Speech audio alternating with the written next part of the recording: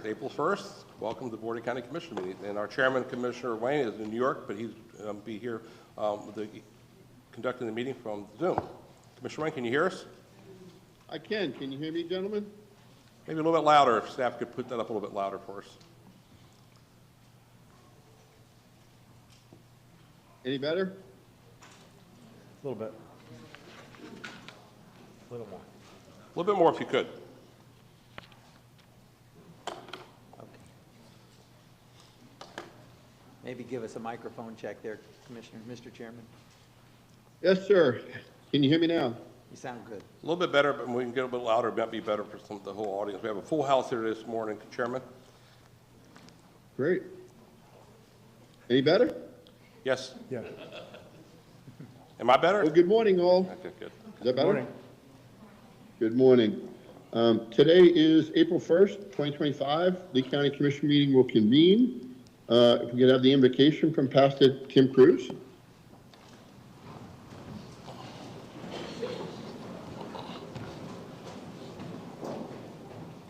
Good morning. Let's pray.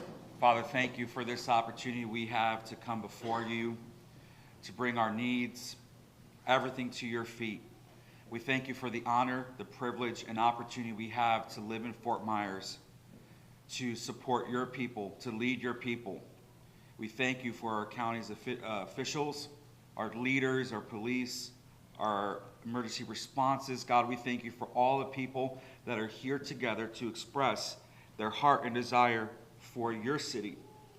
Father, this morning we lift up Commissioner Rain's family and brother Patrick for strength and guidance.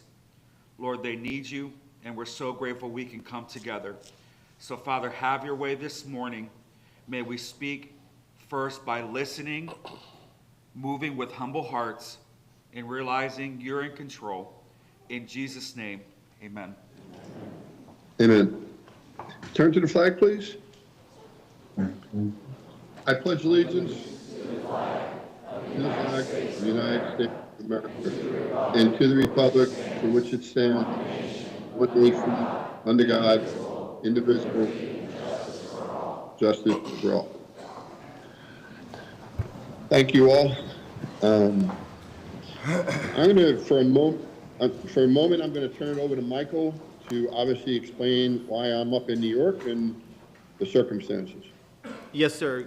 Good morning, Michael Jacob, County Attorney's Office. I just wanted to make it clear and put on the record that Commissioner Wayne is appearing electronically today due to extraordinary circumstances, and we will proceed with you as chairman from your place in New York. Thank you. I appreciate that accommodation, gentlemen. It means the world to me to be up here with my family during these tough times, so I thank you. With that in mind, let's go to their ceremonies. First item is Commissioner Pendergrass, Pet of the Month.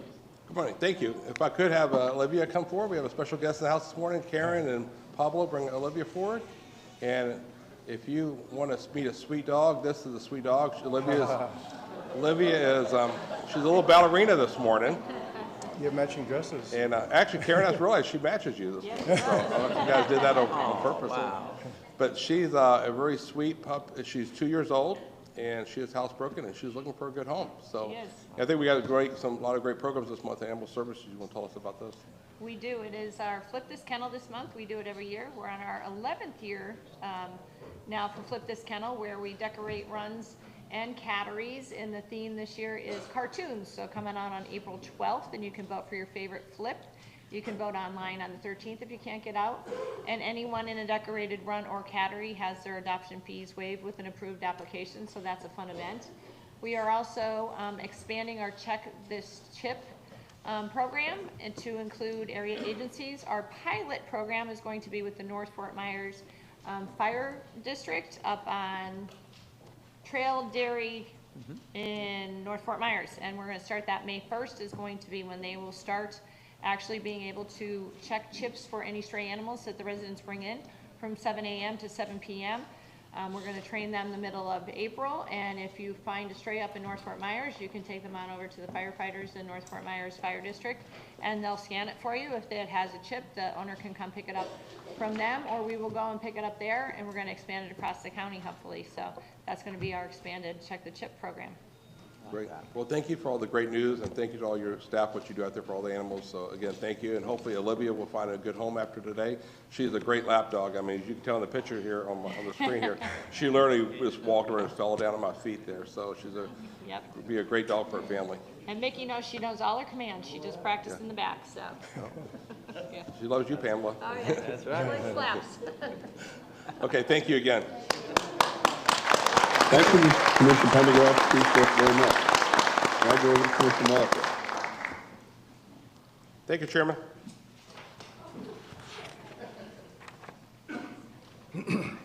David, we'll go to your item. All right, thank you for that, Mr. Chair. If Dave and Anjali could please come up to the podium, please. I have a proclamation I'm proud to share with you all.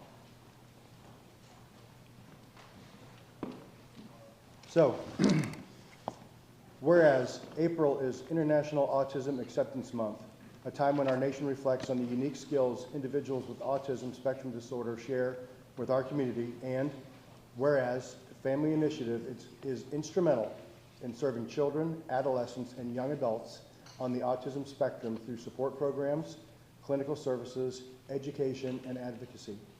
The work is done in collaboration with the Agency for Persons with Disabilities, Department of Children and Families, and the Agency of Healthcare Administration. And whereas Family Initiative proudly offers these services throughout Southwest Florida, and with the support and generosity of the Golisano Foundation, the United Way of Lee, Hendry, and Glades counties, and the Collaboratory.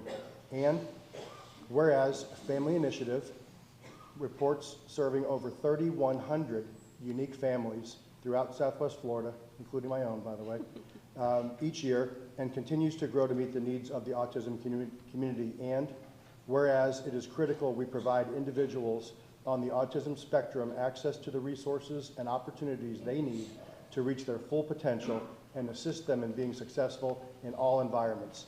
And whereas each year in April, Family Initiative hosts numerous county-wide events to recognize and support individuals on the autism spectrum throughout our community, along with the invaluable businesses, philanthropic, and community stakeholders who support our mission.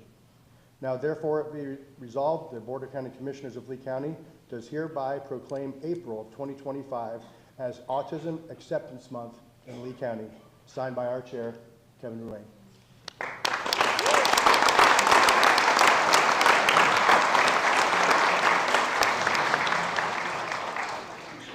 Appreciate you. Thank you for all you do.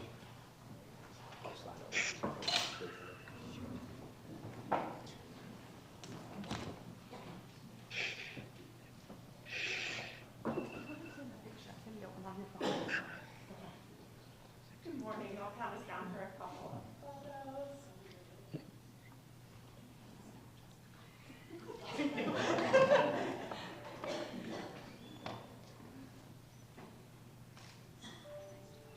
And 3, 2, 1.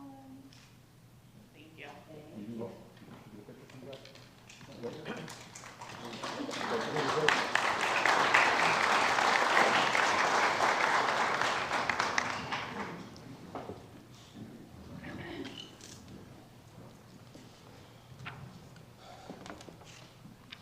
Mr. Chairman, County Commissioners, first of all, thank you so much for the proclamation. Means the world to us and all the families that we serve. The last several years we've come through and addressed the County Commission, really talking about the increased prevalency of autism nationally, and so now it's 1 in 36 children in the United States. Center for Disease Control would identify or diagnose in the autism spectrum. As you can imagine, as our community's grown, as the prevalency has grown of autism, the demand has just really gone up exponentially. But the thing I want to talk about today that makes us optimistic and excited about the future is our partnership with Lee County. And so there's a number of different initiatives that we've collaborated with the county on this year that have really made Lee County one of the most progressive counties in the state in relationship to supporting ASD families. And so for us, I know working with county leadership and with the commissioners, for the Ag Expo, to kick off Ag Expo with a sensory-friendly hours for families to be able to come out, I think really sends a strong message to the autism community across Southwest Florida that they are seen, that they understand, that we all understand and recognize the needs that they have, and how can we support them to make sure that they have the opportunity to come out I know Anjali and I love ourselves some fried dough, some cheesesteaks, right? Everybody should have the opportunity to come out and go on the rides and enjoy themselves like that. And I think we'd be remiss if we didn't talk about, too, the partnership with the county, with the Minnesota Twins and the Boston Red Sox. And so it was really a phenomenal thing to be able to launch a sensory room out at the Lee Health Ballpark. And I know the response that we've received from across the community, and not just that nationally, from all the folks that are visiting the community, has been overwhelming. And if I may, I have a little bit of information. Thank you. Look at that, guys, I made the front page. There you go. So we just wanted to share with you some of the impact from the families that were able to access both the sensory room at Twin Stadium, the sensory trailer at JetBlue, the Ag Expo, having our staff and our trailer there as well. We cannot put into words the impact it had for so many families. There were over 1,000 families who utilized the sensory room at the Twin Stadium during spring training. There are almost 700 families that utilize the trailer at JetBlue during spring training. And these are families, not that we know, families out in the community, families who are visiting. And as you can see from the handout, these are just a few of the testimonials from how much of a difference it made for families. Families who never thought they'd be able to take part in anything like this, to be able to go be part of their community.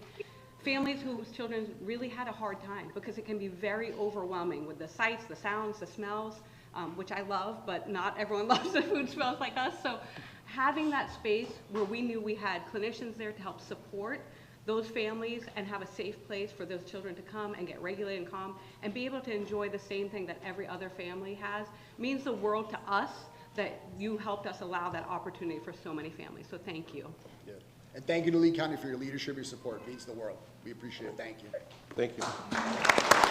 Thank you so much. Just a moment, Mr. Chair.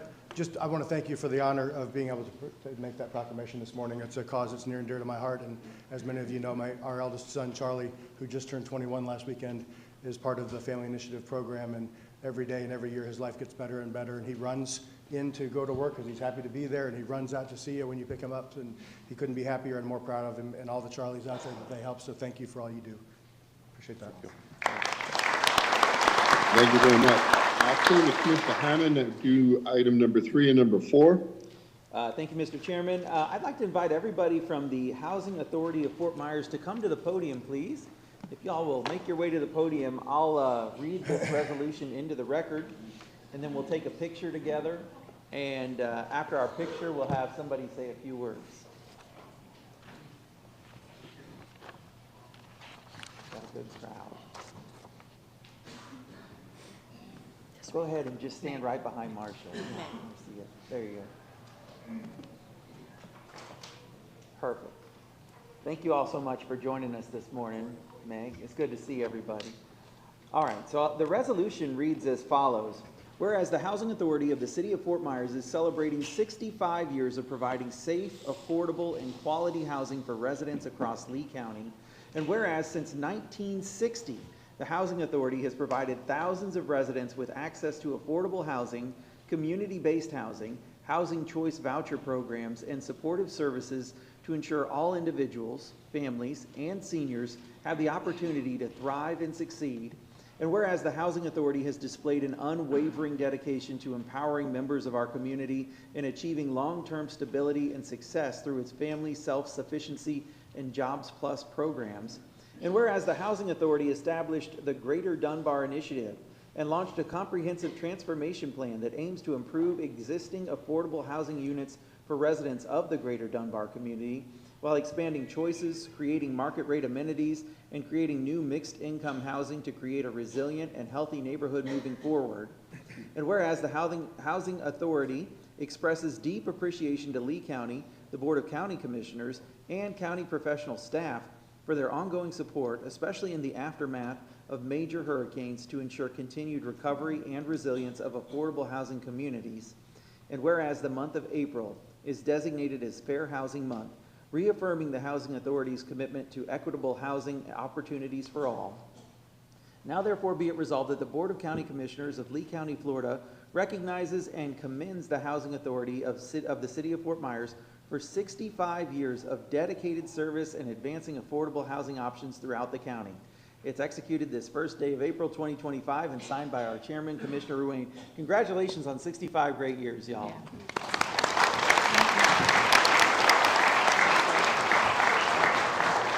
If you'll come forward, I'll present this to you and we'll take a picture together. Reverend, how you doing, sir? Good to see you. Hey, Marcy. How you doing? Good to see you. How's the rap doing? Good to see you, sir. Hey, man. Good to see you.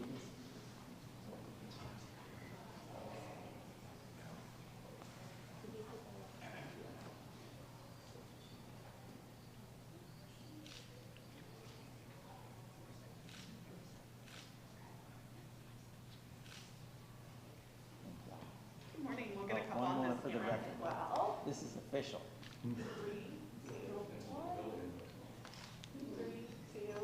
1. Thank Thank you. you. And if somebody would say a few words for us, that would be great. Good morning. Marcia Davis, the Executive Director of the Housing Authority of the City of Fort Myers, and my board members, Commissioner Strayhorn, Commissioner Suarez, and Commissioner Giltner. And as you can see from our board of how blessed we are at the Housing Authority to have that kind of legacy and knowledge poured into me. So thank you all. I'm very grateful for them, but also grateful for the county and the support that we continue to have and serve in this community for 65 years. We not only serve the city of Fort Myers, but also Lee County, and the thousands of residents that we're serving, and it's through the continued supports of programs and rebuilding and contributing more to building affordable neighborhoods as we continue to grow. And it's because of our partnership with you, so we're so very thankful for that. But 65 years is a long time. And ironically, one of our other board members, Commissioner D'Alessandro, his wife, Sydney D'Alessandro, her father was one of the founding commissioners on the Housing Authority Board. So we have a lot of generational help in ensuring that we're providing safe and decent housing for our community. So thank you so much. Thank you, Marcia. Thank you. 65 years, but you're only getting started. Your best days are ahead of you, I know that. All right, I would like to call everybody up who's here for Donate Life Month. That would be the LifeLink Foundation members. If you'd please come to the podium. All right, hey, how's it going? Well, that's great, awesome. Okay, let me read the proclamation into the record, and then we'll take a picture. Okay, here we go. Whereas one of the most meaningful gifts that a human being can bestow upon another is the gift of life. Whereas over 104,000 men, women, and children are currently on the national waiting list for organ transplantation, of which over 5,500 reside in Florida. Whereas 48,149, a historic number of organ transplants occurred in the calendar year of 2024 in the United States, thanks to the generosity of 24,000 deceased and living donors, of which LifeLink of Florida honored more donors than ever before, serving 361 organ donors who provided 936 life-saving transplants to patients in need. And whereas more than 2.5 million people throughout the country and in Florida benefit annually from tissue transplantation, thanks to thousands of tissue donors. And whereas more than 11.1 million Floridians have already registered their decision to give the gift of life through organ and tissue donation at www.donatelifeflorida.org or on their driver's license. And whereas LifeLink of Florida, the nonprofit organization dedicated to the recovery of organs and tissue for transplantation therapy in Florida, with a mission to honor donors and save lives through organ and tissue donation. Now therefore be it resolved that the Board of County Commissioners of Lee County, Florida does hereby proclaim the month of April 2025 as Donate Life Month in Lee County, and we encourage all residents to consider leaving an infinite legacy through organ donation and to sign up at mystorycontinues.com or when renewing their driver's license or state identification card. It's signed by our chairman this first day of April, and congratulations on Donate Life Month. Thank you for all you do. Thank you. Thank you.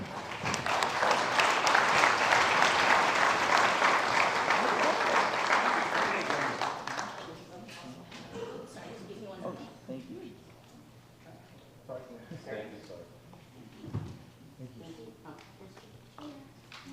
you.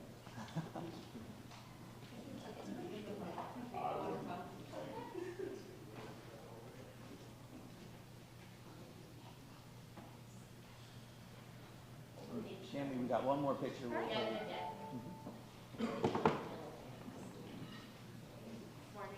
I'll count us down for a couple. 2, 1, and 3, 2, 1. Thank you. And will you say a few words with us? Thanks, Shannon. So, thank you so much. Good morning. Thank you for recognizing that April is National Donate Life Month. My name is Shannon Kelly, and I was born and raised in Lee County, having grown up on Sanibel Island. I am a 2-time kidney transplant recipient. I'm the former president of the Organ Transplant Recipient Support Group here in Lee County. I'm a LifeLink organizer volunteer, and today I'm here to share my story as a transplant patient. 10 years ago, on April 1st, I received the second greatest phone call of my life. It was no April Fool's joke. I was getting a kidney. 2 days later, I received my new kidney, and my life was forever changed. I originally had gone into kidney failure in 2003 while home on a break from my last semester of law school. It was quite challenging and emotional because 3 months after my diagnosis, my mother, Carlene, my main caregiver, was diagnosed with stage 3 breast cancer. We had become the yin and yang to each other's medical needs. Happy to report she beat that cancer and is still here today. After a 6-month leave of absence and starting my dialysis treatments, I was able to return to law school and graduate with my law degree. In 2008, I received a kidney a year to the day of being listed. Funny story, while in the hospital room, waiting for the gurney to take me into the operating room, my phone rang. It was the job that I had applied for 2 weeks earlier. And so the day I got a kidney, I also got a job with court administration. That's good. Okay. Due to other medical issues not related to my kidney, we found out that I would be a difficult match for the second kidney transplant that I would need. So I know that I am lucky to receive the gift of life, not only once, but twice. Do you know that one organ and tissue donor can potentially save the lives of 8 people and enhance dozens more?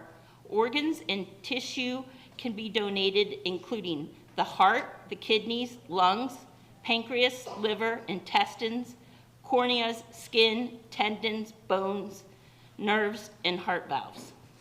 Over 5,500 Floridians and 104,000 people across the country are waiting for a life-saving organ transplant. There is no limit on your age to donate, so don't rule yourself out. Even if you have a medical condition, you still may be able to help save lives. Looking back, it's hard to believe that it's been 20 years since my initial diagnosis of kidney failure.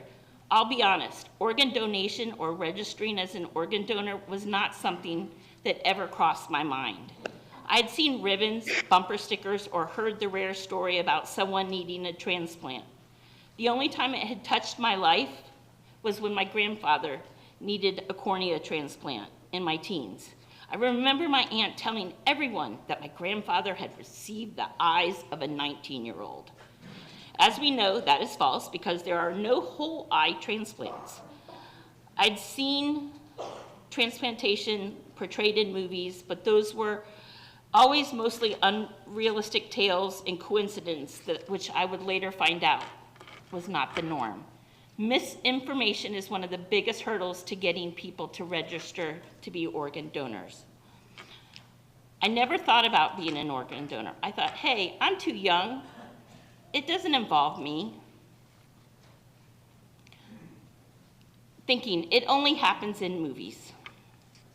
But there I needed a transplant, not only one, but 2. But I've been lucky. The transplant and recovery process for me was straightforward.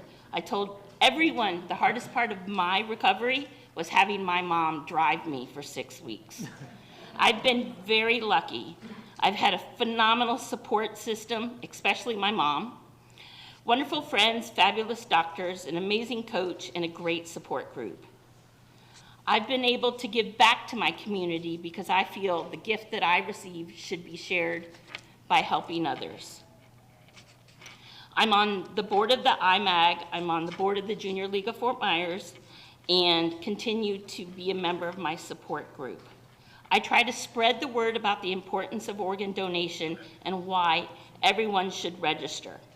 Whether it's putting hundreds of miles on my car multiple times a year as an organizer speaking about the importance of organ donation, or delivering thank you gifts to the tax collector's office throughout 2 counties to say thank you for all that you do to spread the word. I believe that it's no longer just about me. I received 2 transplants. The choices I make, I need to honor the people who chose to be donors and in turn save my life. For that, I am forever grateful. Please think about registering to become an organ and tissue donor at donatelifeflorida.org or My Story Continues, or even when you're renewing your driver's license. I know the tax collector's here because I've already saw her. At a minimum, please help spread the word, whether it's on social media or by word of mouth. You could just change somebody's life. I'm thrilled to be here. Sorry, get a little emotional. Happy to share my story, and thank you for your time. Tammy, thank you very much. Your stories and Thank you. inspiration.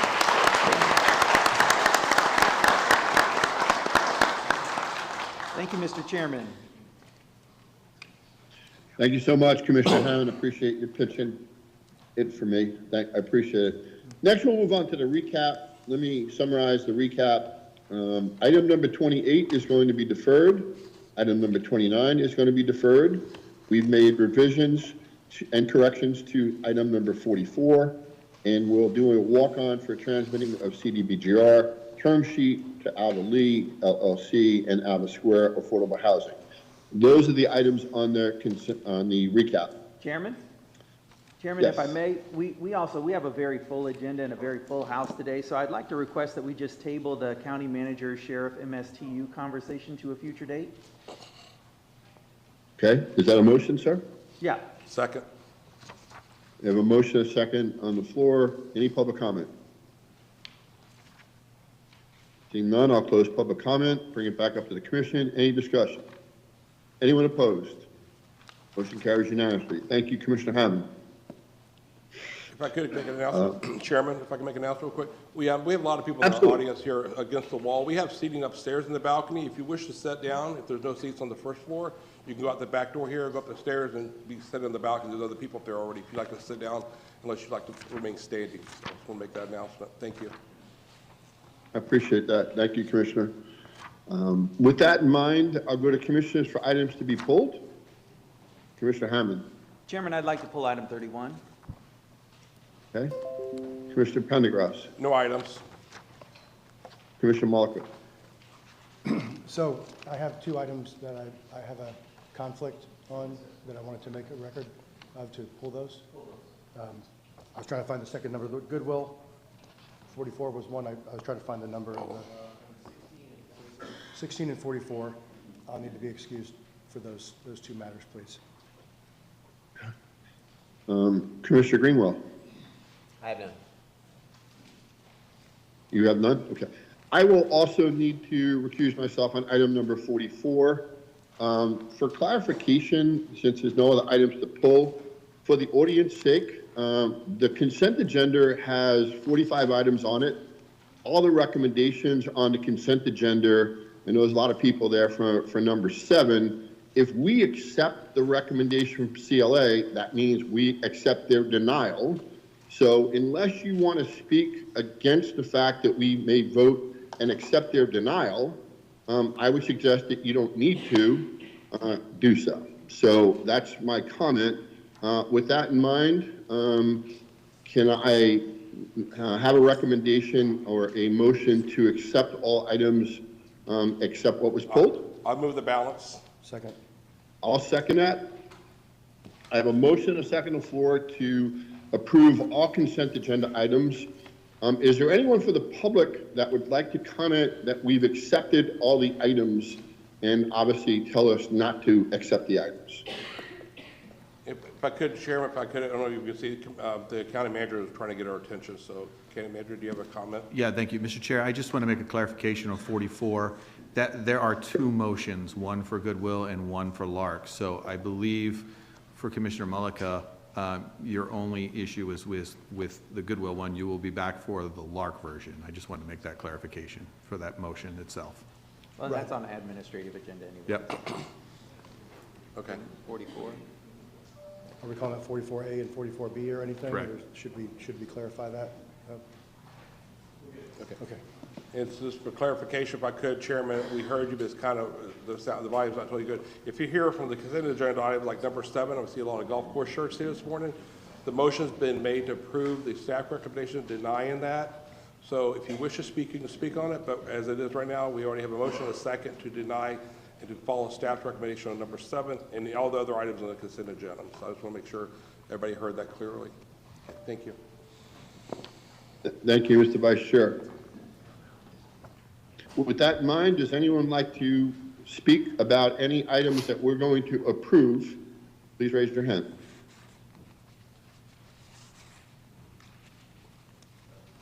Commissioner, can you be my eyes for me? Yeah, there's nobody raising their hands. I have cards for items number 7, but I think that's satisfying all the speakers is here for that, so. All right, so we'll bring it back up to the dais, close public comment. We have a motion and a second to accept all consent agenda items.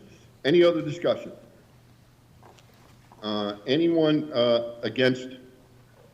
Anyone looking to not approve all items?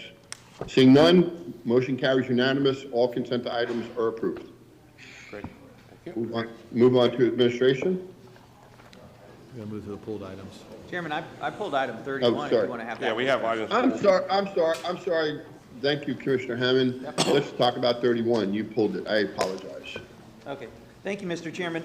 Item 31 approves an amendment to the contract with Cathedral Corporation to increase the pricing of printing and mailhouse services for tolls and to modify some of the mail processing and delivery procedures.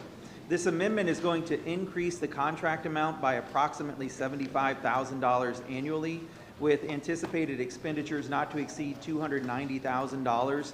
The total expenditures for the fiscal year 24-25 were $212,000. So we're going to increase the expenses for mailing out basically invoices to people who are paying for their tolls by plate. I pulled the item because I don't understand the justification for the $75,000 increase, and so I don't plan to support this item. I had a question too. Can staff provide us more input? What's the cost, the reason for the cost increase? Yes, I'd like to ask. And what our options are if we do not support it? Correct. I'd like to ask Mr. Price to provide a response. Good morning, Rob. Good morning, Commissioners. Rob Price with DOT. The items that are increasing, there's just some modest price increases on some of the paper items, and there's a market price amount for envelopes that was negotiated with the contractor. So it's pretty standard cost increase associated with the new 3 years on the contract. Mr. Price, can you talk about the market study as well? The market study did show that the project will actually result in a reduction from, I'm trying to find the actual number, sorry. It was, wrong one. Sorry, my bad. Yes, there was a market study that was done. We are expecting to save, I don't have that number. And just for clarification, Commissioners, the savings would be if we went out to bid. So if we went out to bid, there would be a savings versus what we're doing here. Just under 35%, sorry. So if we went out to bid, it'd be more expensive, you're saying? Yes, sir. Correct. I believe it would come back at a higher price. And how long is this good for, a year? Another 3 years. 3 years. Pardon me. Thank you for pulling this. This says the price increase averages 34%. and now you're saying it saves us 35%? Am I hearing that backwards? I might have quoted the wrong percentage there. But I believe the increase is 34%. We can get you the increase, or the savings if we don't go out.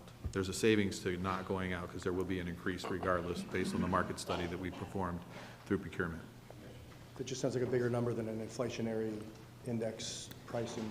To me, this sounds like one of those deals where I go to the store and I see something that I don't need, but it's buy one, get one free, so I might as well buy it. I don't want to lose money on this thing. No, seriously though, I don't understand the justification that these vendors continually hit us with for increasing prices. I think we're past the day and age where you can blame COVID, where you can blame hurricane, where you can blame everything under the sun. I don't understand why we're continually getting hit with price increases. 34% is ridiculous. There's no inflation of 34%, all right? We've seen 9%, but this doesn't make sense to me to see this level of price increase, this level of inflation. I would love for us to look for some other way to collect our tolls by plate than doing this traditional mailing. It's 2025, and we're still mailing people letters that it sounds like 54% of the time or more, they have to send a second and a third notice. So I'd rather see us find, if that's it, then I'd rather see us find something different to do. That's just my thoughts, though. Is there an opportunity to renegotiate these rates with this vendor if we deny their request? Certainly, we can attempt that. We spent exhaustive amount of time trying to negotiate these rates. If the board isn't willing to extend the contract, maybe the best bet is to put it back on the street. I have a question, maybe you can answer it, maybe if Susan's here or not. As far as billing, can people get that bill based upon their leeway account, and then do we notify them now by text or email notifications at all, or is it all just hard copy bills? It's all hard copy. There's in the industry right now, as I'm sure everyone's seen on the news, there's a lot of text scams and email scams that are going out associated with a lot of the toll authorities. Right. So the industry is extremely reserved about moving forward and eliminating the paper mailers and going with just emails. There's been some actual agencies that are going back to paper because of the scams. Thank you. That's why I was going to bring it up. I knew that from our last conference with Team Florida. They talked about that at CSX and different companies throughout the express tollways in Tampa, Solomon Expressway, and the other ones on the East Coast are having the issue with the billing, with the texts and emails with the fraud. People don't think it's, we got all these texts, I still get them like once a week about pay your tolls or else. Yeah. You know, so that's the problem is unfortunate we still have to do the hard bill. I wish we could do it with the technology. We've been doing it. Other expressways have been doing it, but this has happened. So I'm not sure what's the happy, but I'm not happy with the 35% increase either though. Is, how long has this vendor been doing this before? They've only been on contract with us for 3 years. Okay. Well, based upon Commissioner Hammond bringing this up, I think I could send a clear message to them that we can't accept something like that. But again, I'm not speaking for the rest of the board. We'll see where it goes from here. Yeah, I certainly agree with Commissioner Hammond and Commissioner Pendergrass. It seems to be really excessive, and I don't understand why. So I can't support this item. Any other discussion among commissioners? I think we covered it. Commissioner Hammond, you want to make that as a motion to reject it? Then I make a motion, we reject this item.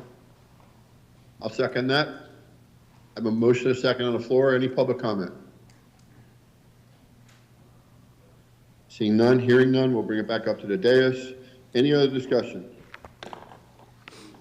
All in favor of this motion being denied?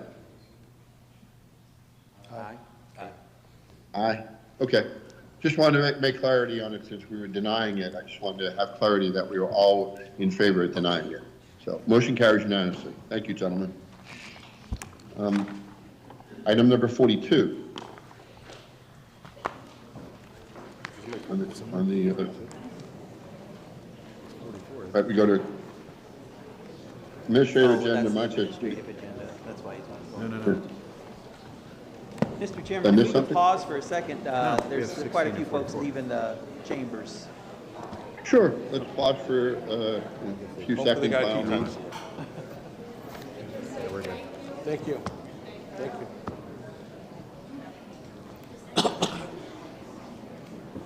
Dave?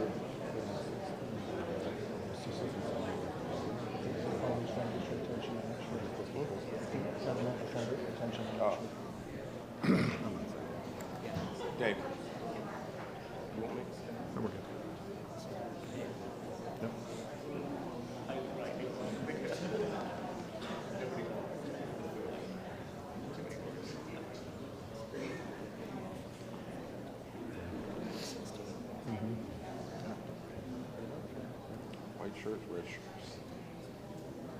Get rid of the white shirts, now I got red shirts. Chairman, it appears that things have funneled out. Everybody's out now. Not everybody. Wonderful. I'll turn over. Just the crowd that was leaving. Sorry. The Sanibel crowd's gone, so now we got the bucket. Well, I will certainly turn over to item number 42 to the county manager. Thank you, Mr. Chair. This item is to approve Conservation 2020 purchase agreement for land in East Fort Myers. I'd like to ask Mr. Robert Clemens to present the item. Good morning, Commissioners. Robert Clemens, County Lands. This item is a request to approve acquisition proceedings for a 130-acre tract of land near the southeast intersection of Staley Road and Orange River Road in the Buckingham area of Lee County. The parcel scored 64 points. Of those 64 points, 40 of them were for water quality betterment. The difference in this parcel than other ones that we've brought forward for Conservation 2020 is the purchase price is over the average of the two appraisals. Is also higher than the highest appraisal. However, as part of our justification in going through it to recommend this parcel, the time adjustment component in the appraisal shows that there's about a 10% increase in the comparables over the period of time up to the date of value. And in taking that factor, about a 4% increase applied from the date of value, which was October of last year till now, would bring the highest appraisal equal to the $10.5 million. So this is some of the justification and basis why staff has recommended to go forward with this. This parcel also has some other intrinsic value that is difficult to quantify monetarily, and that being the parcel itself has uplands, wetland characteristics to it.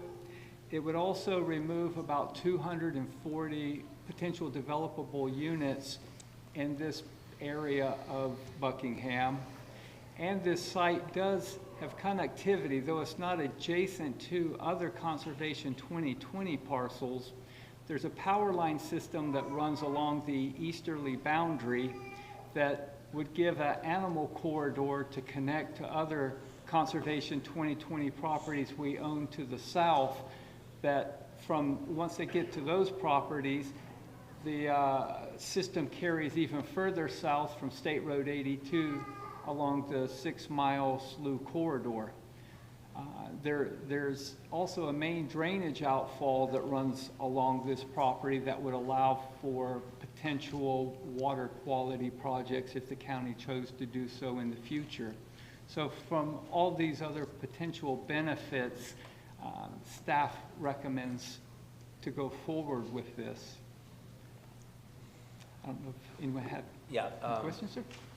Yeah, Commissioners, Mr. Chairman, if I may? Sure, absolutely. All right, thank you. I know the Buckingham area has had a long fight for this property. If you visit the property, it seems to make a lot of sense of why this would become 2020 property. Obviously, the water quality is huge.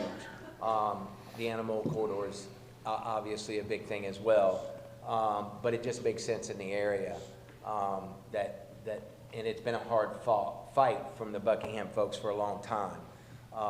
So I think if any of us haven't been there, if you would realize how valuable this property is, I think, to our ecosystem here in Lee County, I think, and to that area. It just fits the area. It makes a lot of sense. And for that, I'm gonna make a motion to approve it, because I feel like it, unless any of you would like to come up and, during public comment and talk me out of it. So I think that it just makes a lot of sense, and I know it's a little more than we normally would pay, but it just makes too much sense to deny, so I'll for that second that. reason. I'll second that. Thank you. I have a motion and a second on the floor. Would anyone like to speak against the motion? All these smiling faces. We have a bunch of cards, so if there's anybody like to speak on this item, we're doing public comment now, number 42. I can call everybody's name, or just if you want us to come forward, come forward. If not, if you don't have to, we can take the vote. Joyce, I think Joyce has raised her hand. Joyce, come on up. Keith, was that Keith? Yeah, okay. We have one speaker, Joyce Capana, and after that, Keith Campbell. I'm not for or against, I just have questions. This is it's for public comment, so Yeah, we're not going to so answer it's questions. okay? Go ahead. Okay. Good morning, my name is Joyce Campana, a Lee County resident of District 2. I have some questions regarding the $10.5 million purchase, and maybe I just need some clarification. I'm not against conservation and properties purchased under the 2020 agreement. However, it does seem like it's an awful lot of money when the owner paid $1.23 million 11 years ago. The executive summary from Carlson Norris Associates indicates a prior assessed value of $71,701, and I'm not sure if that was the assessed value in 2014 when the current owner purchased the land. In October 2024, as was presented, there were two different valuations, one at $8.42 million and a second at $10.11 million. It's just a little strange that we're paying almost $2 million difference over the estimated value. And that's okay. If it's really a good deal, I see that we're transferring the $10.53 million from the Capital Improvement 2020 Conservation Fund. What I did not see is what will the remaining balance be. Is this going to put the fund in deficit that we're going to have to start taxing for the 2020 conservation land? Another question I had is this property ever going to be sold in the future? Or will it be placed in a trust? The board sometimes could be misleading county residents by inferring that land purchased by the county as conservation land protects it from future development. That would be a false narrative because you are not placing it in a trust. With the fact that you are spending this much money, I am concerned that there are plans down the road to sell it for even more. Remember, during the February 20 workshop meeting, there was discussion on selling off some 2020 conservation land for revenue sources for the county. I don't want to see that happen here. Are you going to guarantee without a conservation trust that this land will not be sold for development in the future and that taxpayers are not paying too much for the land? Thank you. Next speaker, I believe, was it Keith? Keith Campbell coming up?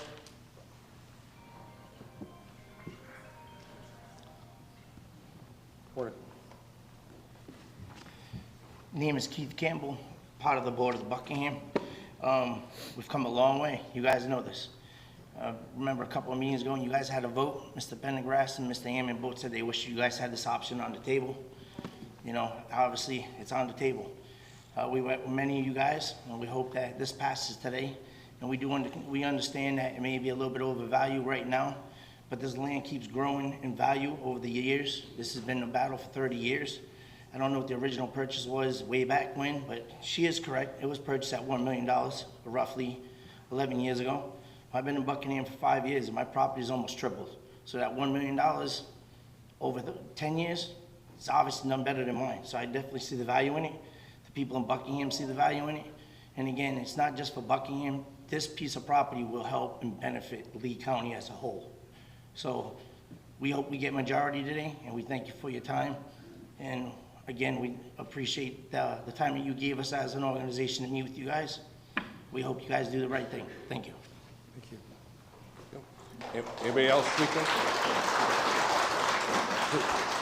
Anybody else speaking, please come forward and state your name for the record. And just so everybody's fair, we ask for no extra applause or ratifying people's votes, speaking or anything. Just come up and speak. We don't need any applause or any shouting or anything, so thank you. Come on, Morning. let them do that. No. Thank you for letting me be here. It seems like it was just a short time ago that a couple of you said that this was an ideal candidate for the 2020, and now here we are. So when I look at this, and I'm not even going to go through all this, but I am going to say that when it comes to our future, and I think most of us are thinking about the future at this point, what do we want for this parcel? Do we want to see another group of cluster homes, or do we want to see parks where kids can go, kids can learn about the habitats? The conservation will be there. I think it just makes all the boxes checked off on what 2020 wants and what the county wants. Because as a realtor, I showed properties last week, 4 different subdivisions in Buckingham, and everybody cut their prices like $50,000 off the purchase price. The competition is there. We have the homes. If we want to leave a legacy for our future, this is what we want to see. We want to see more green space, more natural habitats. We don't need another group of cluster homes in Buckingham or right now any place else for the moment. But I really strongly encourage, and I thank you so much for your support, because I know Mike was there, I know Cecil was there, very, very much in favor of this from the very beginning. And we appreciate you, we appreciate so much what you're trying to do to help the future of Lee County. We all love being here. So thank you very much. Thank you. Thank you. Okay, next speaker, state your name for the record. If I already have your card, like I said before, if we avoid any applause or any type of booing or anything, be great. Thank you. Good morning, Commissioners. I first want to say, well, my name is Lauren McIntyre for the record. I do have a card submitted. And I want to say thank you. Thank you for wanting the 2020 to be on the docket for this parcel. Thank you for hearing our comments and for your time. It's always nice when I get to come up here and be passionate and happy and not passionate and angry.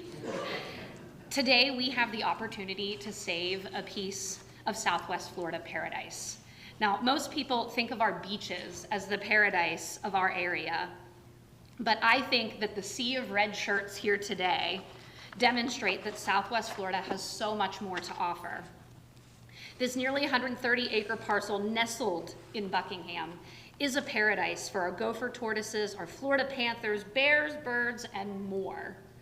Just yesterday, I passed by and was delighted by the sight of happy cows interacting with some roaming chickens.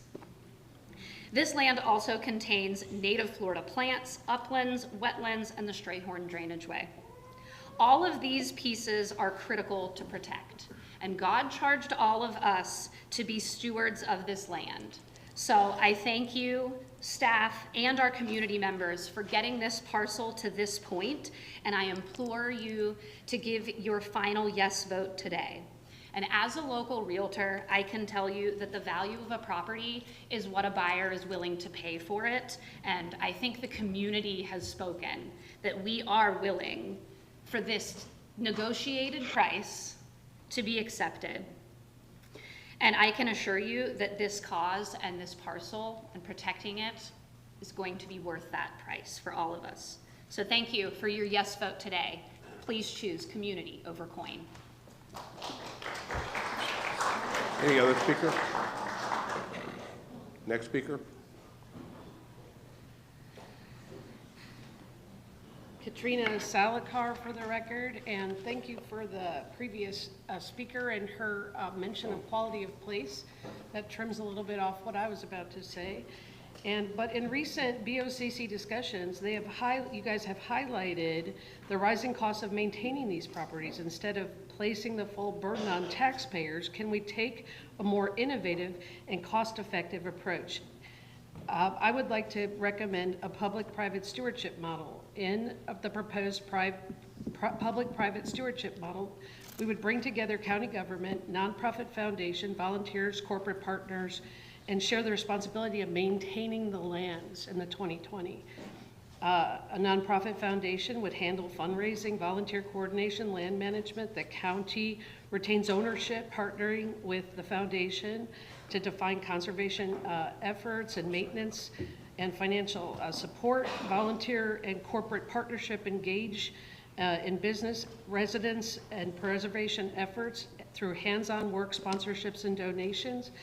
Instead of relying solely on tax dollars, and we can secure grants, public donations, memberships, corporate sponsorships, just to reiterate that, have events like nature walks, community cleanup days, and this would generate revenue while strengthening the public relation and engagement. That model reduces costs, improves maintenance standards, and fosters community pride in our shared natural spaces, and it's smart, sustainable, financially responsible way to protect Lee County's beauty without overburdening taxpayers. So hopefully something like that could be considered when we talk about maintenance and the costs of maintaining these 2020 lands. Anybody else like to speak when we call for a vote? Okay. Good morning. Welcome back. Good morning. Good morning. I'm Bill Burdett, longtime resident of Buckingham, and I served the county for 16 years on the 2020 committee. And we know from that the appraisal shows us just the value of the land itself. We need to add the value of the stormwater benefits, management benefits. The county maintains an easement through the center of this property that serves stormwater management all the way from State Road 82 to the Orange River, a large regional benefit. We also need to add the value of water quality by being able to treat the water that's flowing through this property, which goes to the Orange River, to Manatee Park, Caloosahatchee River, and into our estuaries. This is a benefit that serves the entire county, and it's something that we need to all value and go forward with. Thank you, gentlemen. Thank you. Any other speakers? Good morning, Don. Good morning. Welcome back, too. Thank you, Commissioners. Don Blackburn, for the record. As Commissioner Greenwell had said a while ago, this has been a very long journey for Buckingham residents since 1990, when the first small lot subdivision was proposed. And since then, over the past years, there's been several other proposals for small lot subdivisions, and Buckingham residents was always there with their concerns about compatibility with the rural area. So as you can imagine, we're very grateful and thankful to be here today talking about conservation of the property. We'd like to first thank the property owner for his donation or offering of the property to end the 2020 program. That's very important, and we do appreciate that, so thank you for that. We also want to thank County Lands, Robert Clemens and his staff for the hard work, their support that they gave us, and I know that they worked hard on this, and we do appreciate that. Robert, thank you. And we also want to thank the 2020 Class Act Board. As you know, they voted twice to support moving this forward for acquisition, and we appreciate that. And lastly, Commissioners, we want to thank you. It's been several months ago when you all voted to move this property forward for acquisition, and if you hadn't have done that 4 months ago, we wouldn't be here today. So that's very important to us all, and we greatly appreciate that. So today, after you have your discussion and you take your vote, we hope and pray that this property will become 2020 conservation property. Thank you. Thank you.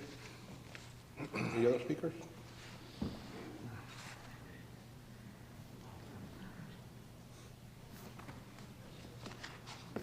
Hi, Commissioners. Lauren Hunt for the record. I just wanted to come up here and say thank you. We have been a part of this journey for several years now. I was able to come forward and share our love of the community. We live on the other end of Staley, so we drive past this parcel all the time. And we were so sad at the thought of losing this piece to more homes. So our kids have been able to hear us talk about this process, and we decided to homeschool this year, so we brought all 3 kids with us so they could see the process today and be educated. And last time I was up here, I was incredibly pregnant, so the baby's in the back today as well. But we just wanted to say thank you guys for following us through and hearing the community and really letting this be a gem of the Buckingham community instead of another group of homes. So thank you for voting it in today. We appreciate your time and hearing us of all those meetings. I know it was a lot, but we appreciate you hearing us. So thank you for voting yes today. Thank you. Any other speakers?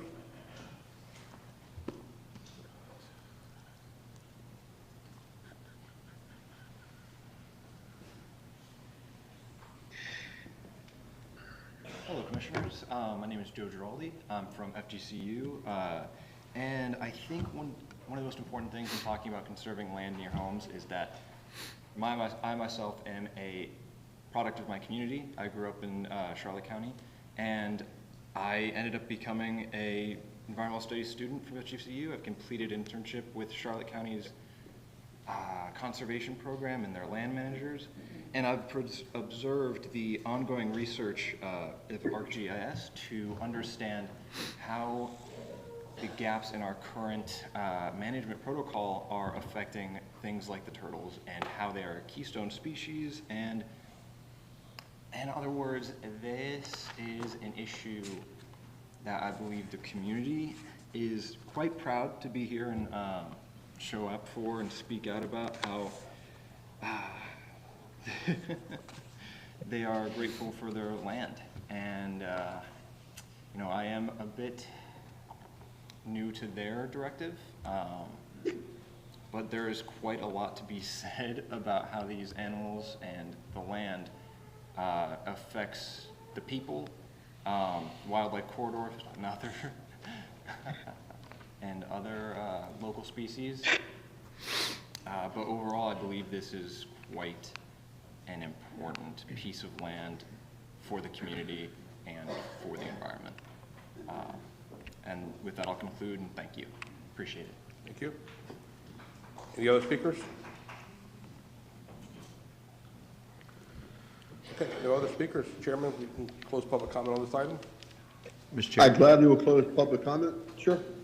Mr. Chair, if I may, I just want to remind that we need a supermajority vote on this item due to the fact that the purchase price is over the appraisal.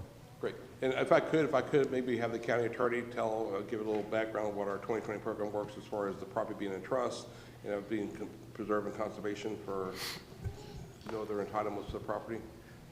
Yes, sir. The 2020 program is a program where the county purchases the property for county ownership. The county titles the property in its own name.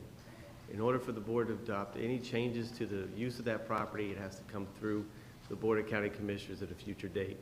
The process for 2020 property, eventually there will be a land management plan that will come back to Class Act and the board for approval that will identify all the uses of this particular piece of property. At that time, I'm assuming the individual who spoke about the matter will be pleased to know what the uses will be for that property for the future. And as far as like selling it, we haven't, I don't remember 13 years I've been here where I was ever selling 2020 property. There's a swap for the 2020 piece of property off of a course group, but nothing else has been sold or anything like that, so. Correct? Correct. There's no I'm not action aware of for any. that or anything like that, right? Okay, thank you. Thank you, Commissioner.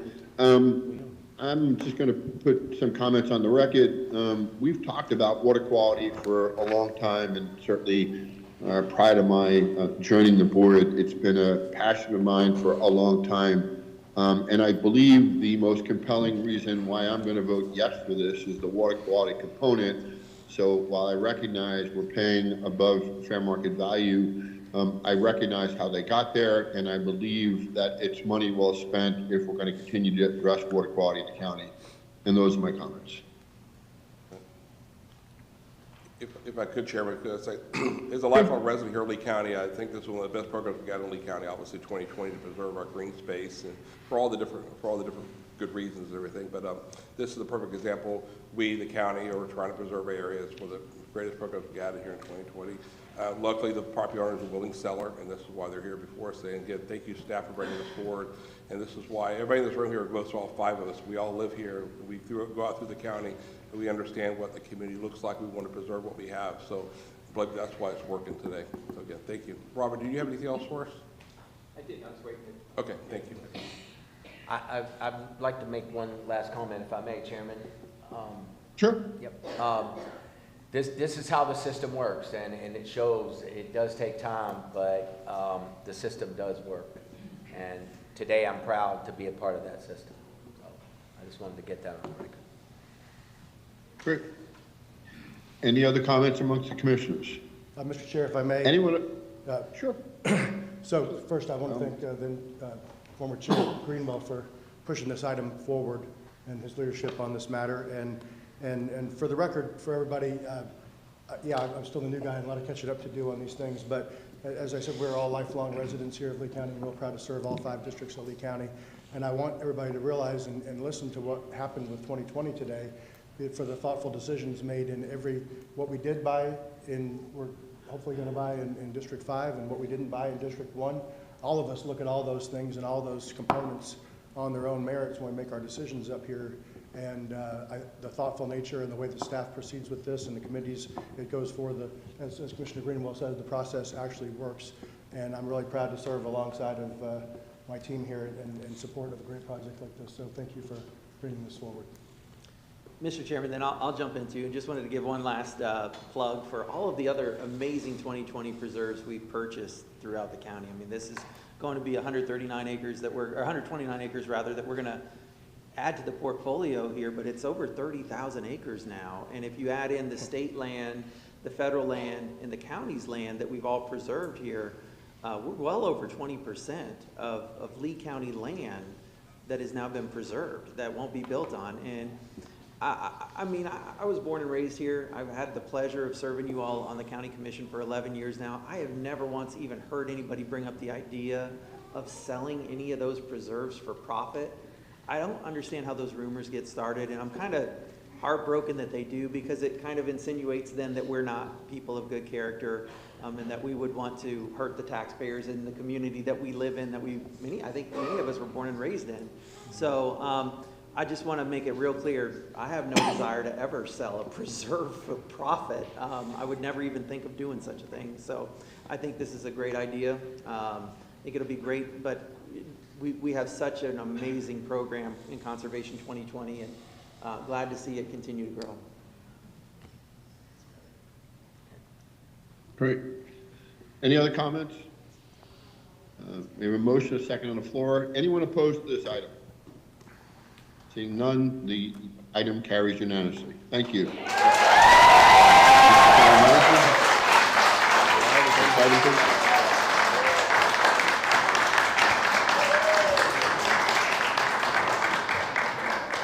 Hello? Can you hear me? Hello? You got to clear out, Chairman, for a few minutes. Okay, I'm sorry. Thank you. Thank you for being my eyes. Hold on. He's doing it.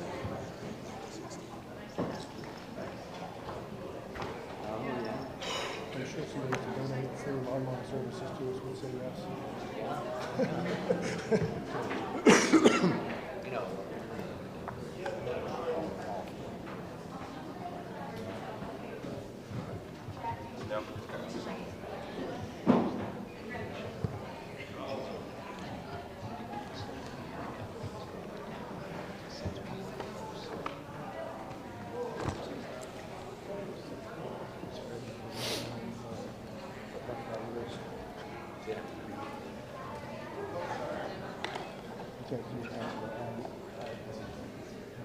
Assessment. I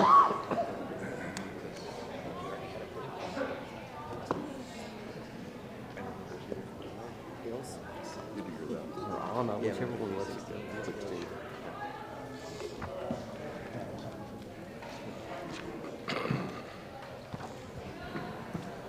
Chairman, I'm almost done here. Can you see the room, or you can't see the room? I can't see the room, sorry.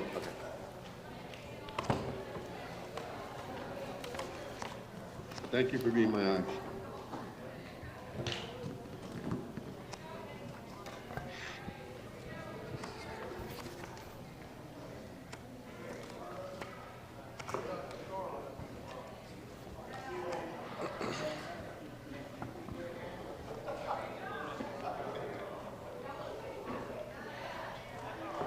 Think we're good now? Chairman, can you hear me? I can. Can you hear me? The point of order, we need to go back to the consent number 16 that was pulled originally. With the conflict, we need to go back to item number 16 and vote on that item. Okay, item number 16. Thank you. Sorry, I missed that. Commissioner Malika is going to excuse himself now. That's when we pull for him, and we go back to number 16. County Manager? Thank you, Mr. Chair. This is to execute CDBG-DR funding agreement for Bloom Fort Myers Affordable Housing Project. Okay. We have any public comment on number 16? No public comment. We'll come back to the board for action. Move approval, Mr. Chair. We have a I'll motion. second it. We have a second by the chairman. Any discussion? Any objection? No objection. Motion carries. Thank you. Thank you very much. Appreciate it.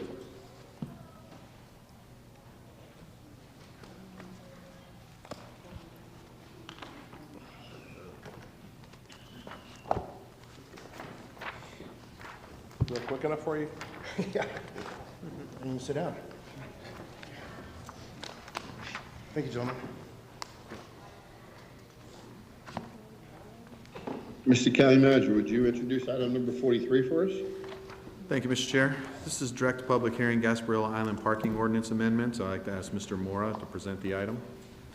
Thank you, Mr. Harner. Good morning, Commissioners. During the February 18th, 2025 regular meeting, the BoCC directed staff to draft amendments to the Gasparilla Parking Ordinance that limited locations and hours of parking and increased the amounts for violations of the ordinance. The item before you this morning directs to a public hearing on April 15th, 2025, amendments to the Gasparilla Island Parking Ordinance that accomplish the following. Limit parking to 2 hours in downtown Boca Grande.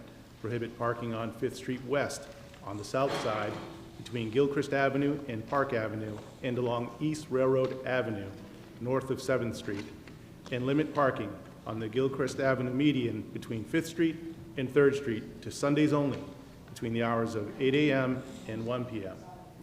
This ordinance amendment also identifies additional locations for signage for the purposes of parking enforcement. It allows for towing and impoundment of vehicles and increases parking violation fines of up to $150 and $300. Additional ordinance amendments provide staff with direction to impose fees, tow-away zones, and time limits at the 5th Street beach access in accordance with the Lee County Parks and Recreation Ordinance 06-26, and to install any signage necessary to enforce these proposed amendments of this ordinance. Commissioner, staff are available if you have any questions or concerns. Thank you. I'll start off, if I may. I appreciate the fact that all the commissioners have given the opportunity to work on this item on several occasions. I've worked with Parks and Rec, Community Services, the Sheriff's Office, the County Manager, County Attorney for a comprehensive update. I appreciate all staff's assistance. Over the last few days, I think you all have received in excess of 100 emails. And to date, I've received over 600 emails for a change for the parking ordinance, as the island isn't a safe place for first responders to navigate down the streets. There's less than 6 people at the last couple of meetings that have spoken against this, and them all come from the churches. While I've tried to recognize the churches as much as we can, also need to recognize that we're going to need in the ordinance a more robust permit process for special events, for churches and other groups, and that will need some additional wording as I work with staff this morning. However, the overwhelming majority has requested a change to the parking plan. The Bridge Authority has reported since COVID-19 a strong increase year over year. The traffic counts are strong in most months, with a few days with substantial increases. When I surveyed the churches and the chambers, they wanted no changes whatsoever. Both submitted letters to that degree. We tried to obviously have conversations. They weren't open to doing that. Now we're also, I want to try to make sure we address any special events that take place and any special permits that might be given, whether it's to a church or any special group. We want to make sure we're fair to that, and that is the reason why I believe we'll have to do some additional modifications to the ordinance. But with that in mind, additionally, downtown areas in Lee County have 2-hour parking and has done that. Finally, there was a parking panel that was worked on for solutions for almost 10 years. It really was not allowing public comment, any participation, and any real change. Ironically, the chair came to me when I was the mayor of Sanibel and asked for assistance in trying to give some changes. I certainly made many recommendations. They never were done and moved forward. The change for the parking ordinance is required to be in compliance with the community plan, the sheriff's office, the first responders, the Gasparilla, and many of the constituents on there. I certainly want to move forward with this addendum. My motion is to move forward with this addendum. I'd like the opportunity and need to look at the ordinance and make sure we address the permit aspect. I think it needs to be robust. It needs to talk about a lot of the areas and make sure we address that. With that in mind, in talking to staff this morning, they would need a little bit more time than April 15th. We'll try for May 6th or May 20th, but the amendment before you, gentlemen, are there, and my motion is to move it forward. I'll second your motion. I have a motion and a second on the floor. We'll go to public comment. Can we, I have a couple of questions for the county staff first. Sure. If I could.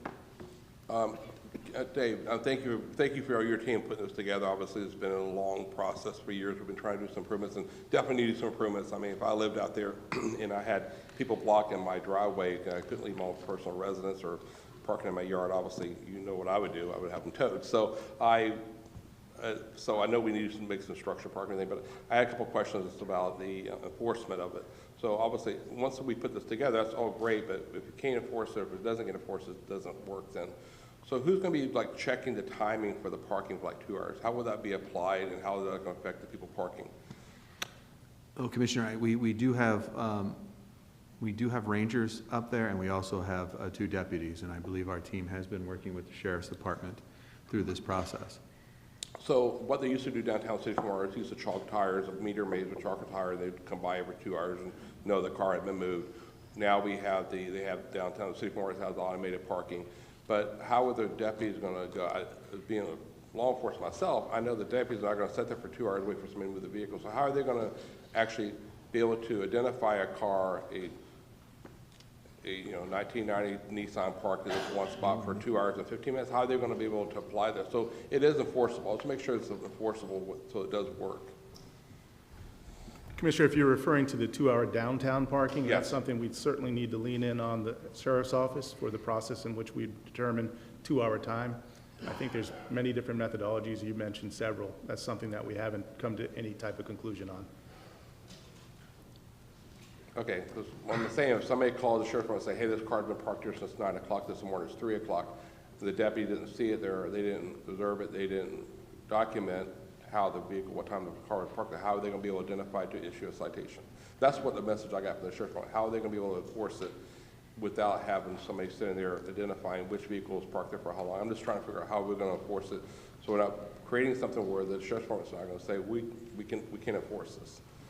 Yeah, I believe that's something that we're going to have to refine. I think we've bought some time here. I think the Commissioner wanted us to bring this back either May 6th or May 20th. That's something that we can certainly look into and come back with some proposed ways that could be done. Like beach access, if it says no parking in front of somebody's driveway, there's signage, no parking beyond this point, that's going to be simple. The deputy's going to pull up there and say, yes, we can identify an owner nearby. They're not going to walk the beaches and look for people. They're just going to call a tow truck and have it towed. But that's a simple enforcement. But the parking downtown, I was just trying to clarify they're going to do the 2-hour enforcement because they're not going to have the manpower or staff, or they're law enforcement officers, not meter maids. They're not going to sit there for 2 hours and wait for somebody to come back from the shop, from the stores or the coffee shop to tow the car or issue a ticket. I'm just trying to find out how they're going to enforce that. Commissioner, So we don't have that clarified yet? Commissioner, I believe we have discussed it, yes, it would be the rangers, because that would be a ranger focus, not the sheriff. The sheriff would be the enforcement piece once Okay, that violation so has occurred. The county parks rangers, how are they going to identify that for enforcement? If it actually somebody contests that ticket, then how are they going to be able to document the evidence when the car is parked there? And that is the piece that Mark is discussing of what we need to address between now and May. It would be similar to what they do with marking the tires, taking pictures of the time frame, but we have to finalize that detail. I mean, we do it like at Lakes Park. You go there and you get a parking pass, you put the parking pass in it, so the rangers at Lakes Park can see what time the car is parked there, 10 o'clock in the morning. Correct. It's beyond the time they can issue a citation. I was just trying to figure out what method they're going to use to identify for prosecution if they do get the ticket. If somebody's going to contest it, how are they going to be able to enforce it? And that's one of the reasons why we asked for a delay into May, so we can address that particular issue of when will the sheriff pick up, when do we end, what process do we have to do for the sheriff to make a violation. So why are we voting on the state if we don't have all that information yet? I mean, I'm just curious, just didn't know where we were. Well, that was the direction, the board gave us direction on 5 points to bring back, so we still have some work to do, and that's why we asked for the delay into May. Okay. So are we not voting on this item today? You would be voting on it if you agree with the amendment. You would vote on it to push to May for the public hearing, and we would be able to finalize those details on the specifics of how we would enforce. Okay, so we'll know at the next hearing, we should know that by then? Okay. Correct. I'm just trying to find out. I just want to have an enforceable action, so we'll make sure it works. We don't want to be sitting here a year later and say, okay, it's not working. And also, we got a lot of emails, obviously, on this issue on both sides, but I think a lot of people obviously are upset because the growth of Charlotte County, which Gasparilla has half Charlotte, half Lee County. Excuse me, I've been ill this week. So I think a lot of people are thinking this plan is going to stop people from Charlotte County coming to the downtown Boca Grande area or the beaches, and there's no way we can resist that. We know that, but I think their misconception is a lot of people think if we do this parking plan, we're basically putting a gate up and people won't come across that bridge. And it's unfortunate because the people I've talked to, they're like, well, you need to stop people coming to Charlotte County, from the apartments and people, all the growth in Charlotte County. I'm like, well, we can't do that. It's a public road, public downtown, it's public access. So this plan does not impede or discriminate on anybody because these are public roads, correct? Correct. Okay. Michael, do you need to comment on that or anything? Because I know we talked about that, how people think this is going to stop people from coming there from outside, but it's not intended for that use, and it's not, the purpose is not for that, correct? That's correct. Okay. So that's for everybody's listening, you think this is going to stop people from coming there, they're still going to come there. It's public roads. It's like we all go San Juan Captiva today. You know, it's a bridge, you have to pay the toll, but you still have to get across them. Okay, thank you. Can I follow up with some questions, Mr. Chair? So when we left off last meeting, we discussed this.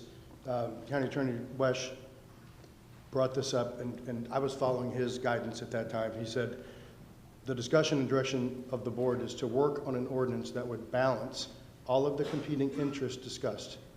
Once that proposed ordinance reached those goals of trying to establish balance among competing interests, then through the hearing process, right? So it sounds like my first impression of what was brought before me after that meeting, we talked about balance and trying to find a middle ground and try to balance both sides on these things. And what has been presented that I have seen, in my opinion, does not appear to meet that litmus test of fair and balanced between competing interests right now. And we've mentioned, as you say, there's a lot of details, enforcement mechanisms, and other things that still are yet to be worked out. So respectfully, I would consider this to be a 1.0 version of a solution to a proposed solution to a 20-year-old problem.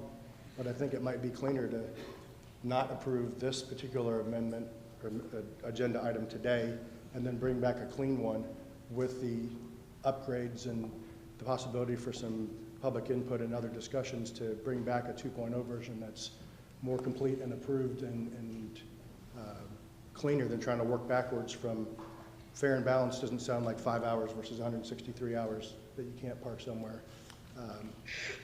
I personally don't want to go to the temp and have dinner and decide to have dessert and get a $300 parking ticket because I was there for 2.5 hours. So there's just a lot of unfinished business, and we don't want to create unintended consequences by trying to move too quickly without having some of these things shaken out, in my opinion. So golf cart parking hasn't been addressed, employee parking, they have to move their cars every 2 hours. If I work for the real estate company, was one of the emails we got. What if church is on Wednesday, or Christmas, I'm sorry, rather, is on a Wednesday? I mean, there's just a lot of unfinished business here left, and I think we can give staff direction to bring us back a better product, kind of like we did with the Matlacha roadway project at the NPO meeting. Thank you. If I may, basically want to address the issues that I've heard on the dais. This problem has been going back to 2003, when there's a variance by the hearing examiner that changed basically the way people park. And it was given to one church, and the essence of that, clearly, as I shared with all the commissioners, there's 174 spots to actually park in. No one went to those spots. We'd go to the medium. All the churches have done that. We've also had an unprecedented amount of public urination, public indecency, public defecation, and all different issues that have come on. This has been going on for 3.5 years. You all gentlemen like to work in your districts. As someone that has worked on this and worked on Barry Islands, I look at this as more than required. And it just seems like, there seems to be some type of delay to try to push this backwards. It's been something that I was authorized before Hurricane Ian to work on. I brought it here 3 years later. To me, it just seems disingenuous if we're not going to move forward with this and continue to kick the can down, because we had a parking panel that did that for 10 years. And I want to see this move forward. And I just think there's a lot of history here. Sorry for some of the newer members, but there's an awful lot of history here. And I'm bringing the recommendations based on having governed in coastal islands only. The parking issue that you're referring to downtown can certainly be with many solutions, to say the least.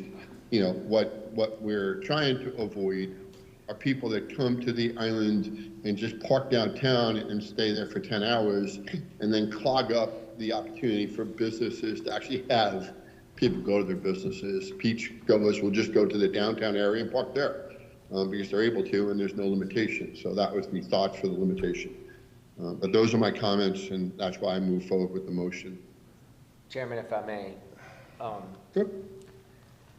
I made multiple trips out there over the last year myself to try to see some solutions or find some solutions. Seems like some of the solutions that you've come up with make a lot of sense.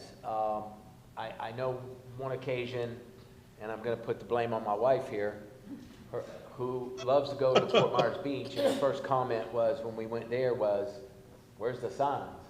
If you don't tell me I can't park there, I'm going to park there. But if you tell me you're going to charge me $300 to park there, if I'm not, then I may not park there." So we've got to come up with some kind of solution. It's been going on for a long, long time. I think trying to move this forward means we're going to continue to work on it, and I think that's what we're trying to do here. So that's my concern, is that we don't continue to move forward with all the effort that's been made by you, Chairman. I feel like we should at least continue to move this forward so we can find the issues and try to correct them before we make a final vote. So for that reason, I would be for moving it forward. Commissioner, I will certainly address your issue. One of the things I've heard from all the constituents is the lack of enforceability. We certainly need a lot more signage. We need to let the public know. Currently, right now, the deputies are so frustrated because we don't have any enforcement. The ticket is nominal. It's cheaper to pay the ticket and break the law. What we're also trying to do is put up enough signs, and certainly we need to have more than a potpourri of signs to make sure that people are aware of it. So I agree with every comment you're having, and that's why we had additional sign locations for parking enforcement. I want to make sure that anyone comes there has that opportunity, because yes, right now, if we didn't inform them, their ticket is less than $25 they receive, and they just break the law. And not only do they park illegally, they block driveways, they block fire hydrants, certainly have talked to the sheriff's office and first responders. They can't even get down streets. So I do agree with signage, and signage is something we're going to have to be robust about. Again, when I talked about changes to the parking ordinance, you know, and why we wanted to defer at least the ordinance itself, we need modifications. But I agree, by all means, I want to make sure we give people fair notice that they are in an illegal area. It'll be very documented, and we need to move forward with this. But hopefully that addresses some of your concerns, Commissioner Greenwell.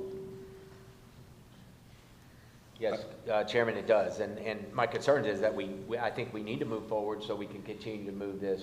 I know there's a lot of work and effort been put into this. So to shelf it today would be, I personally think, a mistake. I think that we should continue making the effort here. So, if I may, Mr. Chair, the term shelving it, I think, is a misnomer. Well, but what I mean by that is if we're moving it, we're continuing to move forward. We're not voting on all this being, unless I'm misreading it, but we're not voting on everything that's here. We're voting on continuing to move forward to try to get some of the answers like Commissioner Pendergrass brought up, to get those answers resolved. Is that right? Yes, you're voting on the ordinance and the amendment. So that is moving forward to public hearing. And then for some clarity associated with those items, we will come back and provide that clarity at the appropriate time of the board, whenever the next hearing is. So any of these items that we're talking about right now, that 5-hour rules, so to speak, right, could be amended and discussed and brought back in a different version once this process. At the public hearing, you can amend it and make changes to it at the public hearing. Okay. Any commissioner can bring. This is not a final it. stop. Correct. It comes back. Yeah. We'll provide clarity. Any commissioner could make a motion to amend, and then he obviously would have to get the board to agree. So when I said if you can bring it back better in 30 days, as you said, I need it continues from April 15th to May 15th, or what you said earlier. My original point was if you can make it better in 30 days, just bring us back a clean agenda item at that point versus carrying this one forward to say I'm going to revise it later. I didn't know the benefit in that, but it seemed like it would be the same finish line. Technically, there are no changes to the actual ordinance itself, except if you agree to the amendment. So the ordinance itself would not change. We would be providing clarity on operations. So how we would handle a certain piece would be the operating piece. That's what we're being asked. But the ordinance itself would not change from today to the next board meeting, other than if you agreed to that amendment, that would go to the next board meeting. Michael, anything else to that? Yes, as it sits today, the draft ordinance that was attached to this item is being requested to be amended by the chair to add a permit process, special event process for the members of the church and the community who need the additional parking on Gilchrist. We will go back and work with staff and Parks and Rec to figure out a permit process who would receive those requests and issue those permits. And then we also hear who needs to enforce it.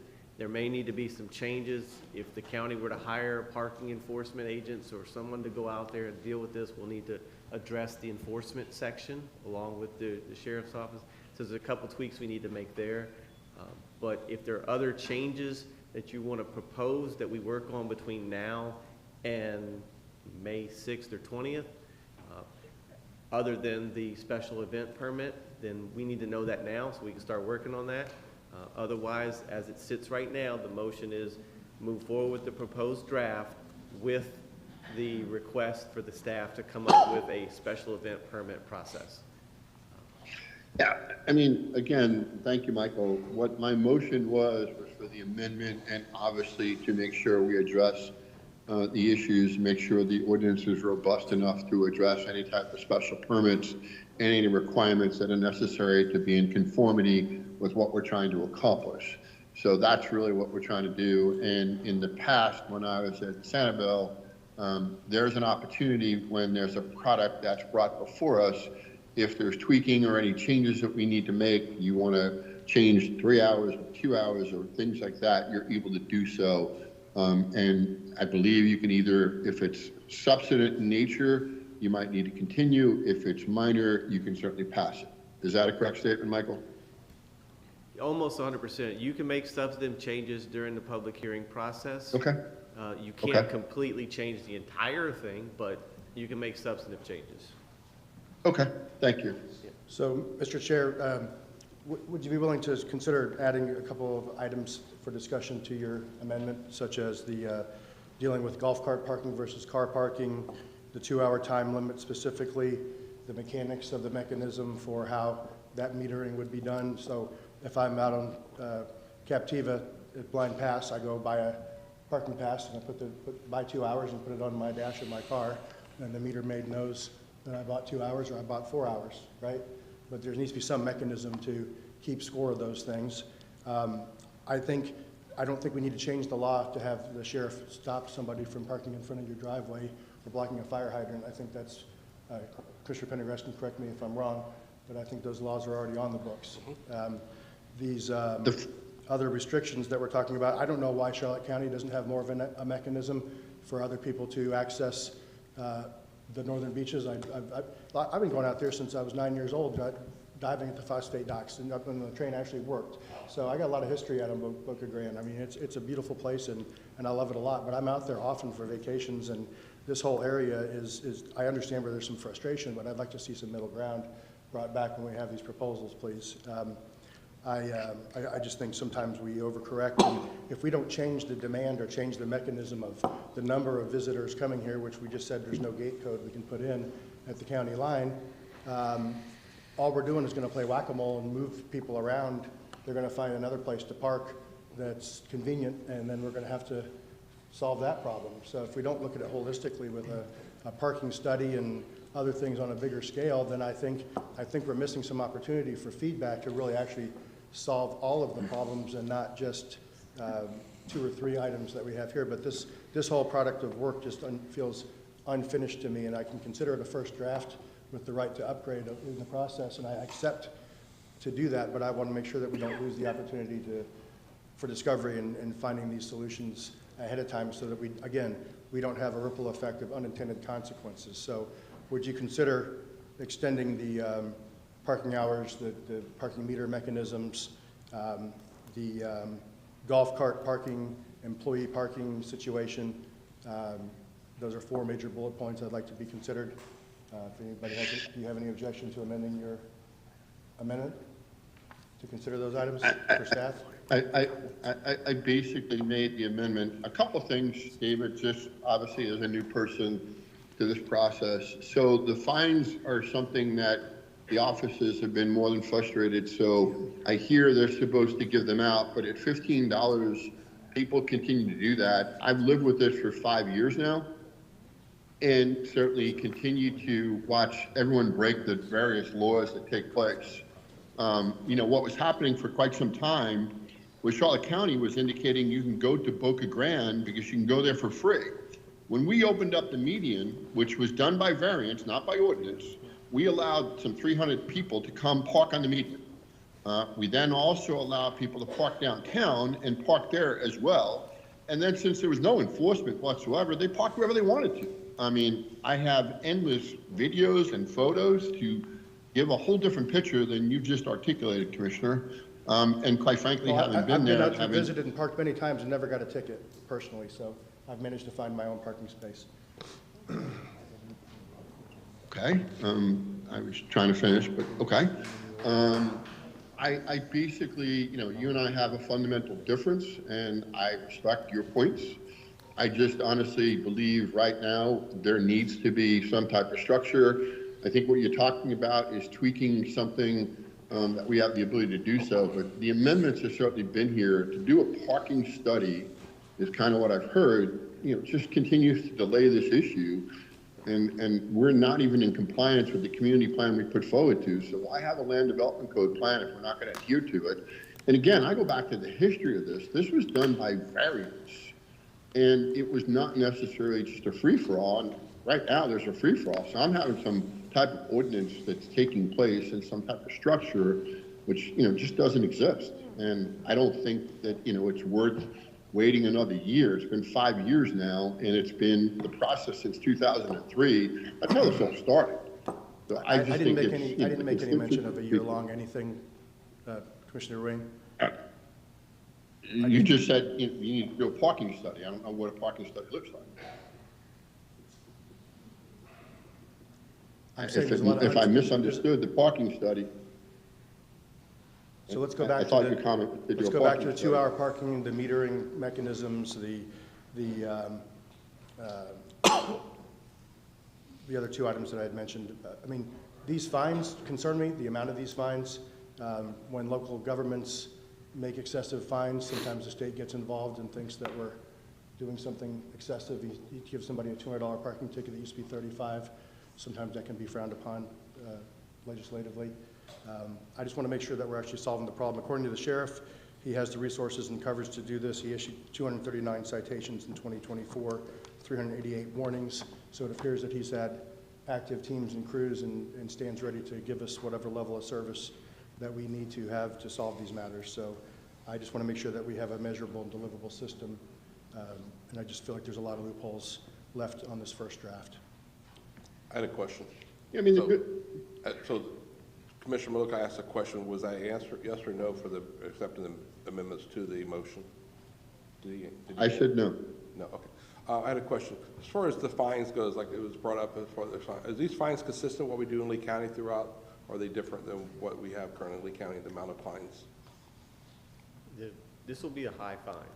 So how can we charge more in just one area of the county but not the other based upon the property values? I mean, that's just really, that seems discriminatory. You can charge more because it's in one area of the county. Why would it be different than Lakes Park or Captiva? Under circumstances like this, a higher fine would be warranted. Changing it different to make it different, you are legally allowed to do that. Really? So you The fine in more, Captiva is you fine more if you $150. park. So you get fined more if you park in a certain area of the town, but not. I'm just trying to figure out. I never thought about that until just now when it was brought up about the state looking at that. So you can charge more just because of the area, because. It's not the area we're talking about. We're talking about the circumstance. Well, geographically, it's a different area though. So one geographic area of the county, it's still Lee County. You're going to charge one, but you're going to charge another greater fine just to get. I'm just trying to figure it out. I can tell you what legally you can do. What politically you can do is up to you. Okay, well, yeah, I know that didn't work out good.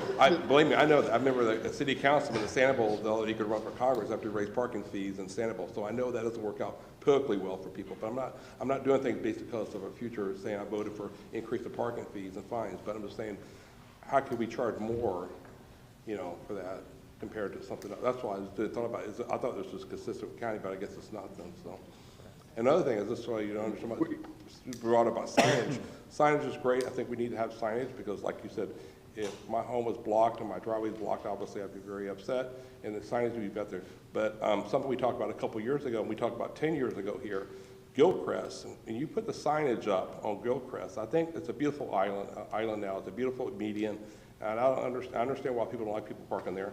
We did the improvements there for landscaping a couple years ago. Hopefully you deter people from parking there. I think it would. I think it made a difference. But I think when we looked at 10 years ago, if you actually put the signage up based upon what's required state statute for enforcement, because we had to do that when it was years ago, it was with the city of Fort Myers, we had around the parking of the City Ponds Park when the Red Sox was downtown. People were parking throughout the neighborhood, people's yards, so we had to put signage up, the city did, to keep people from parking there. And people didn't like every 50 feet. There was a 4-foot sign with 4-inch red letters or black letters, block, described in state statute, no parking. So Gilcrest will look different once all this signage is up, because you're going to have a sign every so many feet saying no parking. So I personally understand why people don't want to be parking there in front of their house, but it's going to look really different 24 hours a day with those signs there. So it's kind of like be careful what you wish for, because once you do this enforcement mechanism, you put it legally, statutorily, what the signs are required to be for enforcement, it's going to look totally different. So everybody understands that when this is done, if you have those signs, it's going to look totally different. But I thank you for the question about the answer about the parking fees. I thought it was consistent with what we do on Captiva and Lakes Park and everywhere else. So, okay, thank you.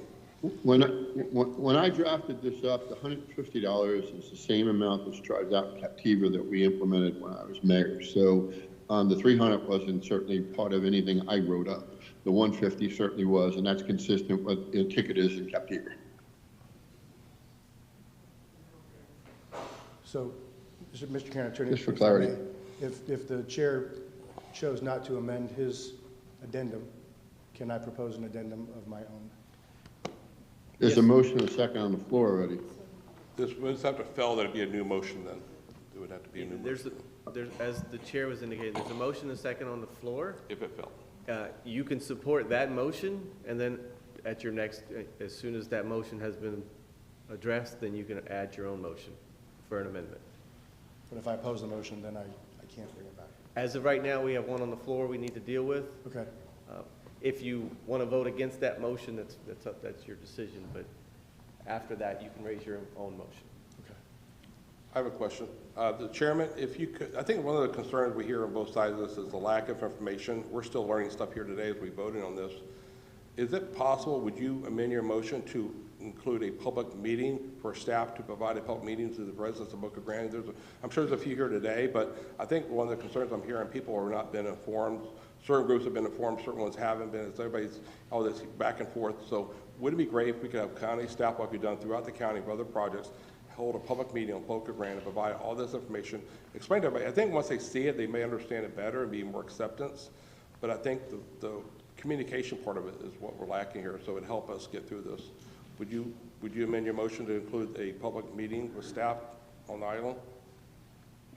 Cecil, I've been working out there since I got on the commission, so I don't necessarily want to delay this anymore, so no, I will not. Okay. Okay, thank you. No problem. What we have to say. Come to Boca Grande and get a whole different story. We have a motion and a second on the floor. Public comment. Okay, if we could, in order of discussion, we'll go to public comment now? Yes, okay, thank you. Okay, we have some public comment cards here, and Chris Grain, I believe it is. Chris Gray?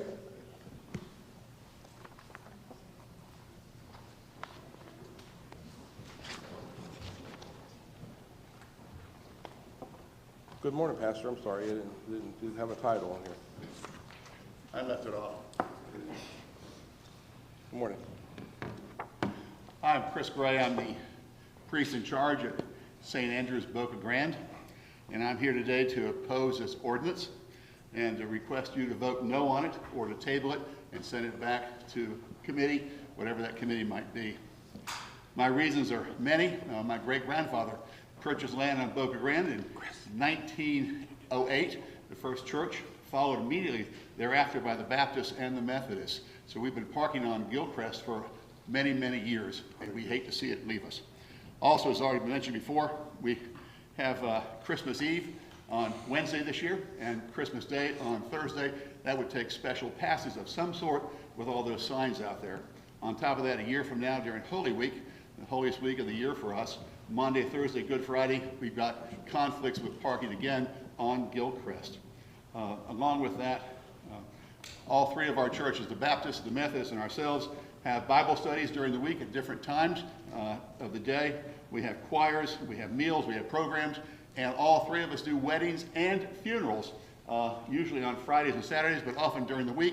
Will that also take some kind of a special exception, or how are we going to park a couple hundred people there for a funeral of the Methodist Church, or our own church, or the Baptist Church? On top of that, with 2 or 3 hurricanes recently in the last 2 years, this community center was shut down. We took in groups that normally would use the community center, opened our doors for them, which includes the Royal Palm Prayers at the Methodist Church and the Grand Chorus at the Episcopal Church, who meet every Friday, about 30, 35 people for a rehearsal, and they also have productions, one will be this week on Friday and Saturday. So we have a number of groups. The Art Center was there 2 weeks ago with a couple hundred people over a 3-day period because their building was not available for them to use because of the hurricanes. So I ask you today to consider either voting no or to send it back to committee and work on it a little more. I would hate to have this commission called the Grinch who took Christmas away from Boca Grande because we couldn't park out on Gilcrest, where we've been parking for many, many, many years. So, hey, I've got 36 seconds more. Anyway, I thank you all for letting me speak today, and I hope you will consider seriously consider either voting no or sending it back to committee, the whole thing, and let's work it together and come and talk to us on the island of Boca Grande. I thank you. Thank you, Father. Thank you. Next speaker is Kimberly Whipple. Kimberly? And after that, we'll have Pastor Kenneth Lindell.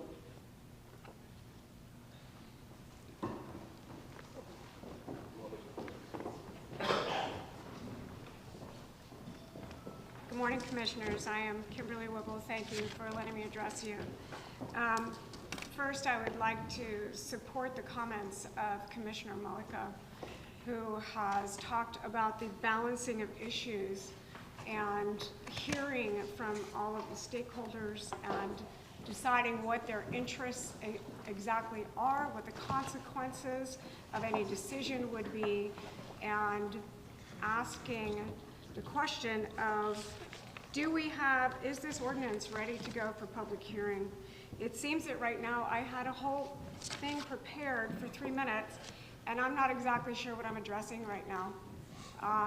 Partly because there's an indication that there's going to be language that will be added or addressed with regard to the possibility of permits or permitting. As the ordinance stands right now, the churches will be prohibited from parking on Gilchrist except for Sundays from 8 to 1, and as you just heard, we as churches are an organization that provides services, ministries, fellowship, spiritual activities all through the week at different times throughout the day with different numbers of people who would be attending. And there is historical precedent set for the churches being able to use Gilchrist to park for their overflow parking. We do not own any parking spaces. The 3 churches have been on the island since the beginning of the 1900s. We have 2 handicapped parking spaces. That is all we have. For the rest, we are completely dependent on other parking. And historically, we've been granted, in the precedent setting, we've been granted the median to have overflow parking and to be able to access our church and all of the programs that we provide to the community and to our congregation. The other thing that doesn't make sense to me is that Gilchrist, as it sits now under this particular ordinance, only restricts, the restriction is only on the part of Gilchrist that's right in front of the churches. It's 3rd through 5th. There are 2 more blocks of median that have not been addressed, that have not been restricted, that have not been touched, but it's only the part that is right in front of the churches. And we're the ones now who are going to suffer. The churches are not the cause of the parking issues. The churches are not the cause of any collateral damage, but we are the collateral damage, and we will be the collateral damage if this ordinance is put up and goes through as it is. We would ask that all of the things that have been talked about, whether it's amendments in language, whether it is understanding how things are enforced, whether those enforcements will work, all of those be clarified and made clear so that we know what we're addressing, that we know what we're talking about before this issue is moved forward. Thank you. Your time's up. Thank you so much. Everybody, just so you know, everybody has 3 minutes. Your lights will turn green, yellow, and red. When it's red, it means your time's up. Pastor Kenneth Lindell. And after the pastor, Michael Courts. Yes, I'm Pastor Ken Lindell from the Baptist Church, First Baptist. I am interim pastor. And we've had some unusual situations because of the 3 hurricanes. And St. Andrews has been gracious enough to let us use their facilities. And therefore, our times have had to be changed. And I find that I agree with almost everything that these folks have said, but the median parking is the issue. The time frame is the issue. We normally have, and we now are able to meet in our fellowship hall, so we now have a Wednesday night Bible study, and that's 5 o'clock. That would put us in violation of the rules there. We also are searching for a full-time pastor. So we have a meeting for that. And we've gotten way behind on our fellowship meetings because we haven't had places to do that. And one of the things that concerns me is if we have our meeting after our 12 o'clock dismissal from the service, it may cost me $150 to eat that last piece of pie. No, seriously, though, I just can't see how we can not have major problems because we have a lot of elderly people. I had a recent parking situation for our PULPA committee meeting. I had to park way over on Fifth Avenue. And for somebody who's 85 years old, that's a long walk. We have people in wheelchairs. We have people in walkers. Those with canes can get around quite well. But I would urge you to reconsider this time thing for the media. Thank you. Next speaker is Michael Kortz. And then after Michael, Nikki Heeman. Good morning, sir. Good morning, sir. My name is Mike Kortz. I'm a year-round resident in Placida, which is Charlotte County. I'm the junior warden at St. Andrew's Episcopal Church, and I attend multiple church functions each week, including choir and Bible study and everything that two pastors have mentioned. I believe the proposed parking ordinance will have major negative impacts on the church operations of all three historical Gilchrist Avenue churches. The practice of religion is not restricted to the hours of 8 to 12 on Sunday. Holy day observances during Advent, Christmas, Lent, Easter, and other feast days, and activities like choir, Bible study, church meetings, social events, weddings, funerals, lectures, and many activities too numerous to detail. Also, we have a number of elderly and those with limited mobility who cannot navigate beyond half a block. I'd like to pause for a second and talk a little bit about what our great Constitution says about freedom of religion. I have a copy of the Constitution, which I keep at my bedside. Amendment number 1 states, and I quote, "Congress shall make no law respecting an establishment of religion," and this is important, "or prohibit the free exercise thereof."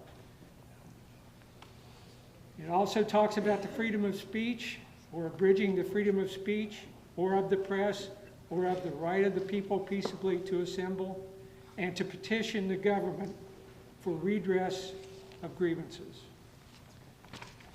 Gentlemen, I propose to you that this ordinance as written does not meet that requirement. Thank you for your time. Thank you. Next is Nikki Hyman. And then after that, Betty Bowen. Good morning. Good morning. Hi.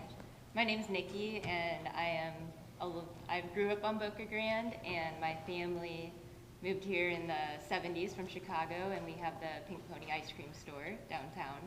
And I appreciate everything that you were saying, that I think we need to take some more time to consider the greater island perspective, and like you're trying to preserve the charm of Boca Grande, right, and establish the balance. And I think that we need to get together as a community to consider all the different, factors of how we operate in this community. Like, for instance, I can just speak for our business, that in front of our store and the grocery store, a lot of that is golf cart parking. And, putting a 2-hour limit on that, this is obviously going to severely impact our businesses downtown, and I don't think there's been much consideration made towards the businesses. I'm hearing a lot about residents, and you know, I really hate, you know, I don't, nobody wants their home disrespected anywhere.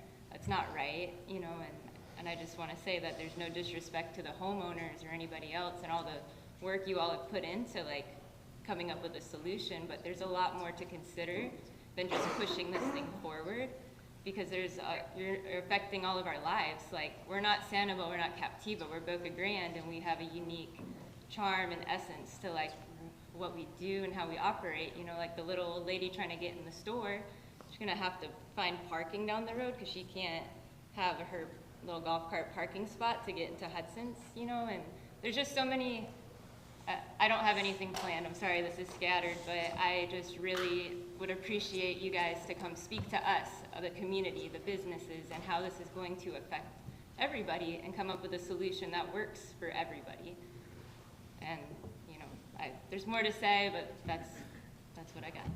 Thank you guys. Thank you. Thank you, Nikki. Betty Bowen.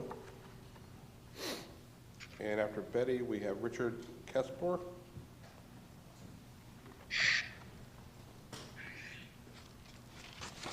Good morning. Like you said, my name is Betty Bowen. I've been a resident, well, full-time resident on Boca Grande for just a little bit since 1980, and we've seen a lot of changes. My husband has had a construction business for 40 years, and this problem is so multifaceted, and I think that a lot of us here feel like we haven't had representation on Boca Grande for us to, more of us can come and meet before you and tell you our concerns and what our ideas are. March is an odd month. That month, nobody likes going on Boca Grande. Nobody can park anywhere on Boca Grande. March 31st, they're all gone. And it's not a problem anymore. I think a lot of effort has gone into this issue for 4 weeks out of the year. I don't know the history behind it, but it's called Gilchrist because I believe he donated that to the city of Boca Grande with the auspices of parking. That's not, I haven't verified that, but that's what I'm thinking it was. I do think that another problem is, again, the hurricanes. The south end is closed until they refurbish it, down by the state park. All of Englewood beaches are closed. Minnesota Beach has a huge parking fee. So where Englewood gonna go? All the state beaches are state-owned by the state residents, including Englewood, Port Charlotte, everywhere. So they have a right to come, but again, there's a lot of problems with the hurricane. The sand is everywhere still. Not in my house anymore, thank you, Jesus. But all of that culminated this year in the month of March. So I'm with Nikki. I would love to have my representatives come to where I live instead of all of us coming to Fort Myers. I don't know how that works politically or financially or legally, but that would be my request. Thank you. Your 3 minutes is up. Thank you. My time is up. Fair, everybody gets the Thank same you amount of very time. much. I Thank you so appreciate much for your comments. Richard's next. Richard Kessler, and after that we have Dwayne Zobers. Is that correct? Zobers. Good morning, sir. Good morning. My name is Richard Klepser. I am a member of Boca Grande United Methodist Church, the Lighthouse Church. Have attended there for many years and have availed myself of the parking on Gilchrist. The Gilchrist parking has been going on. Boca Grande United Methodist Church was established in 1914. Parking in Gilchrist, as far as I'm concerned and know, has been going on since then. While I'm not opposed to general reestablishment or clarification of parking, I feel that the Gilchrist thing particularly is very restrictive, too restrictive. As people have mentioned before, we have many, many events going on at the churches, and it's been essential parking for us in that area. When the church was reconstructed in 2005 and 6, we had there was a lot of conversation relative to the parking because we had no on-site parking. We did receive the ability, it was a variance to park because we needed 80 spaces based on the new church construction. We had no on-site parking, needed all of this. I'm in a choir, I do other things at the church, other meetings I attend, and this restriction would be just very, very, very bad for us. Reiterating what was previously mentioned, I think it would be a good idea for the council to come to Boca Grande and have a meeting there and get a real good feel for the voice of the people, not only the residents, but the merchants as well, because I know this is something that affects them dramatically. We have no big boxes on Boca Grande. These are all little individual businesses that rely on a lot of it within a very short period of several months to make any kind of a living. So I encourage you to visit us, to have a meeting there, and hear the voice of the people on Boca Grande. Thank you. Next speaker is Dwayne. And after Dwayne, we have Laura Granger. Lori Granger. Perfect. You got the last name right. I'm Dwayne Zobrist. I live in Boca Grande. I own property on Park. I also own and operate Gasparilla Adventures and Grand Flats. So we employ about 16 people, well, anywhere from 10 to 16, depending on the time of year. There's pages and pages of notes and my thoughts. I am opposed to moving this forward for a number of reasons. Also, I forgot to mention that I am also chairing the recently formed Boca Grande Merchants Association. Point of the Boca Grande Merchants Association is to give us another voice in addition to the chamber, as well as to support financially any litigation, might be any protracted litigation that could come out of this. We talked briefly about balancing of competing interests. One thing I do want to mention before I share my notes is that of the 35 businesses that I contacted Saturday, not one has been contacted by the commission. It's very hard for me to understand how we're balancing competing interests if 35 businesses have not been contacted. When I moved, so I've been doing business on Boca Grande for 20 years. When I moved there, or when we moved downtown 10 years ago, I mortgaged everything I had to be able to buy a piece of property in Boca Grande, to run a business, to deal with both the guests that come to the island and the residents of the island, through golf cart rentals, through some excess housing, and through bike repairs. And we've done it, we've made it. But it was tight, and it's still tight. And you follow hurricanes, you follow all of this. But the biggest, like I said, there's not been an effort, I believe, to balance interests. This is a one-sided thing. Three really quick ideas I want to share. I might only have time for two. First is, I do believe that this ordinance is counter to the feelings of the majority of the community. We have a community here that over three major incidents, raised nearly $5 million for the support of the county and for the support of small businesses. A community that raises money and puts their money where their mouth is not a community that wants to see businesses fail because of lack of parking. That's the clearest example I have. When I write a check to someone, it's because I care about the cause and I care about the people that are involved. The community has done that for us. and the churches as well. Second is, I don't believe that this ordinance, as it stands, accounts for both employees or for the residents. We have residents who live in this district as well as employees. I don't know what we do. I don't know how I get my employees. I pay for their bridge parking, bridge passes. I don't know where I put them when they come to work. Last, I do believe, and my counsel has confirmed that he believes as well, that there is not, and I've not been able to locate, a business impact estimate, which is required under the Local Ordinance Act in Florida.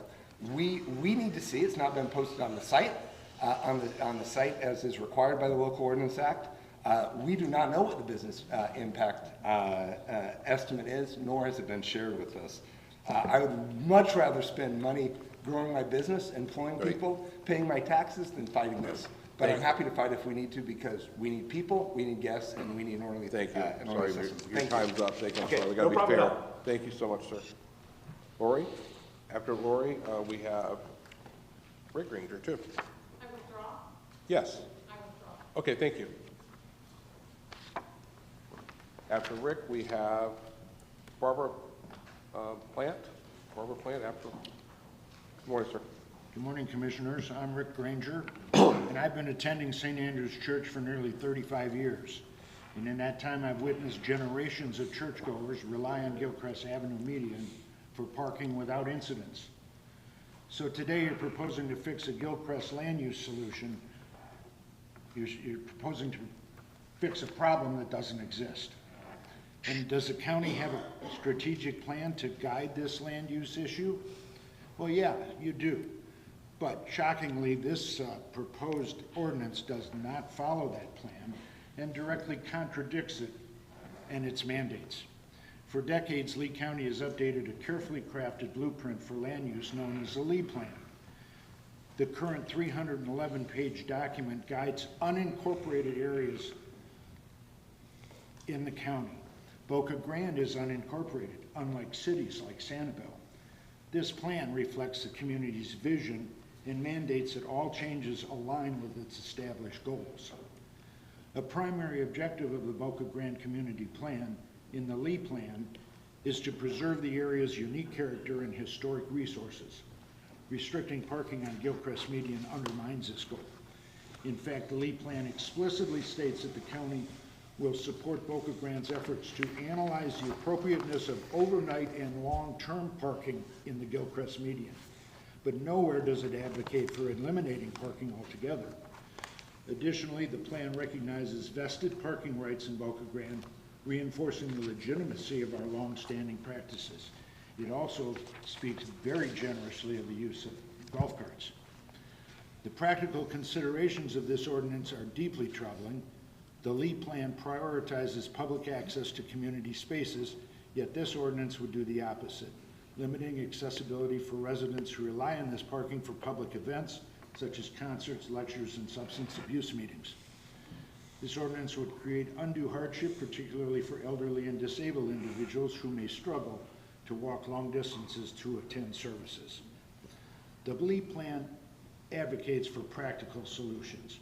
Removing an established and functional parking area will only lead to congestion, confusion, and further strain on local infrastructure, again conflicting with the county's own goals. So what's the justification for this drastic change? To serve the broader public interest? No, this is not about safety. This is not about traffic flow. This is about a select few homeowners who want to expand their yards at the expense of the public good. In essence, this ordinance functions like reverse eminent domain, not taking private land for public use, but rather condemning public land for private benefit. And let's be clear, churchgoers are not the problem.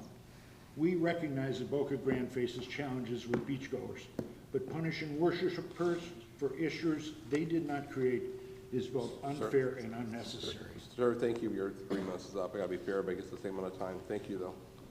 Okay, next is Barbara. After Barbara, we have Dusty Hopkins.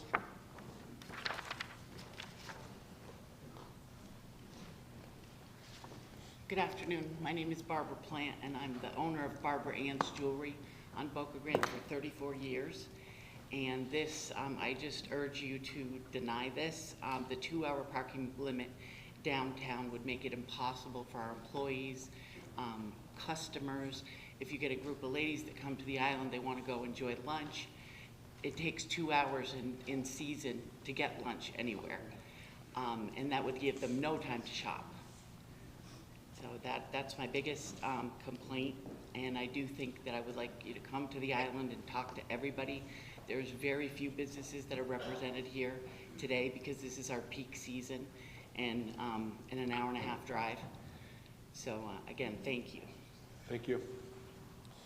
Next, it's Dusty Hopkins, and after Dusty, we have Robert Ming, I believe. I think it says Ring.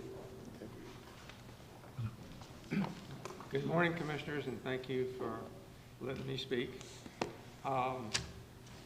My name is Dusty Hopkins. I'm the owner and publisher of the Boca Beacon newspaper in Boca Grande, Florida. I graduated from the University of Florida and I served in the Air Force and moved to Fort Myers in 1983, where I lived on McGregor Boulevard for 5 years.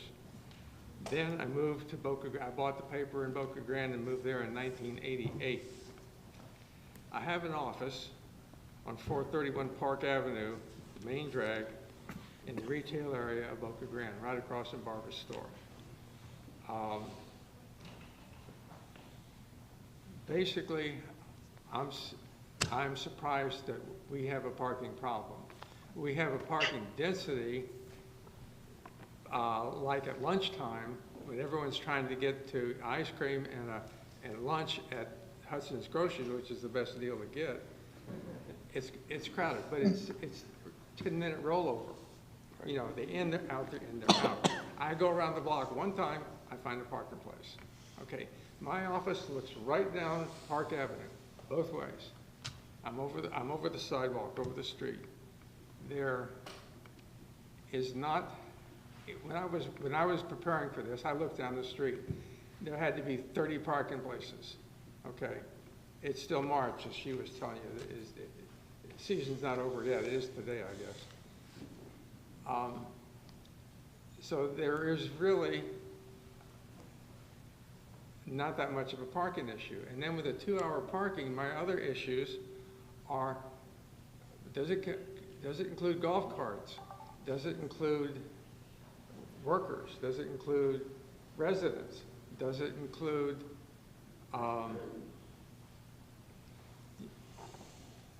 there's so many people there. There's 20 in this area. There's 25 residential houses, apartments in this street where they have no parking, 2-hour limits.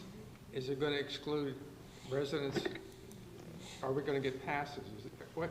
Nobody's offering anything in between. So I really feel we need to have a meeting, invite you to Boca Grande again, and discuss it. Thank you very much. Thank you, sir. Robert Ring.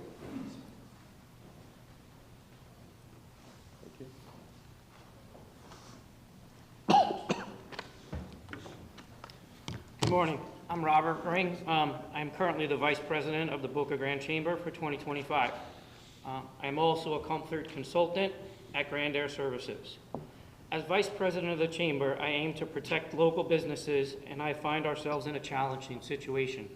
The proposed limited parking regulations in the residential areas, I believe, are necessary to protect our taxpayers' investments and the value of their homes. However, the proposed ordinance prohibiting parking in residential neighborhoods could lead to overflow parking in the downtown area. This would negatively impact the availability for parking for shoppers and could ultimately reduce foot traffic to local businesses. As a chamber member and the vice president, I am concerned that these changes will decrease the number of visitors to the island, therefore affecting commerce. Additionally, the 2-hour parking may pose significant challenges for contractors like myself. 2 hours might not provide enough time to complete a job, forcing us to interrupt our work to move our vehicles. This could be time-consuming and increased cost to the homeowners. We also have multiple employees that need parking on Boca Grande. Will there be provision for parking passes? Currently, the parking on the island is already limited, and is this the right time to address these parking issues when so many businesses are still closed and parking areas are closed? I believe the local business should have more input and that additional data should be gathered before any hasty decisions are made that could impact the entire community. As that amendment stands up there, none of those things have been addressed, and I think that we should definitely have this prolonged till we can get some more information. Again, I'll second everyone else's opinion that a trip to Boca Grande would be helpful for everyone and everyone's causes. Thank you for your time. Thank you. Next will be William Cunningham. And after William will be Neil Montgomery.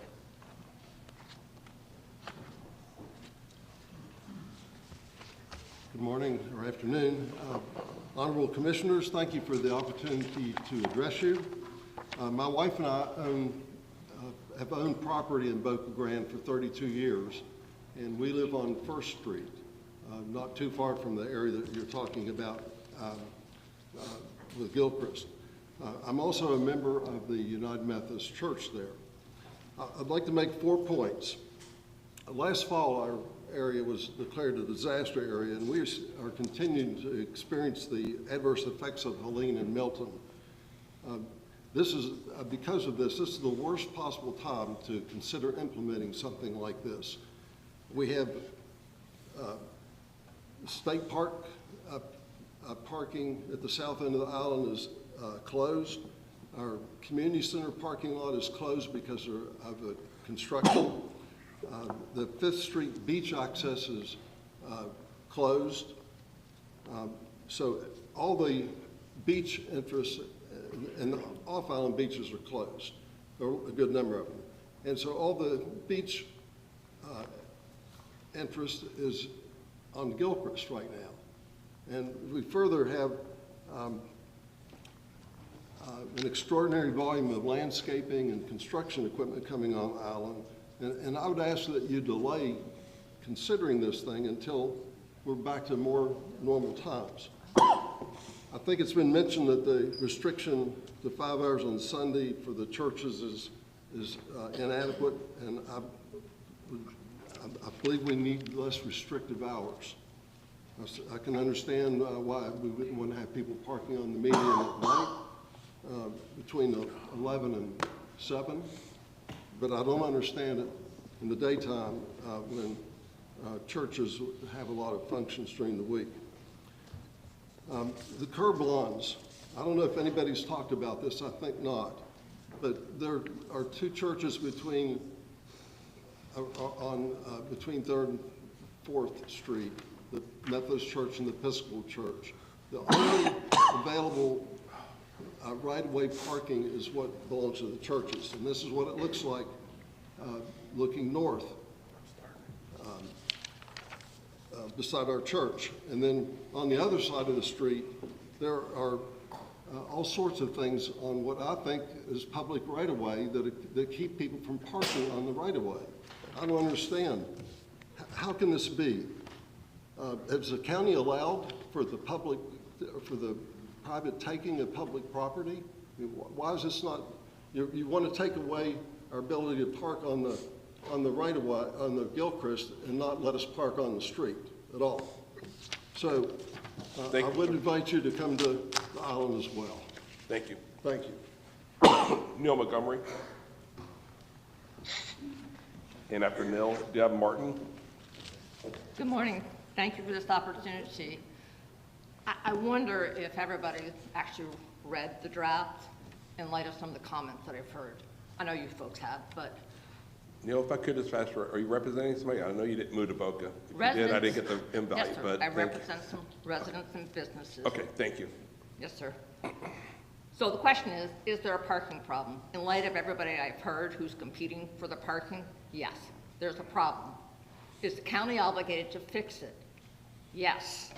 One of the gentlemen referenced the lead plan, and even in the draft ordinance, it says in objective 19.3 requires the county to create safe and efficient parking for employees, patrons, and visitors while protecting the residential community.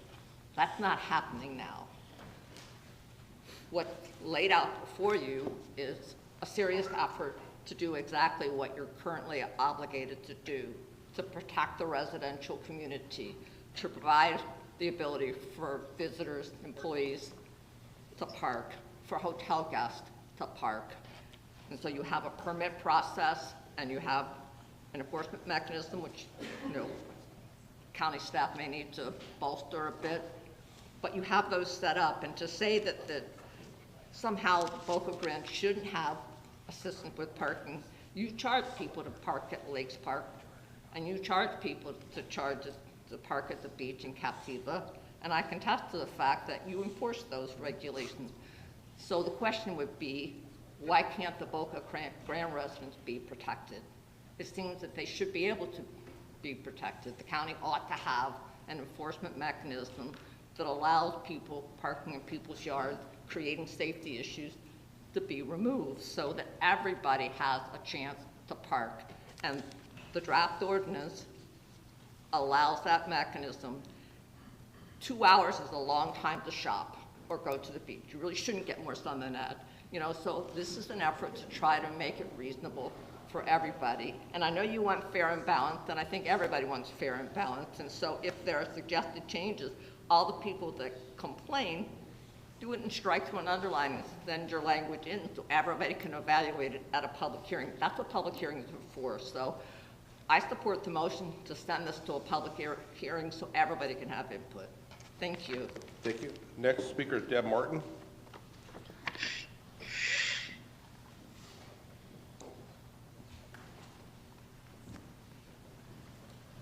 Good morning, and thank you for taking the time to listen to all of us. I am Deb Martin. I live on 12th Street West in Boca Grande, and I have spent vacations with my parents there and bought a house there, and have been there since 1975. I've served on the GICIA and kind of the much maligned parking panel for 6 years. Also, the parking fee for a ticket is $42, not $15 on Boca Grande, just so everybody knows that. I really believe that I think there is a parking issue on Boca Grande, but I think it should be, in discussing it, it should be inclusive and transparent. Boca Grande's charm has always been in its diverse, eclectic, and thriving community with deep historical roots. I am also puzzled why you all would approve an ordinance that has been created for the business district without ever speaking to the 35-plus businesses that are in Boca Grande. As of Saturday, nobody had talked to them. I think there was a meeting yesterday to try to right some of that, but I think you should come to Boca Grande and listen to what everybody has to say.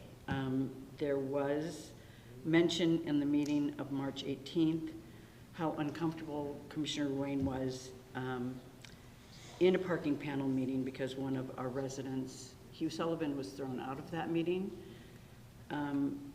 That never happened. I was there. He was not. Thank you very much. Thank you. Next speaker, help me with the writing here. Melissa Del Bonjo? Sorry. Melissa, is that right? Sorry. And next is Gary Cross. I was going to withdraw, but I think I'll just say we invite you to come to Boca Grande Island, and we hope that you will, as you've stood here in front of us, said each time we need more clarification, we need more communication on this specific ordinance. It isn't really just about a parking ordinance.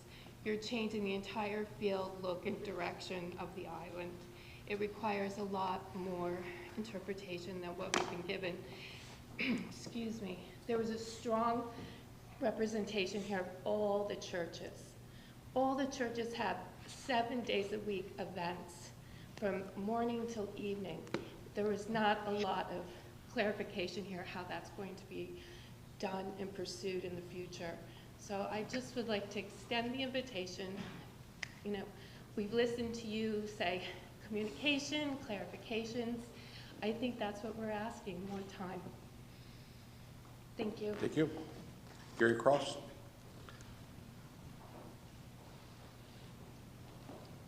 And speakers, if you could just stay who you're representing, because I know there's different groups of people here for different groups, so thank you. Absolutely. Gary Cross, Executive Director of Boca Grande Chamber of Commerce. Good morning, Commissioners. I'm here to discuss the parking ordinance and the potential effects on the business district. I urge the Commissioners to postpone moving this to public hearing until we hold a community workshop where concerned businesses can ask questions and make suggestions. I understand that with the growth of the area, safety is a valid concern.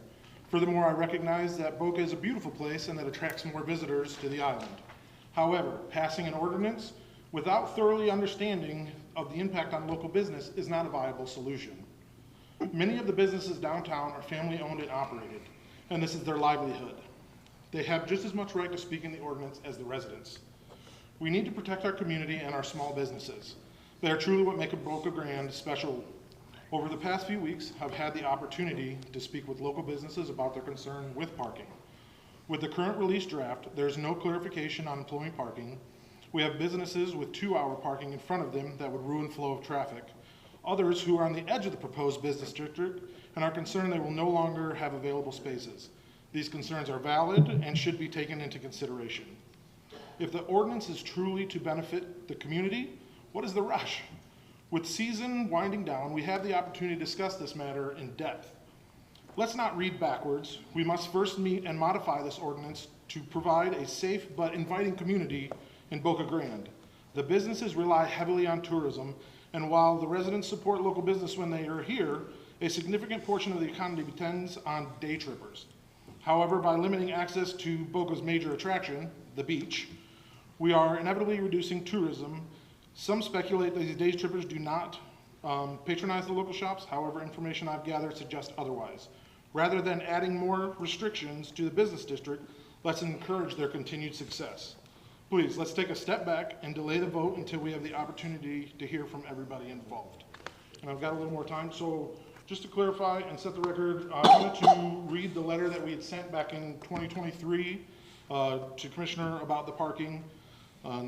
He stated that we weren't willing to speak on it. The mission of the Boca Grande Area Chamber of Commerce is to foster and development, prosperity, and the members' business economic growth of Boca Grande. We appreciate Lee County and the Boca Grande Parking Panel attention to the parking in Boca Grande. We understand there's no perfect answer to these issues. However, the Chamber's official position that is eliminating any parking spaces near Boca Grande downtown community would adversely affect commerce in the area. The Boca Grande Chamber of Commerce puts extreme value on every parking place within walking distance of downtown community, merchants, and restaurants. Thank you for your considering our input. We are certainly available for any future discussions and are happy to speak with representatives as appropriate. Thank you so much, guys. Thank you. Good job, you got it all in there. Next speaker, Bart. I believe it looks like Bart does the bottom. Then after Bart, Mary O'Bannon.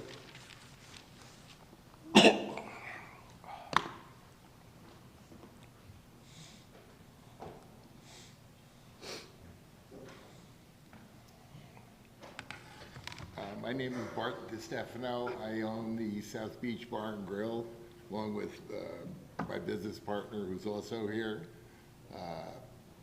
In the last 2.5 years, we've gone through kind of a nightmare on Boca Grande.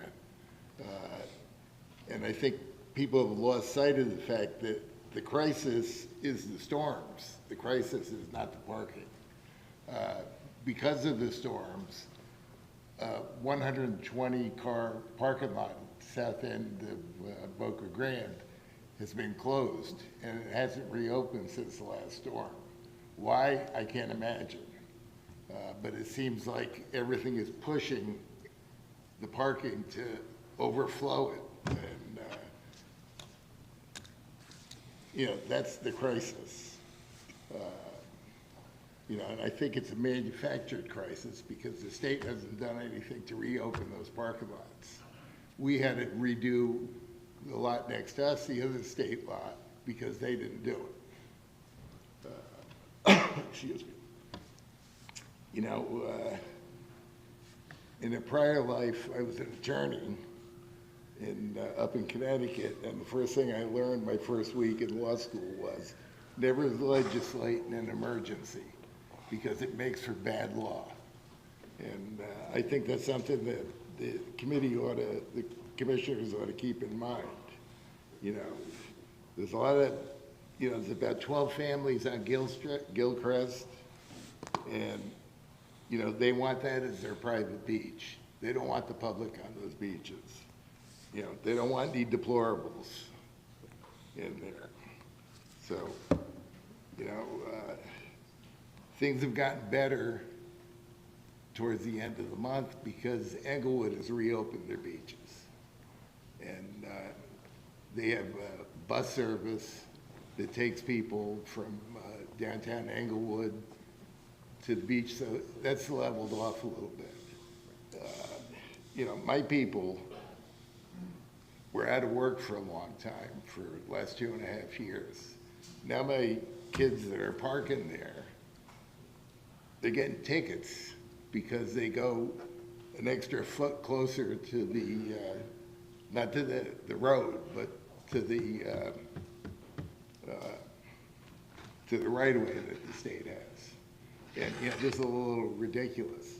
They've taken a beating for 2.5 years, as we all have, that are merchants, and now everybody wants to take everything away from us. And I think that, you know, this should be tabled. Somebody should be on Boca Grande to listen to us. This commission ought to come to Boca Grande. It's not Sanibel. Never was Sanibel, and it never will be Sanibel. And do they charge $300 on Sanibel for fines? I don't know. Thank you, sir. Okay. Thank you. Thanks for doing business. You guys got a great restaurant out there. Thank you. Thank you. And next, Mary O'Gannon.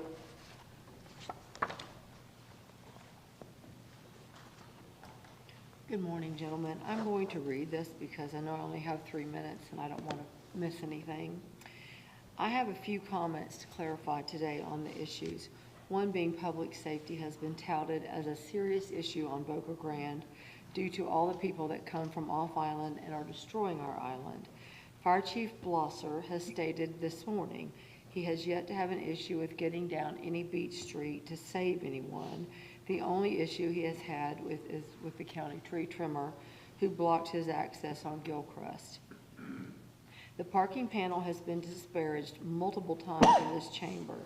We were appointed by the late John Manning, and we've also been acknowledged by this chamber for 7 years, as well as 3 additional commissioners that have passed away during that time. We worked very hard and made important changes. These false statements regarding the former panel must stop. However, there are 5 to 10 people in Boca Grande that Commissioner Ruane has met with and spoken with that have provided non-county sanctioned input on the draft before us, and that's acceptable. Finally, addressing mine and Deb Martin's trip to Sanibel, we drove down to meet Mayor Ruane to see how he handled his Sanibel parking issues, which is an incorporated city. We were on a fact-finding mission. We did not travel to Sanibel to ask him to solve any of our issues. These misrepresentations of the facts just have to stop. Commissioner Hammond, several years ago, I met with you in your office with several of the clergy, and you've had an open Bible on your desk. Have you found a passage in that Bible that states Jesus says that we limit our ministry to 1 day a week? I have not. If you gentlemen have been to Boca Grande so many times, and one commissioner states hundreds of times, you have been for fundraisers, why can't you come to Boca Grande and meet with our community? You know the way. The majority of our island has not been fairly represented. How can you listen to all this public comment and not see how this has been railroaded? I hope everyone that intends to speak today has completed a card. At the last meeting, they purposely got the last word. By the way, I have read the ordinance, as has almost everyone in this room. Thank you. Thank you. Next speaker is Mike Witt.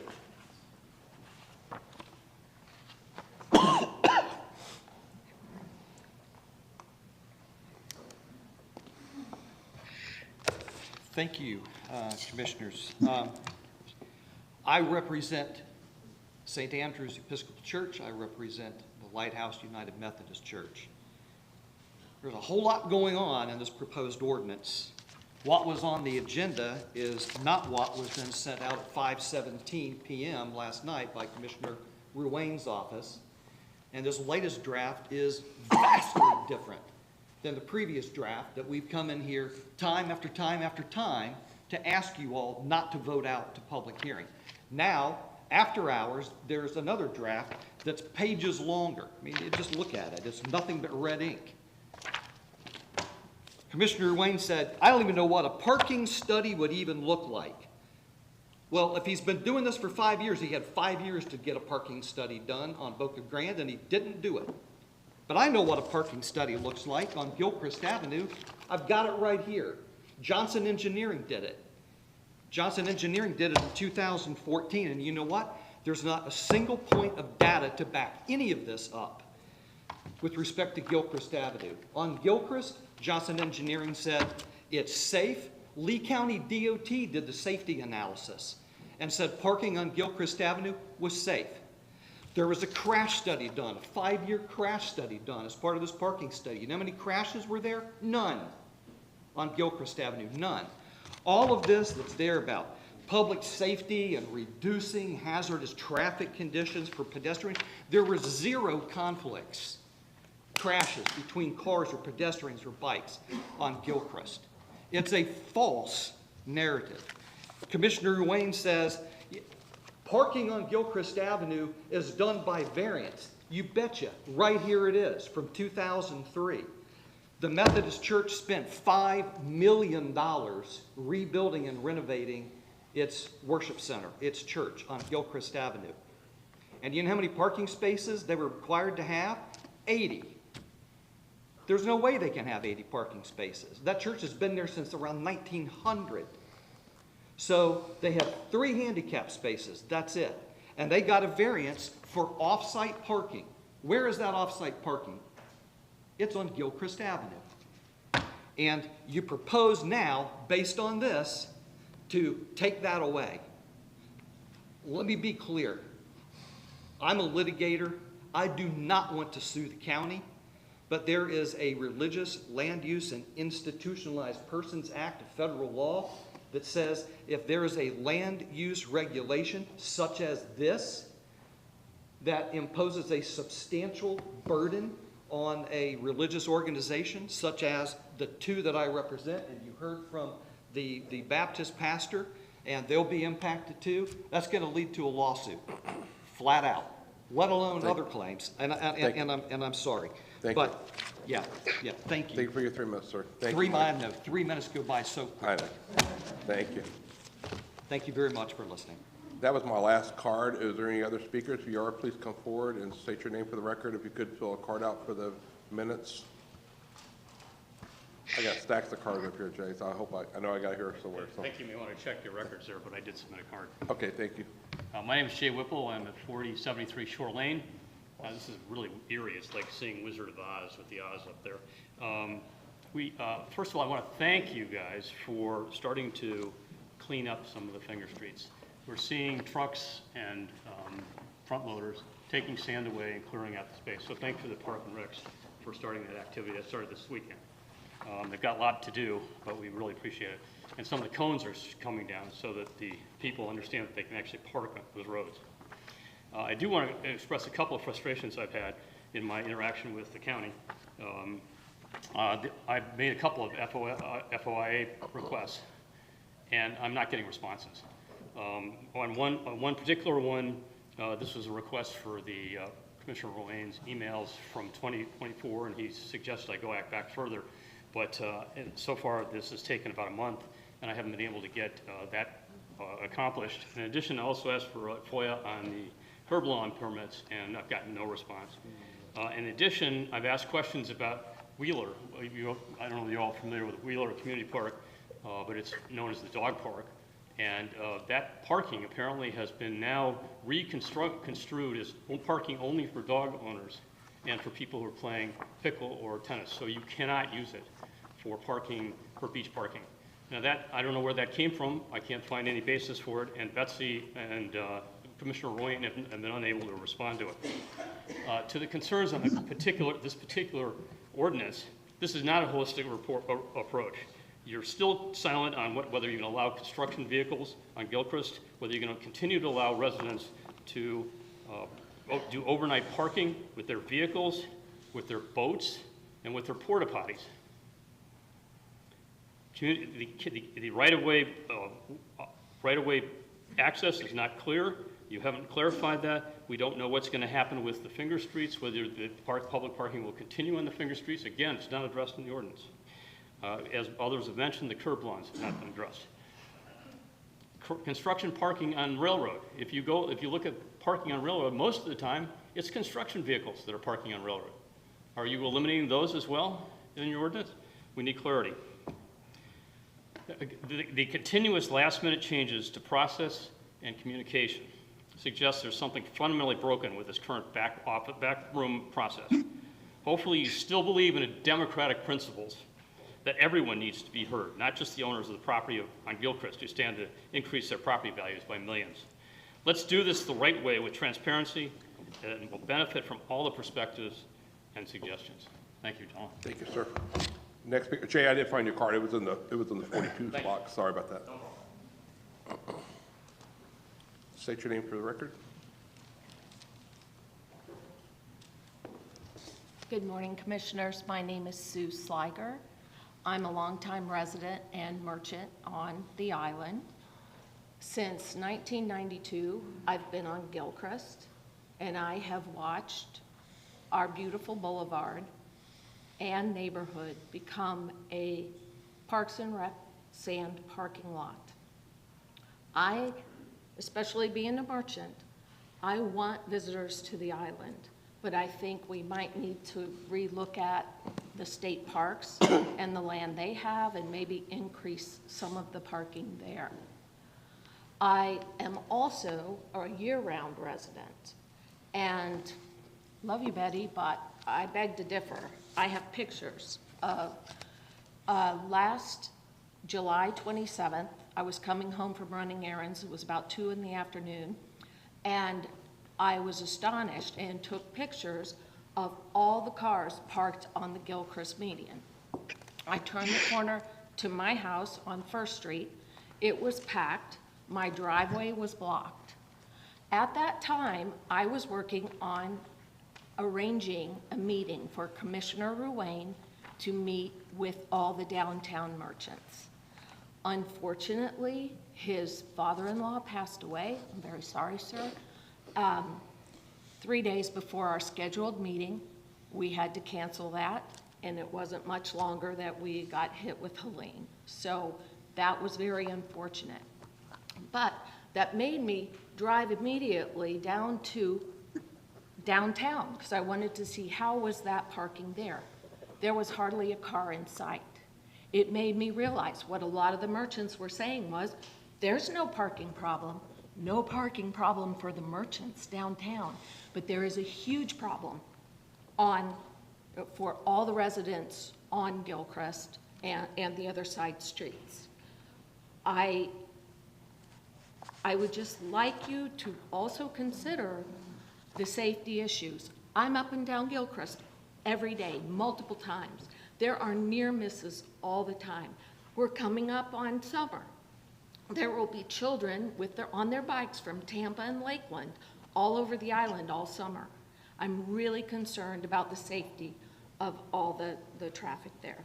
Thank you very much. Thank you. If I could, before the next speaker, point of order, just, thank you. Chairman, if I could, Dave, I was just wondering, it's going on 12:30. I just want the board looking for a restroom break for a minute, or we want to keep going? And we take a 10-minute break, but also we have a 1:30 workshop that's scheduled, and we're going to be here probably for another 30 minutes of public comment and discussion after. So do you guys, is there a consensus to either delay the workshop, or how we want to address the scheduled workshop at 1:30 today?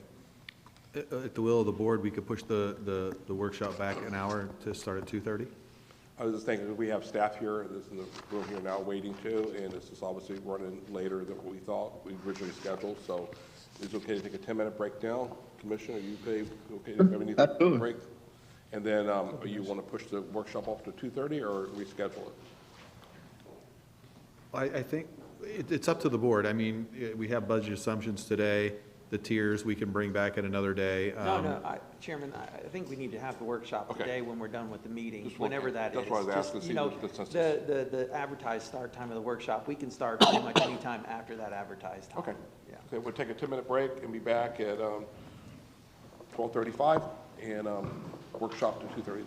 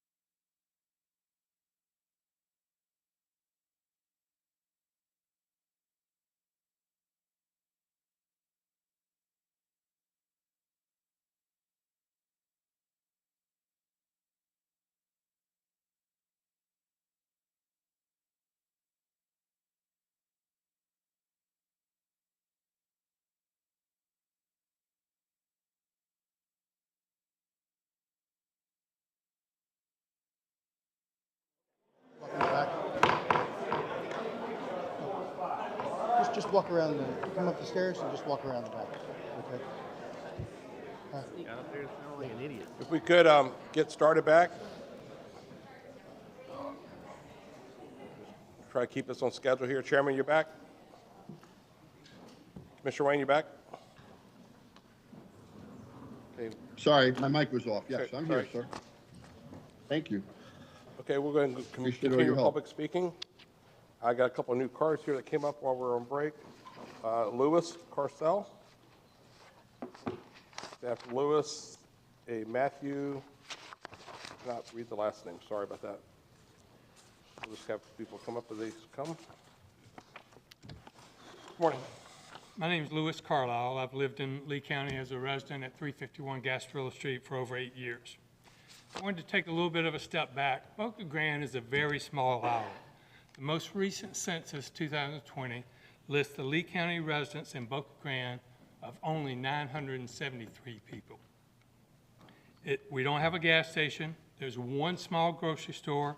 For comparison's sake, Sanibel is 15 times larger than Boca Grande in land size. The island is tiny. There's no more room on the island. We're being overwhelmed with parking issues. This past January, 112,300 cars came over the bridge onto Boca Grande for a Lee County population residency of 973 people. Let that sink in for a second. Think about that. 112,000 cars in a month, and we've got 973 Lee County residents in Boca Grande. Imagine where all those cars park. Well, obviously they're parking anywhere and everywhere. The problem is that, everybody wants everything, right? I mean, we've heard from the churches, they want more members, they want to serve God, and that's great. We've heard from the businesses, they want to grow their revenue, they want to increase people coming to their businesses, and that's good too. But it doesn't work in Boca Grande. We are the small end of a funnel. You can't just keep funneling hundreds of thousands of cars over the bridge into that one little area. We've got to have some protection with parking. You've heard a lot of different conflicts here today. It's incumbent upon you guys to develop a process and bring this to a head. I would suggest that we start with what we have today and that we make amendments to it and we bring this process to a close. We've been talking about it for years and years and years. And the discussion has been the #1 topic on the island for many years. It's time to move forward with this kind of process. I think the solution has to be an island-wide protection, including for residential streets. Only designating restrictions on certain residential streets will push cars further into the historic district or north along the beaches to the north. It was Boca Grande created as an environmental oasis. We've got ordinances to protect against high-rise condos and other things that protect the fragile nature of the island. We've got to have the same kind of ordinances to protect us from parking overflow. Just remember this, we've got 112,000 cars a month coming over, and yet we don't even have any room on the island for a gas station. Something's got to change. It's got to change quickly. We can't put this off any longer. We've got to move forward with this type of amendment. Thank you. I see people lined up. Just come forward if you come and just go ahead and say your name for the record. If I have your card, I have 2 cards here left. So. Hello, my name is Matthew Fortgang. I live on 17th Street West, which is a residential street in Boca Grande. I live there with my wife and my father, who's 93 years old. We desperately need to approve a new parking ordinance. We currently have confusing parking rules on Boca Grande. The island is overwhelmed with non-resident cars and beachgoers. It is almost impossible to enforce this level of visitors. We need a plan for all these residential streets, which we're on, from 1st through 19th. 17th Street is the second street once you arrive on Boca Grande that public beach parking is allowed. Our street is basically turned into a parking lot with nonstop activity all day. This activity happens all year long, not just during the high season. These visitors show no regard for the residents who live here. They speed down our small one-way street and they blare their music. There are no public facilities on our street or these other residential streets. so they urinate along the shrubs and walls of the houses that they park next to. The visitors park incorrectly, often encroaching on driveways and the apron of the street leading to Gasparilla Road, making it difficult and dangerous for residents, especially elderly people like my father, to exit their homes. Additionally, people stay parked on the streets way past dusk and don't leave until after dark, which is against the rules. And there's no one checking on that. During the summer months, people park at night to go night fishing, which is not allowed. And it's very dangerous in our mind to have people on our streets late at night in the dark. Despite our efforts to address these issues with the visitors, they have responded with indignation, leaving us feeling intimidated and fearful. If left unaddressed, the situation will only worsen as the population increases and more tourists flock to our island. The very nature of Boca Grande is at risk of being lost forever. I implore you to take immediate action to address these parking issues, provide public facilities, and enforce parking regulations to ensure the safety and quality of life for residents, as has successfully been implemented by other numerous Florida towns and beaches. This approach would not only alleviate congestion and overcrowding, but also provide a safer and more enjoyable experience for everyone. Please implement a comprehensive parking program as soon as you possibly can to protect our neighborhoods and provide orderly structure for preserving this historic community. Thank you very much. Thank you. Next speaker, come forward and state your name.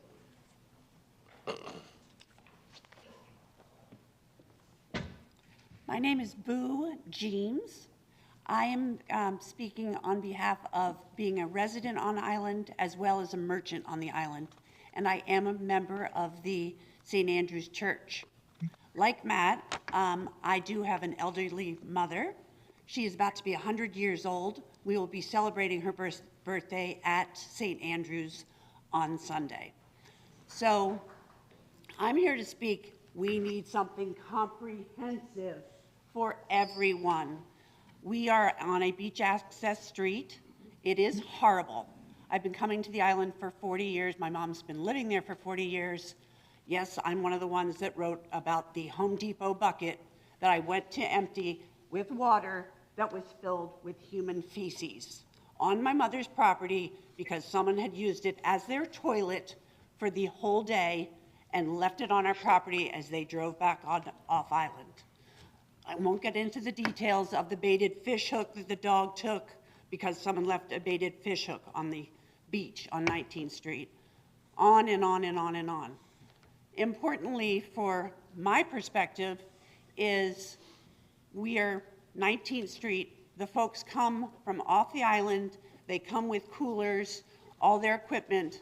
They pull down our street. They can't find a place to park. They unload all their stuff. They go across the other way, park there, and then again have to cross the street. Not safe, not a great situation. We now have parking on Shore Lane, which is, as you know, a private road. That is illegal. None of that is being policed either. So these folks that are coming over, parking, are not going any further than 19th Street. They are not supporting the merchants downtown. They're coming with big coolers and not going downtown. I have a retail store right in the Railroad Plaza, right near Sister's Pizza. Many of that day tripping crowd is not supporting our business. I know that they are for some folks, and I love that, and I support fellow merchants. I think we need to, again, I will use the word comprehensive. We need to pool our resources. We need you. I get the picture today. Someone needs to take leadership and help us down the field and into the end zone. It's been going on and on and on and on, and we're backpedaling today. We need a group of people to represent Boca Grande, speak to the folks of Boca Grande, and help take this into the end zone. Thanks much. Thank you. Any other speakers?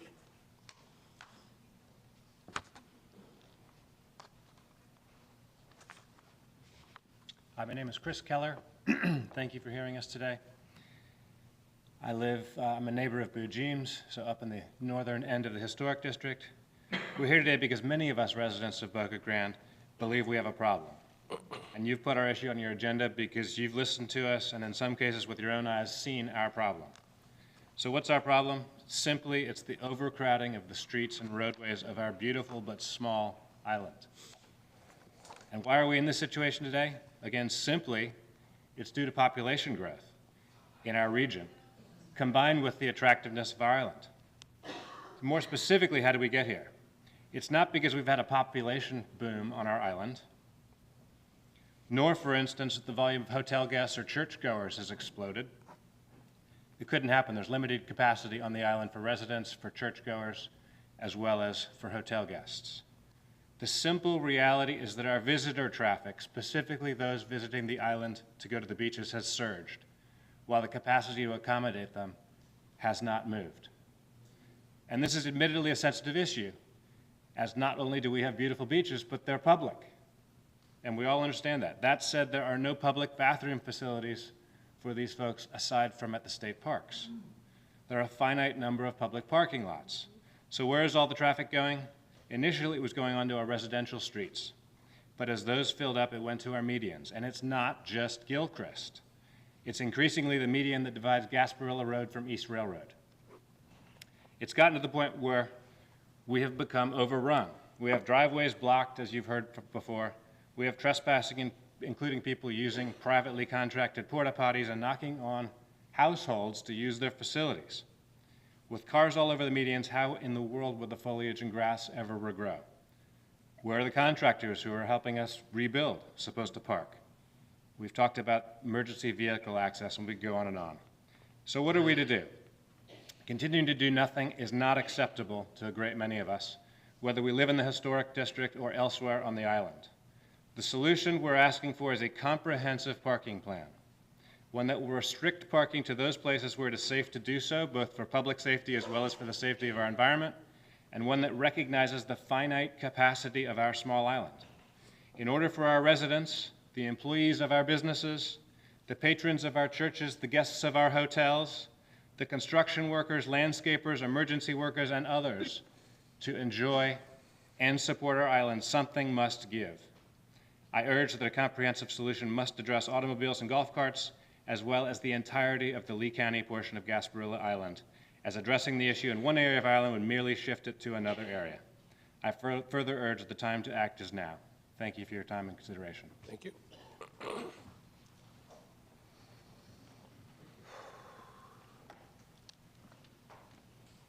Well, I'm Hugh Sullivan. You've heard from me before. I'll try and be brief. I live on Boca Grande, as you know.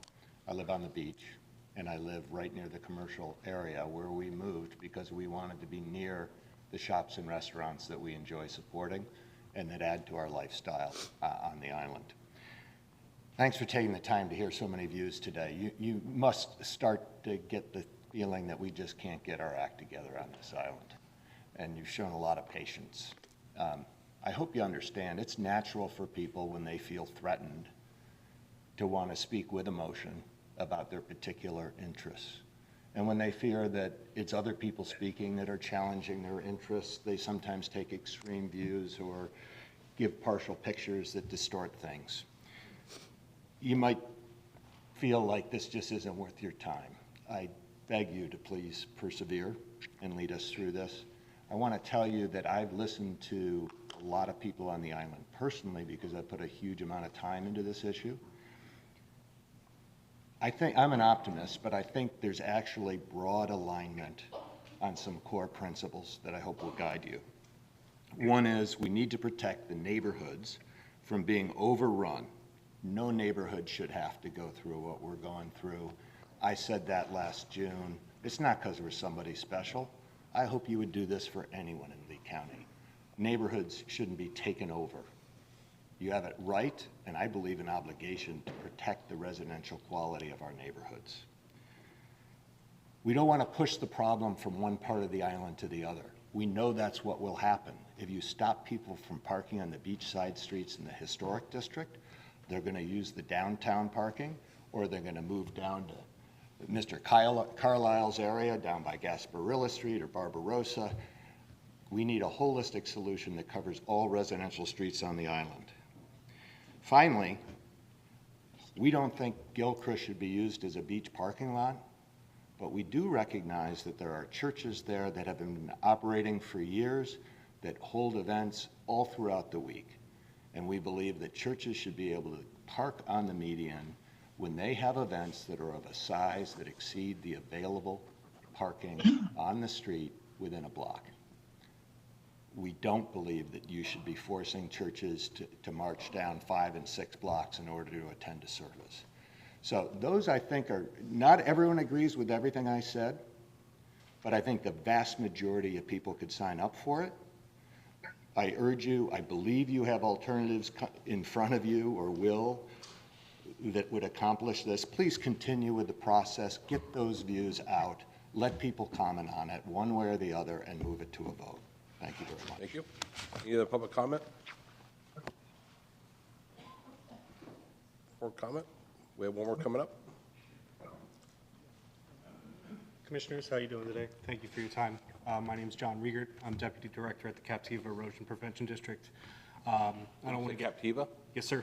Okay. I don't want to get too much into the time of BoCC's issues, but I did hear our name come up a few times in discussion with Commission, and I'd like you guys to know that we do have an issue with the fine fee, or the rate of the parking fines out on the island. If it is up, as I believe I heard Commissioner Ruane say, up to that 150, my sheriff's officers on island aren't aware of that. And if you could please help me point them in the right direction for that. Or if it is worth your time to know that we would, my constituency and sheriffs out there would also be supportive of seeing a fine increase as it is to other areas that are of high volume of tourists as well. That's it for you. Thank you. Okay, thank you. Any other public comment?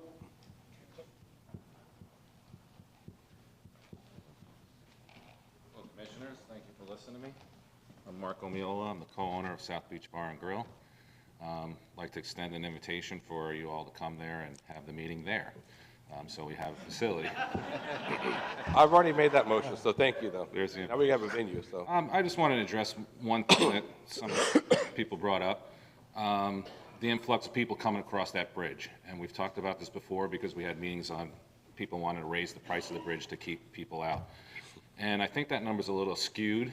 And they said something about 900 and something residents, but being a business owner, and I know how many people come to my establishment over these 3 months or maybe an 8 to 12 week period, that number jumps extremely high from residents and their guests.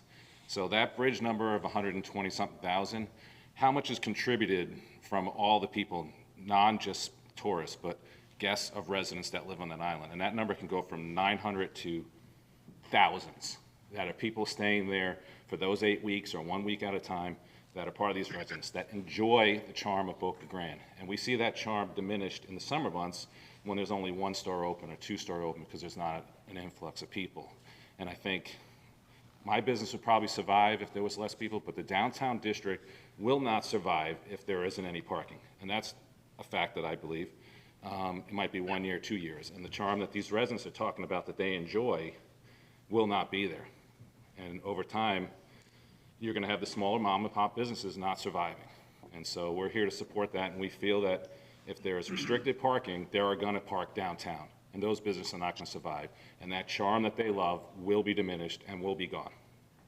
And so you won't get to go to Temptation maybe because that's a mom and pop business, and you might not be able to go to Barbara Ann's store and buy jewelry. So that luxury that they have right now is brought to you partially because there's parking, and there's a place for them to exist, so. Great. Thank you. Thank you. Any other public comment?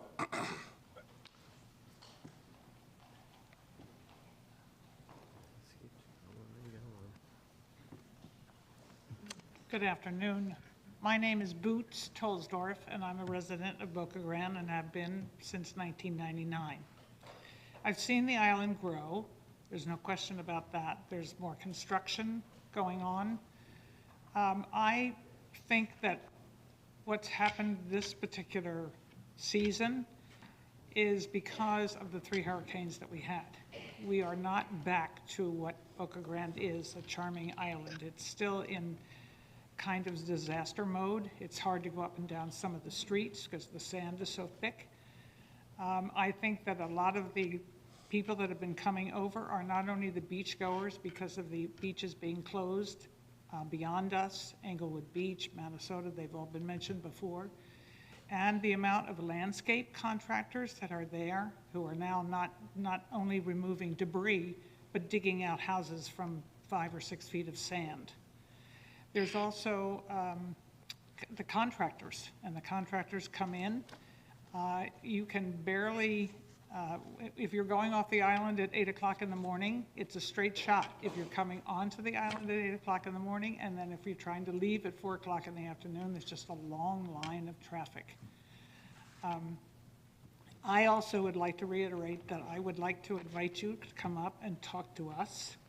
And I would like to say that you come up and talk to us when we're there, because a lot of us are seasonal. And so it seems like there's a mass exodus after Easter. Easter's a little late this year. People have already started to go. But when we're there is the winter months.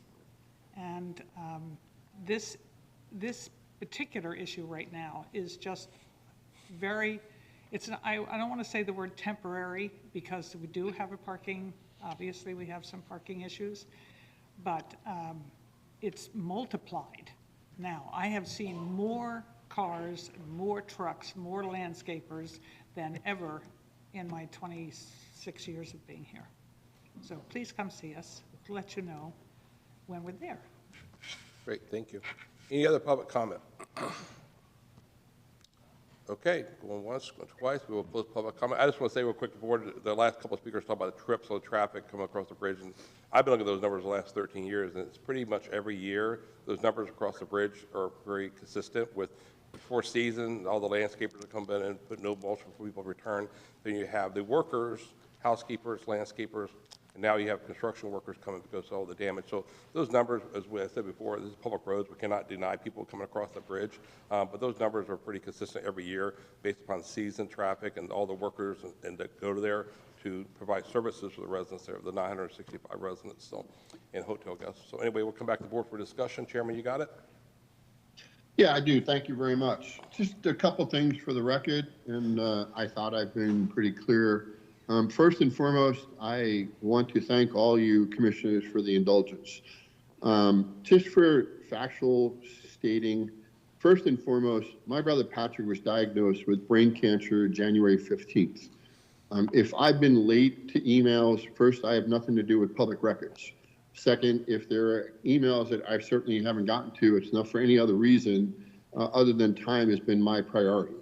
And time with my brother's my priority. He's in a dying phase right now and don't know exactly where that's going to be. So I find it disingenuous by people and almost borderline slanderous to indicate I have some preconceived notion. If you'd like to film my life and certainly see me sit at my brother's bedside, you can do so. And if I respond in the evening, I'm not doing it to be anything other than really respectful to my brother. And that's really the situation I'm dealing with. I've never missed meetings at all. So this is very uncharacteristic. We're here because honestly, the Methodist Church was granted a variance. The variance was to use, at the time, 97 parking spots, 11 at the bank, 16 at Sea Grill, 5 at Boca Grande, 12 at Gilcrest, and 50 at the parking lot that we have now at 97. So there's 147 things. It didn't say anything about the Episcopal Church. It didn't say anything about St. Andrews. So we have evolved into, since there was a variance for one church, we're allowed to do whatever we need to. Gilcrest is 300 and 400 cars. I sent to every commissioner, A, what took place in 2003. B, Michael Jacobs wrote us all a memo about what took place by the hearing examiner, and basically a memo identifies what she did was not necessarily legal. And it clearly is there since the 14th. There was a parking panel by Commissioner Manning, and just for the record, since I was used by 2 different people, the Boca Grande parking panel did not follow sunshine, was not approved by 5 commissioners. did not have any minutes, did not have any type of whatever, and they worked for 7 years. We still have the same issue. I also included the bridge tolls. There's over 1 million people that come over. There's been a steady increase since of COVID. And that has certainly been documented. We certainly have that done. We have pushed this can, and now I just heard the last speaker say, well, let's wait till November. We continue to do the same thing. I went to the parking panel and was told it was a closed-door meeting, and that's why people weren't allowed to go. I'm trying to address something, and that's really the situation. I've given all the factual information that I can. If it's been late, I assure you it has nothing to do with anything other than attending to my brother, and that's been my first priority. I've also offered that if it is too much of a burden, I'd consider resigning, because family's going to come first. And for anyone that says things and letters that have been saying, questioning my faith, I find it so disappointing and disingenuous in so many ways. This is an issue that I've worked on for many years. I've heard Sanibel brought up, but we still have 1 million people coming over a bridge. And you could look at the months. It's not just 6 weeks or 4 weeks. You've heard from people. We've got 130 plus emails. So it's not 20 people that help a fundraiser for me. And for everyone's own edification, my entire salary has been donated for the 4 years. So I don't do this for any other reason other than to serve the community. So just for facts, I wanted to have that on the record. It's unfortunate that there are some disgruntled people that got let go from their jobs that want to come up and attack my integrity. I'm not going to let that happen. That's just not up for debate. My integrity is what it is. You want to have a conversation? I've sat with people. I've done it. As far as public records requests, go to public records. I have no thing other than give the information. There's 7,000 people here. I'm not able to certainly manage all 7,000 people. I have 4 employees I work with. So if there's issues, and to imply that I certainly have something underhanded about public records not getting out or not giving emails, in one breath, it's like, I hope your brother's doing okay, but you should do this, that, the other thing. I'm trying to do both, and maybe it's not necessarily working. I'm doing the best I possibly can under the circumstances. But honestly, anyone that's gone through cancer, to watch someone die before your eyes, and if you think you're going to be clear, and you think you're going to be coherent, and you think you're going to be 100% on point, I'm sorry, I guess you're robotic, and I'm not. But I need to state on the record the things that were done. And Mr. Witt wants to threaten legal rights. There's nothing that we've done to allow the other churches to do this other than precedent. So I'm trying to find a balance. Yes, I reached out to the churches. Larry Hanna wrote me a letter. I attached it to all the commissioners, said no changes whatsoever, not open for discussion.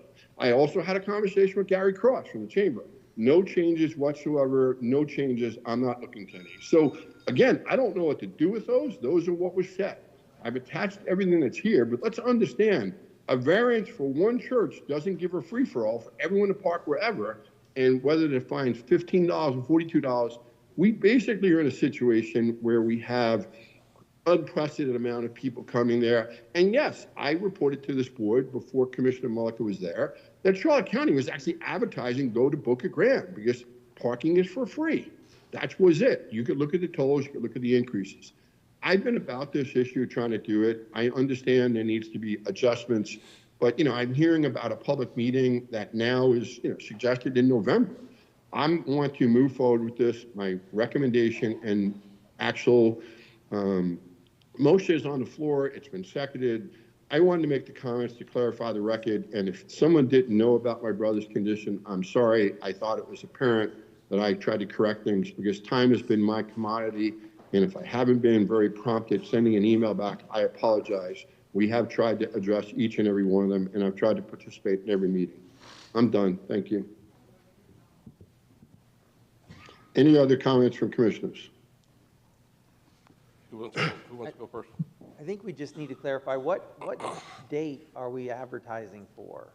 Is it May 6th? I don't know if it's May 6th or May 20th. Staff has changes and comprehensive things to do. Okay, this is for clarification. I wanted to ask our Let's do May attorney, 20th. Yeah, do we need a date? Do we need an actual date? We need an actual date. So the attorney's saying we need an actual date, yeah. So let's do May 20th. Okay. Staff, is that enough time? Yes, sir. And the seconder agrees with May 20th. So For comments reasons, I just want to go back and say, thank you for everybody coming here today, and thank you for the residents, the business owners that came down from Boca Grande. Sorry you had to come down here, but thank you. Hopefully you're not getting a parking ticket from the city of Fort Myers. It's the city, not the county, just so you know. We didn't do that. We didn't do that. That's the city of Fort Myers. That's the product of the San Maria District, nonpartisan racist. So anyway, so I'd like to a little bit talk about history. Like, we've been hearing a lot of history, and the speakers talked about 20 years, 100 years, how long we've been parking in Gilchrist. So I just want to point out there's some people that's new to the game, and before Commissioner Wayne and Commissioner Malooka was on the board, and Commissioner Greenwell, myself, Commissioner Hammond, have been here for 12, 13 years together, and we've done a lot of actions in the past. That's why you had the Johnson Engineering study in 2014. The board then in 2013 and 14 ordered to have that parking study done by Johnson Engineering. Later, a couple years later, we did improvements along Gilchrist, trying to improve the median, so hopefully create an environment where people would not park there unless they really had to be there.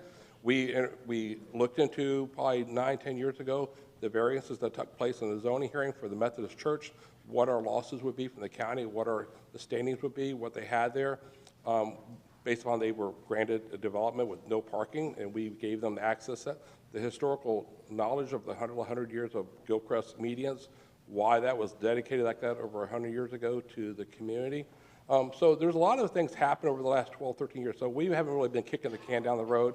I think the board in the past has tried to find a happy medium, basically, no pun intended there, to try to work with the community. It's your home. It's your home. It's your front yard. I understand that. It's your backyard. It's your community, business community. And I am concerned about the limited parking for downtown, how those businesses can survive. We've seen what's happened in areas like downtown Fort Myers when they take extreme measures, what happens to the businesses down there. And I had a couple of questions to our county attorney. Like, it was pointed out today that how the Gilchrist median parking was only between 5th Street and 3rd Street was exempt from this. But those are the only two medians where the churches are, where the other medians are not have anything exempt. There's a reason why we only picked out those medians. Is it because the residents live in that area, or is it because we only pick those areas where the churches are? Because from the outside is what it looks like we're picking those areas where the churches are. Can you tell me why they were identified? And my next question is, Michael, we talked about this years ago. What's the county's loss if we restrict, obviously we heard from their attorney today that there will be litigation against the county if we restrict parking away from the church. What is our position then? What loss can we look at there? What will our defense be there to take that action? Well, I can't address the first part. I'm not sure staff can address the location of the median. What I can address as far as the legal threats, I'm not worried about them at all. I'm not even sure he was aware of what ordinance we were even drafting today. So he'll have to address that. But as far as the Board of County Commissioners, you're authorized to adopt this ordinance when it comes up in the next meeting, as it is. Okay. I'm not worried one bit. Okay, but could we have a loss though? I mean, you're not worried about it, but anybody. I mean, you're not worried about it. It's not. It's anybody else's money. I get that, but at the end of the day, you're going to litigate. If we lose it, what do we lose though? Well, theoretically, it would depend on what case they try to bring, but the board would be identifying what parking regulations would apply on the median. Okay. I mean, reality is, at that point, if we were to lose, you would have before you the option of closing it all completely. Okay. Just curious. Thank you. And my other concern is also not having, obviously we're trying to have communication with everybody. You're not going to make everybody happy. I get that. That's why I asked earlier about having a public meeting so we could air all the questions and concerns and hopefully find a happy median where everybody can be happy with what we're doing, because we need to have structured parking. I support the structured parking. We need to have some type of enforcement. But I want to pass something that a year from now, we're not going to have people back here going and saying, still parking here. People are still coming across the bridge. They're not going to stop coming. And they're still parking here and there, and the deputies are not enforcing it, or the rangers cannot enforce it because they don't have the enforcement mechanisms to stand up in court to provide enforcement.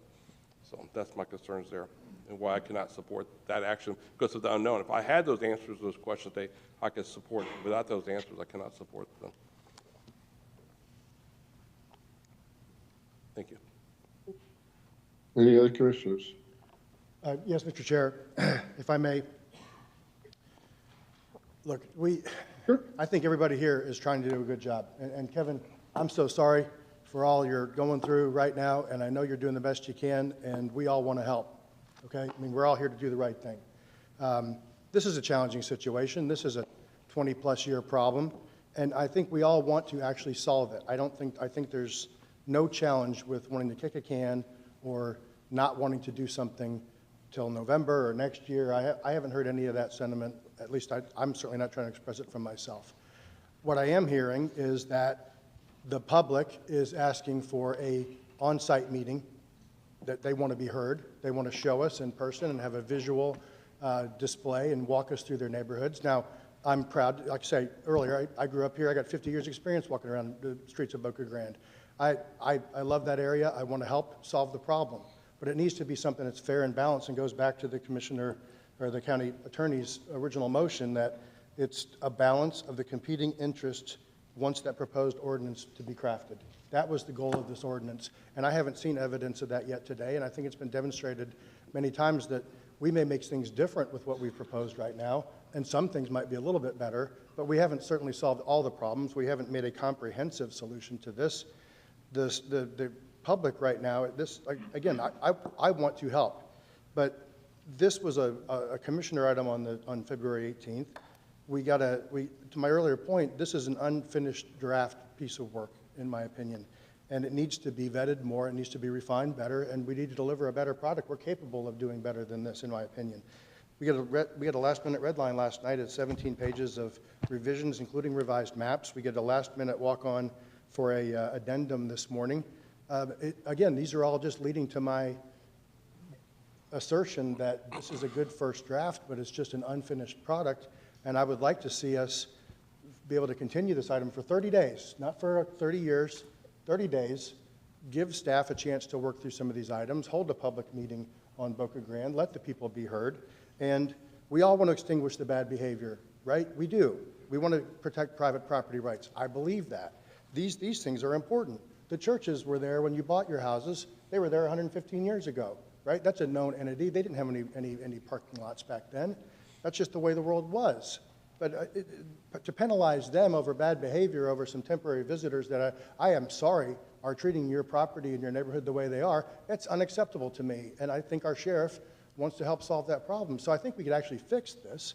I just think this particular draft version of this needs to be refined again, and I just think we need to take in this information, deliver a better product to solve the problem in a fair and balanced way, and that's what I would like to see us move forward today, but I can't support this motion as it's been presented to me today either. Thank you. Any other commissioners? I have a question, sorry. Staff, maybe somebody answer. It was brought up earlier about workers. So currently we have the issue in even my neighborhood. When you have workers come over, like right now, landscapers on Gilchrist, they park on the median to do work. Or if somebody has, if they take their frontage and make that landscaping planter and they take the right-of-way parking away in front of their home, their workers now have to park in the median when they come over to do cabinet work on the house, replace the refrigerator. Where were those people parked then? Were they making deliveries in a house when they take their frontage, their county right-of-way away? And where are they going to park? They're going to get a ticket for parking them on the median, or they're going to park on the roadway, blocking the roadway, which is a state statute against that. So where's everybody going to park at then when they make a delivery of these houses or replacing cabinets or a bathroom for the day?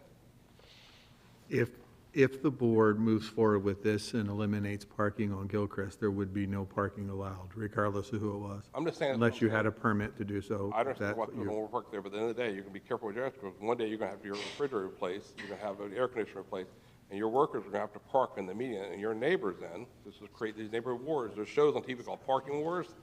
It's a crazy show, but you're going to have neighbors, because I know, I used to be a police officer, they're going to call on that other neighbor now because they have a worker at their house, and they're going, oh, by the way, they took away their front parking because they put landscaping on the county right-of-way, which would be a code violation. So it's just, like you said, we're just trying to find a happy median and try to, all get along, we're all neighbors, and do the right thing. So that's my question about all the unanswered questions on this product that we have before us today. Usually we have all those, through this process before we get here, we have all those questions answered before we vote on it. So, thank you. I'll just share my thoughts, Chairman, if you'd like. Absolutely, by all means, sorry. So, here's why I seconded this today, Mr. Chairman. I like that we've got a date now. The date is well over a month and a half away now. But I would disagree that we, haven't kicked the can down the road. I've been here 11 years, man. We've been talking about it every year for 11 years, and every year we get to Easter, we're like, next year, because they won't be back till October. It's like, all right, at some point, we got to stop playing games with people and make a decision, because I feel so bad when you pull people back and forth. So I'm okay with having a date that we're going to settle this. So I'm okay with that. Do I think this could be made better between now and the 20th of May? Absolutely, I think so too. I'm very, very sympathetic to the people who have talked about the behaviors with the feces and all that kind of stuff, the blocking the drive. Not a single one of us, if that happened in front of our houses, not a single one of us would stand for it. And you know that. Come on. So we have to help these residents out. Now, I am also very sympathetic to the businesses. Look, they've been through a really hard time here with the hurricane and tourist season and all this kind of stuff. So we need to make sure that if we can make this better between now and the time it finally passes, if it passes, we gotta take them into account. We gotta look out for their employees, make sure that they don't have to move their car every couple hours. We gotta look at, golf carts are a big deal out there. Everybody knows that. So we gotta figure out where those can park. So, this is kind of why when I first talked about this, when we first talked about that, I was like, do we want to hire a planner who could maybe consider all these things? I thought that was a good idea, but I feel like we're close enough now. We can probably get this hammered out between now and the 20th. So I care very much about the comments about balancing things. I actually really respect everybody who spoke today. I thought that was just a fantastic opportunity for the community to come and talk. And, I think we had over 50 items on the agenda today, ranging through the entire county. I'm sure everyone in the county would have liked to have had us come to their individual community to have their item heard right in front of them in their community. I think the Buckingham folks who traveled all the way here would have liked that too, right? But we just simply, for efficiency's sake, can't go and hold each of the 40 items in the community that they're going to be voted on, right? But I think all 5 of us are available to be talked to through email, phone calls, meetings. Certainly, we've had a tremendous amount of public comment today. I assume we have more public comment opportunities between now and the 20th that people can come and talk as well. So I think that's why I seconded it today. Again, I agree with protecting the neighborhoods from being overrun. I don't want to see this problem pushed on business owners or employees who are trying to recover after a hurricane. I definitely support the churches, from a standpoint of exercising their religious freedom. I was kind of sad about that one comment about my Bible. I thought that was a low blow. But anyways, that's kind of where I'm at. Thank you, Mr. Chairman. I appreciate it. Mr. Chairman, if I can, I'd like to say a few words as well. I think this is a tough situation for everybody. There were a few comments made that were uncalled for today, I must say, and opening up the Bible on your desk was one of them that was uncalled for. I know everybody here is trying to do the right thing, and what makes a democracy great is we're not all agreeing, and I think that's what makes it great. But I think we all are trying to find a solution to the problem. And for people that don't think we don't care, I got on a helicopter just several days after the hurricane with 7 broken bones the day after the hurricane. So if you don't think I don't care, I cared enough to get on that plane or on that helicopter to fly out there, and honestly was pretty miserable because I didn't know I'd hurt myself that bad. So I do care. But I think this has gone on to a point to where we have to make a decision to move forward. I don't know of any other, and maybe I'm wrong, but I know we require parking places for churches all over Lake County. I know these things are part of history and have happened way back, but it doesn't mean that we can't try to find a way to correct it. And I think that's what we're trying to do. I too feel like having a date of an end date pushes us to make a decision and get more input and make some changes if they need to be made. And I think we all are going to try to make some changes to make it better for everybody, and that's what we're trying to do. So I hope everybody walks away today because we did appreciate you being here and listening to everything you had to say, and you brought up some very good points, and those points will try to be addressed. So I just wanted to make sure we get that on the record, because I think people don't realize how much this board does try to work for everyone. So, proud of that. Okay. Thank you, Commissioner. Two last points. So the intent for Gilchrist, was obviously misconstrued. The intent was to allow parking for the churches for their services, but Gilchrist Medium is to be closed off in its entirety. We opened up that period, that section so the churches could park there. Again, the one thing that has been missed through this whole process is there is a land development goal in a community plan. It says to preserve the traditional character, scale, tranquility of the historical village and residential areas of Boca Grande community by continuing to limit densities, intensities, and use of development to substantially level not all adverse impacts in natural environment. Do not overburden the existing infrastructure and require additions in whatever is necessary to preserve the infrastructure. I just think the community plan as there is the fundamental goal of why people went to Boca Grande, and we've lost sight of that. I just wanted to put those things on the record because that's probably the underlying factor of this. It is disingenuous. I appreciate everyone's public comment, and I do apologize once again. Family is always going to come first to me, and I'm trying to do the best I can in both situations, but this has been the hardest thing I've ever done in my life, and I'm done for the comments. There's no other comments. We have a motion, a second on the floor. All opposed, say aye. Aye. Aye. All in favor, say aye. Yes. Yes. Yes. Green 3-2, motion carries. 3-2. Sorry? Yes, 3-2. 3-2, motion carries. Next item, County Manager. Mr. County Attorney, can I ask a question, please? Yes, sir. Commissioner Hammond made the point, and I think all of us made the point, we'd like to make this better between now and May 20th. We had an opportunity for that. How do we create a path to guarantee that that's, how do we give direction to staff that we would like to upgrade this between now and this public hearing? As you've seen, if you have additional amendments or additional motions you would like to make with regards to this item, you can make those now, or as a commissioner item or another item in the future. Just to be clear, this is one series of amendments for this ordinance. It doesn't preclude additional or future amendments to this. So we could bring this back in 2 weeks as a commissioner item to rediscuss what was left on the table today, so to speak. Or if you want to make additional motions with regards to this item today, you're free to do that as well, as long as it's not inconsistent with what we just voted on. So, fellow teammates, I'm asking your advice. We talked about golf carts, we talked about parking hours, metering,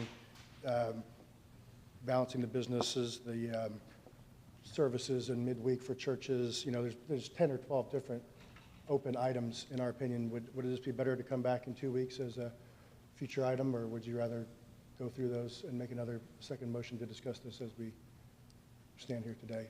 I'm good either way if we have time. I just don't want to miss the opportunity. It's 1:30, we have a 2:30. I think everyone would probably want to digest and reread everything. I strongly suggest you read everything I attached. And I think that any suggestions you have, you can certainly bring back at a subsequent meeting. I just don't know how to make our 2:30 meeting. We still have some items before us. If we still have, we haven't lost any opportunity for upgrades, as I would like to say, then I'll stand. Could I just, before we leave the issue, ask a couple questions to the staff that I want to get the answers to on? When are we going to get these beach parking lots open? I would like to get them open as soon as possible. Even the state parking lot, if it requires us making a motion today to send a letter to the governor, to send a letter to our state delegation, I'd like to make that motion then. But I want to get the state parking lot open as quickly as possible. I want to get our Lee County parking lots as open as quickly as possible, because I think we need to get the median at least restored. We've done a really nice job. And I think when something looks like it's got ruts in it from people parking on it and tearing it up, then obviously people are going to keep parking there. But if we can get our lots open again and we can get the median looking green again, then I think obviously that helps with the situation quite a bit. Yes, I believe you received an email and an update of all the BoCC parking, including our lots. I'll turn that over to Chris. I believe on the median, we do have plans to to correct it, to fix the median itself. A lot of that was caused by the flooding through the 2 hurricanes. But obviously, that would happen after season, correcting or fixing anything on the median. You wait till after season because it's just going to get damaged. You need time to let it grow. But Chris, if you wouldn't mind just giving an update on our beach accesses on BoCC. Absolutely, thank you. Chris Brady, for the record. The following beach accesses were open as of Friday, March 28th. 1st Street, 3rd Street, 10th Street, 11th Street, 12th Street, 14th Street, 17th Street, 19th Street. 5th Street parking lot is open with 74 parking spaces available. The beach access remains closed while our team continues to work on cleaning up that sandy area there and developing a plan so that citizens can access that beach safely. So should have an update here in the next couple of days. As of Monday, yesterday, 13th Street was open, which leaves us Banyan Street, 4th Street, 7th, and 9th that are still be working on. Estimated time to reopen those accesses are by the end of this week. And our Parks and Recreation team spoke with the state park supervisor who provided the following update. The state is in the middle of their beach renourishment program. So the park would have been closed during this process anyway. The staff continues to clean up the areas of the park, and they are hoping to have this reopened within the month. Okay, that's a good update. I appreciate that very much. Thank you for that.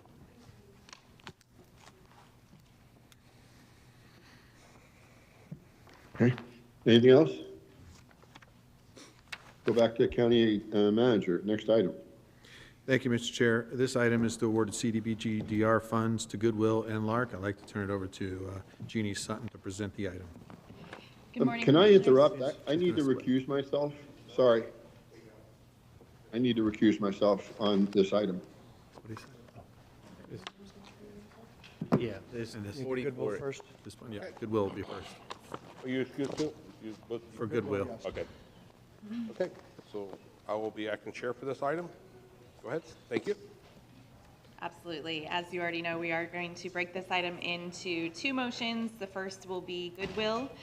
So as directed by the board in January of this year, staff have collaborated with Goodwill to identify some project adjustments, scope adjustments to their original application that was submitted in response to the Public Facilities NOFA earlier last year. So this item brings back an award recommendation of $19 million for Goodwill. Funds will be provided to them to support the development of a new Goodwill facility. This facility will serve as a community resource by providing space for education and training programs, disability navigation assistance, and many other programs that will benefit persons with disabilities. In the event of a disaster, this facility will serve as a distribution point for essential services and a central location to access FEMA and other recovery services. Goodwill will be constructing the facility in a manner that allows it to be used as a shelter for individuals with developmental disabilities, and will continue to partner and collaborate with Lee County Public Safety to facilitate that use. Thank you. Any discussion, any questions? Mr. Chairman, I'll move approval of the requested motions related to Goodwill. I will second. We have a motion, we have a second. Any public comment on this item? Number 44. Come back to the board.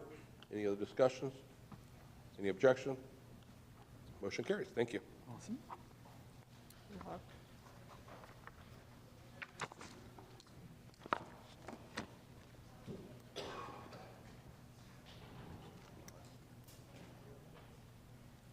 We gotta wait for them to come. They're going to come back for 40, they're not excused for 45, right? So you got 45 too, right? Yes. Well, are they, 42nd half of 44. yeah, you guys are good to vote on Lark? No conflicts there? right? I made the motion for Lark. Okay, Okay. all right. So make sure- I can't participate for Lock either, sorry.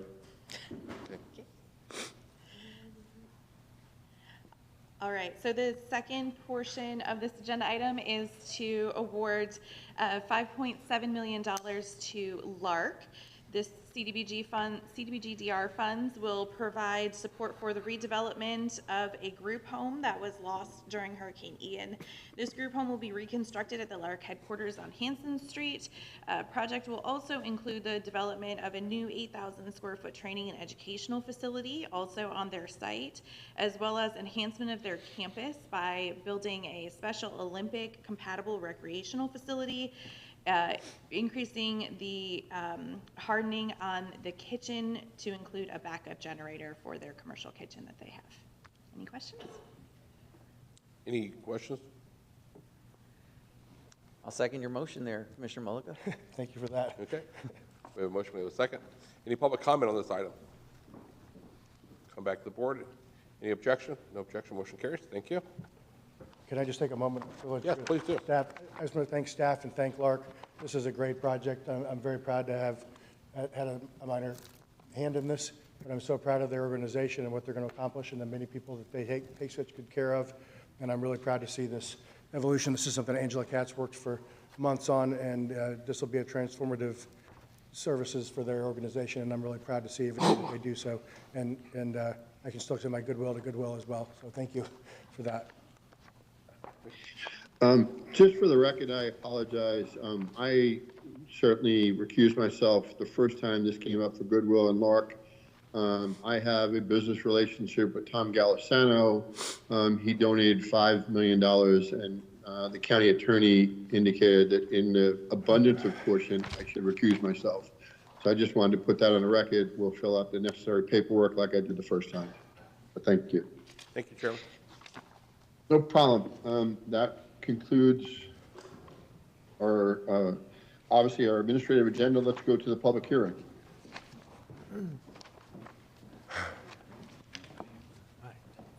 Good afternoon. Not good morning. Usually it's good morning. Good afternoon, Commissioners. For the record, Amanda Swindle with the County Attorney's Office. I have your first two public hearings right now. The first hearing is to approve the issuance of multifamily revenue bonds by the Housing Finance Authority of Lee County for a project called Lofts on Lemon Phase 2, which is located in Sarasota County. However, according to the Housing Authority's charter, your approval is required. However, there are no administrative or financial costs to the county, and these bonds will not be a debt or a liability of the county.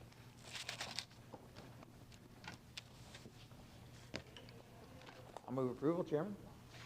Chairman's I'll second that. Okay. A motion, a second on the floor. Any public comment?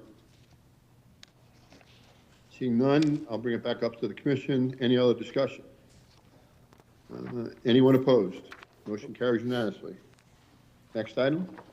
Thank you, Commissioners. I have your next public hearing as well. This is a very similar item to approve the issuance of multifamily mortgage revenue bonds by the Housing Finance Authority of Lee County for a project known as Amaryllis Park Place 3. And again, that project is also located in Sarasota County. I move the item. I'll second it. Motion, a second. Any public comment? Hearing none, seeing none, I'll bring it back up to the board. Any other discussion? Anyone opposed? Motion carries unanimously. 47. Good afternoon, Commissioners. Michael Jacob. I have your next public hearing. This is your second of two public hearings to adopt amendments to the development agreement for the Corkscrew Grove Development Agreement that was part of the settlement agreement that we know as the Project of Kingston. This will be the final hearing on the matter, and it is proposed changes to address the timing of payments for hookup fees for sewer and water. I move the item. Second. I'll second. Sorry. Commissioner Green, I'll second it. We have a motion, a second on the floor. Any public comment? Seeing none, hearing none. We I'll have bring it one back up to the public commission. One coming up. I'm sorry. Marcia's been waiting all day for this. Thank you. Good afternoon, Commissioners. Marcia Ellis for the record. First of all, on this item, I'd like, first of all, not just on this item, but I would ask that all public comment cards that were submitted today, whether or not people spoke or not, that those be preserved and those be made available by, for a public records request, because people who had planned on participating have left. Members of the public have been disenfranchised because this, all of the comments that have gone on since there was no public meeting as requested held out in Boca Grande to deal with that. So folks have been disenfranchised. Also want to point out that it was omitted that the instrument that this comes off of is 2022-000-208-255, and that was cleared up by the attorney's office. Also asked that all of the testimony that I gave for consent item number 5, when this first was brought forward on March 4th, that is being invoked and rolled into the testimony that I'm giving on this item today, and that my testimony be combined with the issues and concerns of folks that appeared or were disenfranchised and unable to appear. I would also like to say that DCI 2024-00044 is has been proposed. That would add a golf course in addition to everything else that is affecting the endangered panther and the water scarcity issues that are at play when we talk about Kingston. This proposal we're hearing today adds a school. It adds a hotel. And I would like to say that in the joint petition to approve the settlement from January 6, 2023, that it was stated that during the design work or the construction, the developer and county could agree to upsize, and basically that the county will reimburse the developer for all incremental costs, design, permitting, construction, and financing, bond issuance, and overhead attributable to the requested work. Also, in the joint petition motion, it was determined that if the capacity wasn't available or it wasn't built, that they would provide their own infrastructure to accommodate out there where they should be providing infrastructure to accommodate this development. That needs to happen. I just ask that, that we not carve out for this developer anything else. And what I mean by that is I'm going to refer to Section 2, which says the most current policies do not, will be adopted, but do not include changes that require fees being collected or earlier date than described. And that we not continue to deliver carve-outs and privileges that Marcia, are benefiting you the have 3 minutes, you're developer up. and affecting the public's investments. Thank you. Your time's And up. just, Marcia, since you brought up the public record, the cards, we have the cards, those go to the clerk's office, they retain those. The FGC student you brought with you, I have his card here. Oh, Thank you. okay, great. Well, I wanted to just make sure that I get all of those cards Okay, because thank you. people have left. The clerk's office Thank you, Kevin. retains those, the FGC student, yep, thank you. Go Eagles. Any other public? Any other public comments? I guess we have a Ray, couple of people raising their hands. People want to Mr. speak? Ray Blacksmith, Blacksmith? looks like Mr. Schottmiller.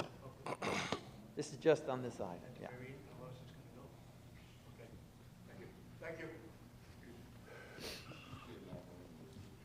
Good afternoon, Ray Blacksmith, representing Corpus Crew Grove Limited Partnership in Camp 7. I'm not really sure what Marcia's talking about.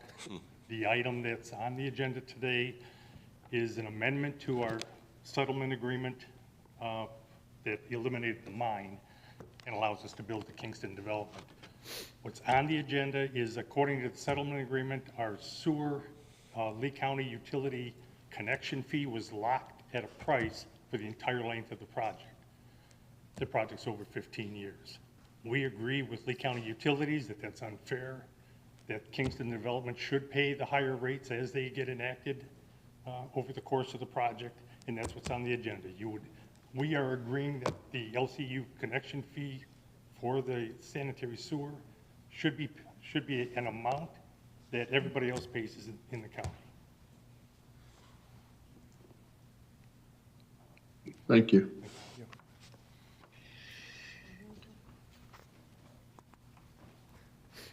Any other public? I see no more public, Mr. Chair. Nope. I appreciate that. We'll close public comment. We'll bring it up to the dais. We have a motion and a second. Any I'll move other the item. discussion? Oh, sorry. We have a motion by Commissioner Pendergrass. I'll second it. Any discussion amongst the commissioners? Anyone opposed? Motion carries unanimously. Next public item. Yeah, you got extras. Commissioners, again, for the record, Amanda Swindle with the County Attorney's Office. This public hearing is to establish the Lee County Local Provider Participation Fund, which would be a voluntary special assessment that would allow private hospitals to generate federal matching funds to offset uncompensated care of Medicaid-eligible patients. And I believe Glenn Sallier with admin has a little bit more background he'd like to share with you on this. Thank you, Commissioners. Actually, I think Ms. Swindle outlined it well. This would be a voluntary special assessment for all private hospitals that provide inpatient care. So it allows them to draw down additional federal funding. Thank you. I'll move approval, Chairman. I'll second. We have two I comments have a on this motion. item. Okay, I have a motion and a second on the floor. Public comment. Colleen Commissioner, Ernest. If you could help me. And after Thanks. Colleen, Michael, if you wish to speak. Thank you.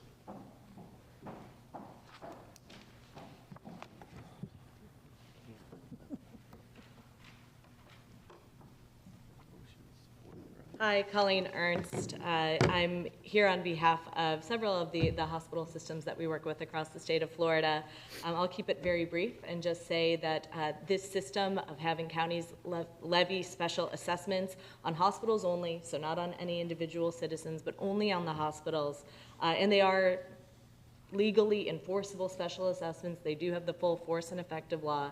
These unlock federal dollars that can help offset the losses that hospitals sustain when providing indigent care. So there are now 26 jurisdictions across the state of Florida that are doing something like this. I'm joined here by Michael from Lee Health, who will speak on behalf of the hospitals, just saying what a great thing this is. But because of this, hospitals in the community are able to sustain this mission of ensuring that everyone, regardless of their income, regardless of their ability to pay, can continue to access quality care, and that your hospitals are able to meet those needs and continue being the pillars in the community that they are. Thank you. Michael? Thank you, Colleen. Mr. Chair, Commissioners, I'm just here to say thank you very much and wave in enthusiastic support unless you have questions. Thank you. Thank you. Any other public comment on this item? Chairman, back to you. We have a motion and a second on the floor. Any discussion amongst the commissioners? Anyone opposed? Motion carries unanimously. Thank you. Next public item. 49. Commissioners, again, Amanda Swindle for the record. This public hearing is to adopt a resolution approving the Greater Pine Island Water Association new rate structure. The Water Association had a rate study done, and this motion would allow their rates to increase in accordance with a CPI without further action by the Board of County Commissioners. If you have any questions, I believe a representative from the Water Association is here. Any questions? Nope. I'll gladly move the item. Second? I have a motion and a second on the floor. Any public comment? I don't see any, I don't hear any. We'll bring it back up to the dais. Any discussion? Anyone opposed? Motion carries unanimously. Number 50. All right. Your last public hearing.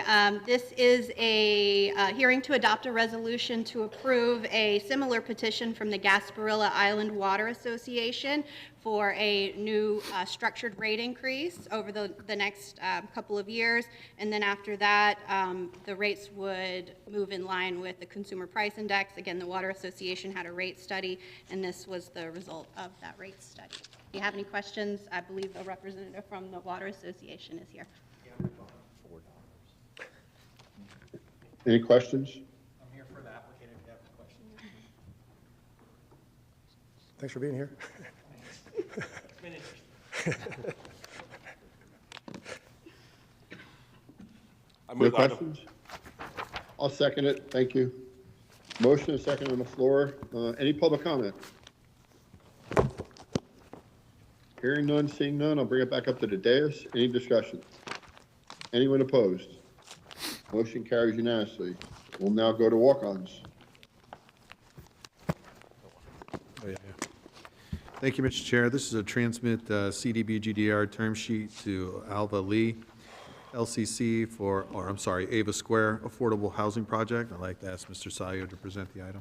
Commissioners, this item essentially replicates what we did via consent agenda for the Housing Authority of the City of Fort Myers Summerlin project and onto Housing Group's Wave at Colonial project. We're helping the project applicant facilitate other funding that they need to put in place for the project. I'll move approval, Chairman. I'll second it. Motion by Commissioner Hammond, second by Commissioner Ruane. Any public comment? Don't hear any, don't see any. I'll bring it back up to the commission. Any other discussion? Anyone opposed? Motion carries unanimously. All right. Give me 1 second, guys, sorry.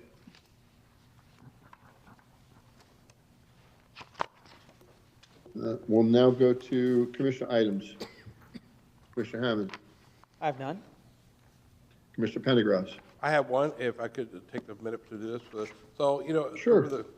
For many years, we had a lot of the community get really devoted to Little League and different youth sports. And back in 1989, I believe it was, Howard Gold moved here to renovate this courthouse back in 1989. And so anyway, he had been involved with Little League since 1990 here in Lee County with Rutherford Park.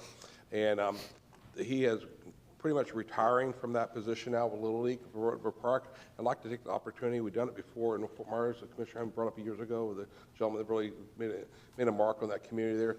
His 35 years of commitment to Little League, I'd like to get there's consensus for the board to give direction to staff, work for Park Direct, to identify a field at Rutherford Park to name a field after Howard Gold, because of his dedicated service to Little League here in Lee County and all the children he touched and it made their lives better with Little League and his continued support. Even years after he had nothing to do with baseball, he still volunteered day in, day out throughout the year to make sure those fields were working great for the kids. Second. We have a second. Motion and a second. Any public comment? Seeing none, I'll bring it back up to the dais. Any discussion? Thank you for bringing this item forward. Absolutely. Any opposition? Seeing none, motion carries unanimously. Commissioner Mullica. I have two items. Let me start off with the good news one first. My friend Peggy here has been waiting for this for all day. So my first item is to discuss using in-house crews to remove and replace the Northern Canal culvert crossing on Jacobs Drive that includes associated new head walls, tide gate, and associated road repairs. So this is in the 10-mile canal, Island Park area. You all have heard about this problem. We had our workshop the other day.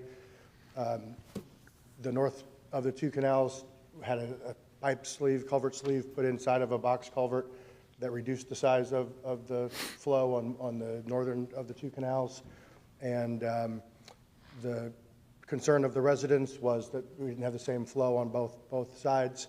And went down there and visited the citizens. We did a site walk and came back and asked staff for some assistance for this matter, and I'm proud to say that they found a path forward, that with your approval, our staff can do the work to remove and replace the existing box culvert and associated road work and head wall, and there's been some erosion to that road in Island Park, where you come down Plamosa area there, so they can fix the road, they can fix some of the erosion, remove and replace the existing structure, put it back to its original size and original flowway with the proper size flapper, backflow preventer on there. And this is exactly what the citizens had asked us for in multiple hearings before us. So I'm proud to present that for your review. I'll second your motion. Absolutely. Motion and a second. Any public comment? Yes, just real quick. Seeing none here. No, we have public comment. Sorry, I see it, sorry. Hi, sorry. Peggy Zachritz. I live on Plamosa. I am very thankful, not only to the county, but to Mr. Malika for taking the time to come out and visit with us. I do have a couple of questions real quick for the as of the community. One, is there a date that this would be done? Like, how can we get it done? How fast? And the other question I have, the other thing I wanted to say is a second flapper was put on, a second gate, whatever you want to call it, was put on again on the liner, and it's failing, and the water's coming into the canal. I have let Doug Busby know from DOT, and he's probably going to go out and check it, but it's going to be a problem because it's not working. So I'm just letting you know that. And the other thing is, I want to just put on record that the road is, neighbors have told me the road is actually deteriorating, so I'm hoping that that all gets fixed perfect. I have one more thing that I want to say is we have a 2020 preserve on Park and Island Park Road on the corner. It has been neglected for years, and I'd like to know why, and if someone's gonna, that fences are down since Ian, it got destroyed, and it hasn't been cleaned up at all. I mean, so that was the other concern that we have. But again, I want to thank everybody for their time, and thank you. I know you guys have had a rough day, and so have I, but I enjoyed it. So thank you again very much.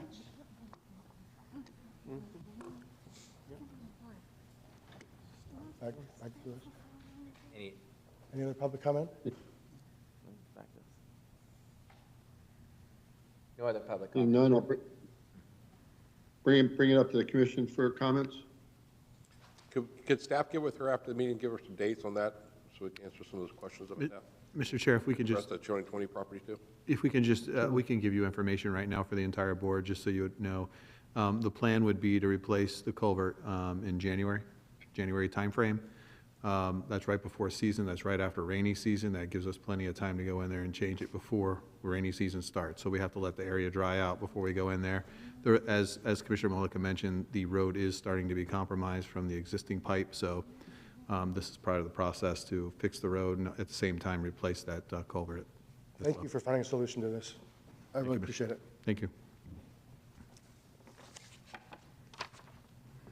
Any other comments amongst commissioners? We have a motion and a second. Hearing no other comments. Anyone opposed? Motion carries unanimously. Next item, Commissioner Malika. All right, thank you, Mr. Chair. So the next item, I just want to put this out there for a point of discussion. I would like us to, at the next board meeting, to discuss the subject of term limits for constitutional officers and county commissioners at our next meeting, please. It would require an amendment to the charter to be discussed, possible referendum on 2026, and this would include county commissioners and the constitutional officers that are elected, including the clerk of courts, tax collector, property appraiser, supervisor of elections, and the sheriff, and to discuss the possibility of 8-year term limits on those positions. So we did that, well, I think, 2014, 14 brought up, we did commissioners in 12 years, 2014 so with 12 years, commissioners, yeah. yeah. So your proposal is talking about doing 8 years for constitutionals, and I think we asked before about it. I don't know, can we make that a part of the amendment to our charter as far as constitutionals? I mean, I would think they would do it on their own. I thought we were prohibited from that. I thought before we said we couldn't do it, but if we can, that's great. I would support that. I just didn't know. We'll look into it, and for the next board meeting, provide you with guidance on that. Right, okay, thank you. Thank you. Is that a motion? Okay. Nope. So, Or discuss it in the next meeting? so I would like to propose a discussion regarding the subject of 8-year term limits as a possible referendum to our charter amendment for 2026 regarding 8-year term limits for county commissioners and elected constitutional officers. Is that a motion to discuss it, or do you need a motion for that? Second? Is that a motion? Yeah, we've discussed it, so we need a motion. Is that your motion? That's my motion. Okay. Yeah, we need a second. Second. I have a motion and a second. Any public comment? Bring it back up to the commission. Any discussion? Anyone opposed? Hearing none, motion carries unanimously to have the discussion next meeting. Thank you. No problem. Commissioner Greenwell. Thank you, Chairman. I think I would like to take the opportunity, with the state and federal government reviewing regulations and finding ways to improve efficiency and reduce unnecessary regulations, I think it may be a good idea to pursue similar reviews locally. I would like to know what county regulations are required by the state and federal law, and which county regulations exceed what's required. What regulations can we get rid of without violating laws? So I would like to make a motion for us to look into this and get some feedback from staff. So I'll make a motion. I would like to make a motion to direct staff to review the current county plan, development and permitting regulations, and bring back at future Board of County Commissioner meeting proposed amendments to increase efficiency, reduce unnecessary regulations, and maintain the protections of public health, safety, and welfare while meeting state and federal mandates. So that would be my motion. Be proud to second that. Okay. I have a motion and a second on the floor. Any public comments? Seeing none, bring it back up to the dais. I have a question. Any other discussion? Would that also look at the community plans too, what's happened over the years with the litigations and stuff as far as the community plans? Well, that's the clarification I want to make sure we have on the record. What I'm hearing is the motion to bring back proposed comp plan, land development code amendments that evaluate what's required under state law, what is not required, provide some recommendations with regards to what regulations to keep, and those types of analysis with staff, and bring that back to the future plan. And to answer your question, community plans are not required under state law, so we would evaluate what portions of those are necessary and what's not. That's one of the issues that gave us litigations over the years. We always been successful, it just always takes time and taxpayer dollars to get through that process. Correct. So what I'm hearing is we'll bring that back as proposed draft amendments at a future date? Yes. Okay. Yeah. We'll work with staff on getting that as efficiently as possible. Okay. We have a motion and a second. Okay. We have a motion and a second. Any other discussion amongst the commissioners? Anyone opposed? Motion carried. Go ahead. Sorry, I thought I did public comment. Thank you, Commissioner. Public comment, sorry. Having seen none, having heard none, I'll bring it back up to the dais. Any other discussion? Anyone opposed? Motion carries unanimously. Thank you, gentlemen.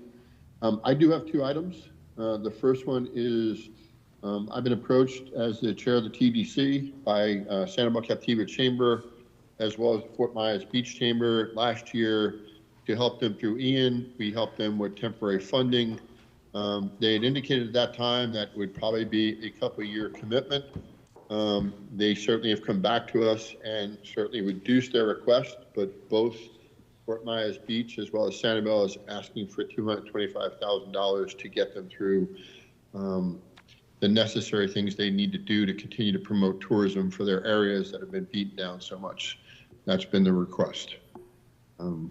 I certainly support that concept and certainly have shared with both that, you know, we need to continue to taper this off. This just can't be an ongoing funding request, but we certainly want to give them an opportunity to, you know, recover. So that would be my motion. Second. We'd then take it out of EDC reserves. I have a motion and a second. Any other discussion? I'm sorry, any public comment? I know John Lye's been waiting all day. Yeah, Chairman, we have some public comments. Thank you, Chair. Thank you, Commissioners. John Lye, San Manuel Captiva Chamber of Commerce for the record. Yeah, as Commissioner Chair Ruane pointed out, last year Commissioner Pendergrass did assist us with this, and I want to thank the VCB and the Commissioners for your support. We currently sit at roughly 52% of our hotels back online and 89% of our vacation rentals back online. We had hoped to be a lot further along, if not for Helene and Milton of last year. We all know what that did to us. Our retailers and restaurants are only at 42 and 43% respectively.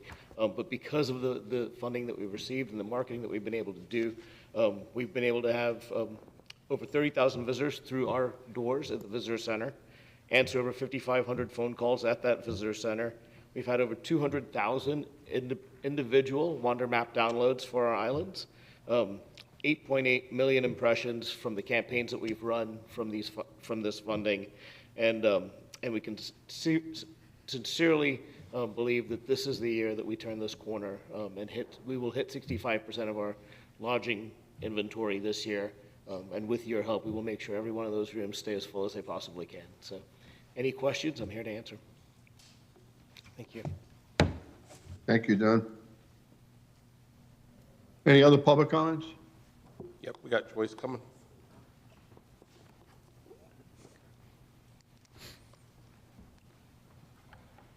Joyce has a card here. Good afternoon, Joyce Campana, resident of District 2. I specifically looked at the letter from Captiva, and I'm going to kind of focus in on that. It is a request to replenish 1.1 million cubic yards of sand as requested from Captiva.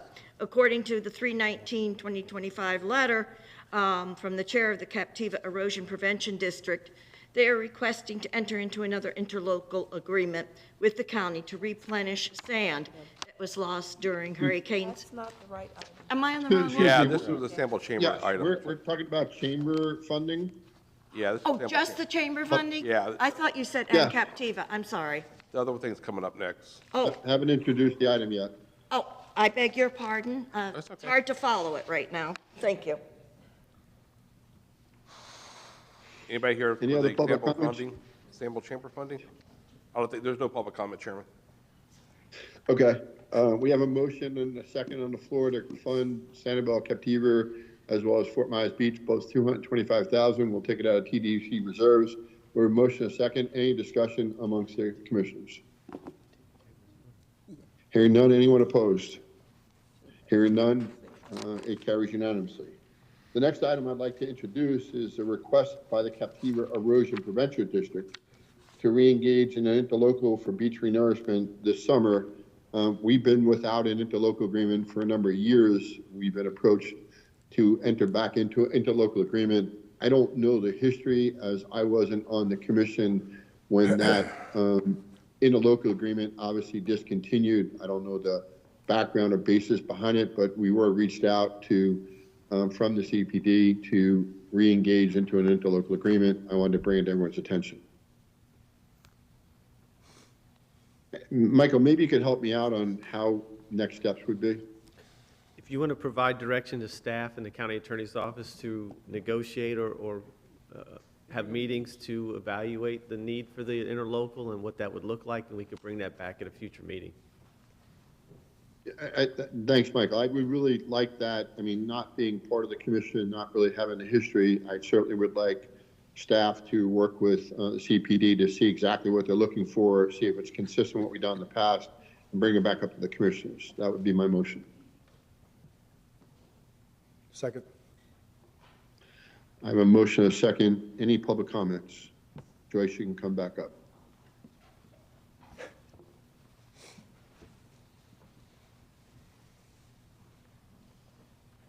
Joyce Campana for the record. My comment was in regard to the request from Captiva. It appears in the letter that they are asking for 1.1 million cubic yards of sand and to replenish damages due to the recent hurricanes. And I have a concern about just replenishing sand on the barrier islands. Because we're going to continue to have hurricanes that are going to wash away the sand. This letter, I did not see any costs associated with it or any discussion about putting up permanent barriers to help with the destruction. You have the right to live on the barrier islands, but really shouldn't expect taxpayers to keep paying the tab for the expenses of storm destruction.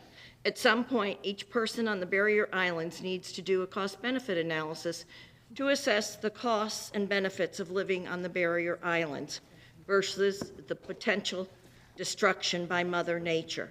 After all, they are barrier islands and not meant to support full-time residents. What is the definition of insanity, doing the same thing over and over, expecting different results. Mother Nature will continue to generate horrific hurricanes, and our taxpayers expected to replenish the sand on the barrier islands after each natural disaster. That seems a bit insane. From a fiscal standpoint, that makes no sense to do sand replenishment instead of letting Mother Nature take its course. However, if there's a proposal to make it more permanent than sand, maybe that's possible. Again, my question is, how much money are we going to put into fighting a natural disaster year after year after year? I urge the Lee County Board of Commissioners to stop and think about the vicious cycle of fighting against more frequent natural disasters. Doesn't the board owe it to the taxpayers to know the full costs before entering into an interlocal government agreement with Captiva and the other barrier islands? And I'm sure that's what you were alluding to earlier, researching it further. Thank you. Any other public comments? One. We have one more coming up. Sure. Good afternoon again. Once again, thank you for your patience today, Commissioners. For the record, John Riegert, Deputy Director of the Captiva Erosion Prevention District. Normally, we seek a beach renourishment program on a cycle of 8 years. With the conditions after Hurricane Ian, Helene, and Milton, we lost about 1.1 million cubic yards of sand off of our beaches. And we are looking to just engage with the county for our local cost share, which has historically been calculated by public access. And we are not seeking anything at this time more than that. Thank you. Anybody else, public comment? That's it, Chairman. Okay, I appreciate it. We'll close public comment. Again, the motion was to have staff work to bring us back into local agreement, what it might look like. So that was the motion. We have a motion, a second. Any other discussion amongst the commissioners? Anyone opposed? Motion carries unanimously. That concludes commissioner items. Commissioner appointments. Commissioner Hammond. Yes, thank you, Mr. Chairman. I do have appointments today. I'd like to do a new appointment of Wayne Ryan to Mobile Manor O&M MSBU, and 2 reappointments. I'd like to reappoint Christopher Painter to Parks and Recreation Services Committee and Kirk Woodbury to Parks and Recreation Services Committee. Second. Thank you. Second. We have a motion by Commissioner Hammond, second by Commissioner Pendergrass. Any public comments? Hearing none, seeing none, we'll bring it back up to the dais. Any discussion? Anyone opposed? Motion carries unanimously. Commissioner Pendergrass. Yes, I have 2 reappointments, Anthony Nazaro of the Parks and Recreation Services, and a reappointment of Stephanie Sariani to the Tanglewood Improvement Unit. Second. Second. We have a motion by Commissioner Pendergrass, second by Commissioner Hammond. Any public comment? Hearing none, seeing none, bring it back up to the dais. Any discussion? Anyone opposed? Motion carries unanimously. Commissioner Mulliken. I have 2 reappointments, please. I have Warren Walschlager for the Anchorage Way Intercoastal Operations and Maintenance MSBU, and I have Betty Simpson for Parks and Rec Services reappointments. Second. Motion by Commissioner Mulliken, second by Commissioner Greenwell. Any public comments? Hearing none, seeing none, we'll bring it back up to the dais. Any discussion? Hearing none, anyone opposed? Motion carries unanimously. Commissioner Greenwell. Yeah, Chairman, I have 1 reappointment, Thomas Morgado for Parks and Recreation Service Committee. Second. Motion by Commissioner Greenwell, second by Commissioner Wayne. Any public comment? Hearing none, seeing none, we'll bring it back up to the dais. Any discussion? Anyone opposed? Motion carries unanimously. I do not have any commissioner appointments. Back to the agenda. I believe we'll go to county manager items. Thank you, Mr. Chair. We have no items today. County attorney. Yes, I only have 750 items to go over. Right, thank you. We'll start. Just check, they don't have any snacks down there. We don't have any So I just snacks. checked. Wait. No, I do have 1 item to update the board on. You'll recall back in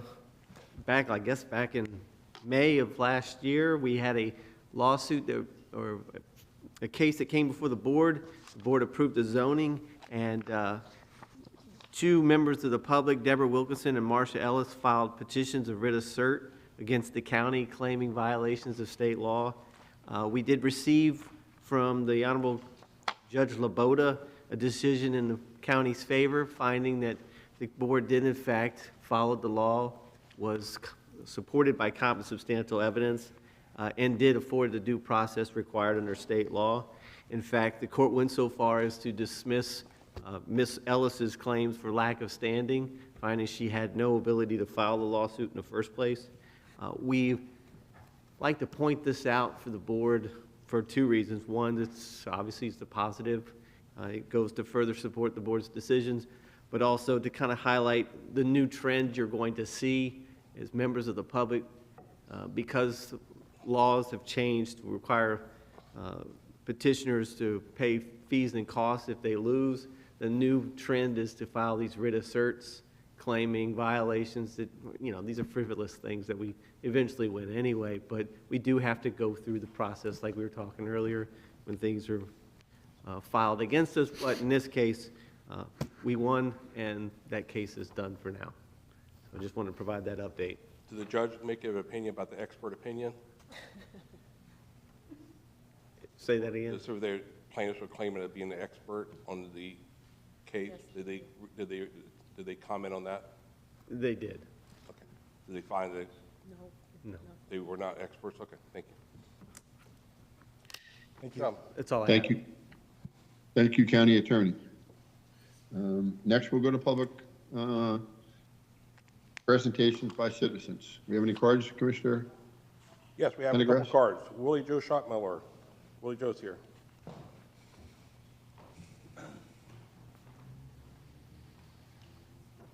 Got your Ranger hat on today, Willie Joe. Special Police. First of all, I'd like to wish the best for your family. I know it's a rough time when somebody is sick in your family. So, also, Charlie from the Community Center asked me to read this, and I will.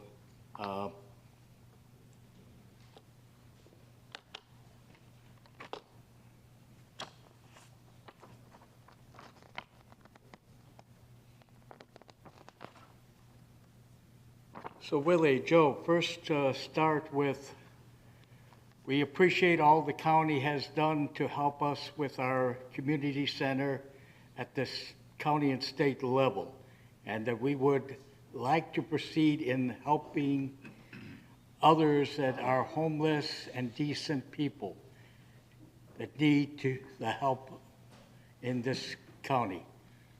We would like to raise funds from the county to rebuild property and to get started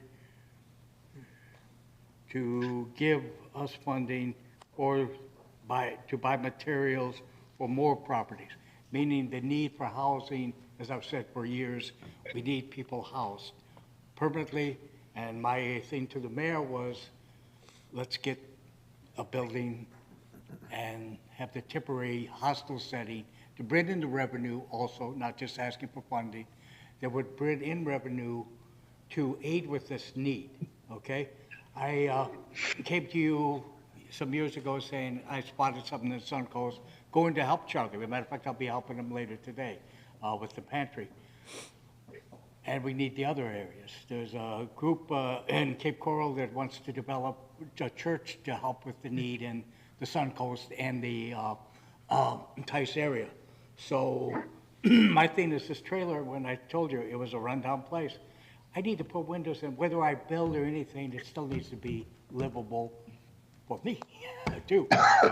So whatever that takes.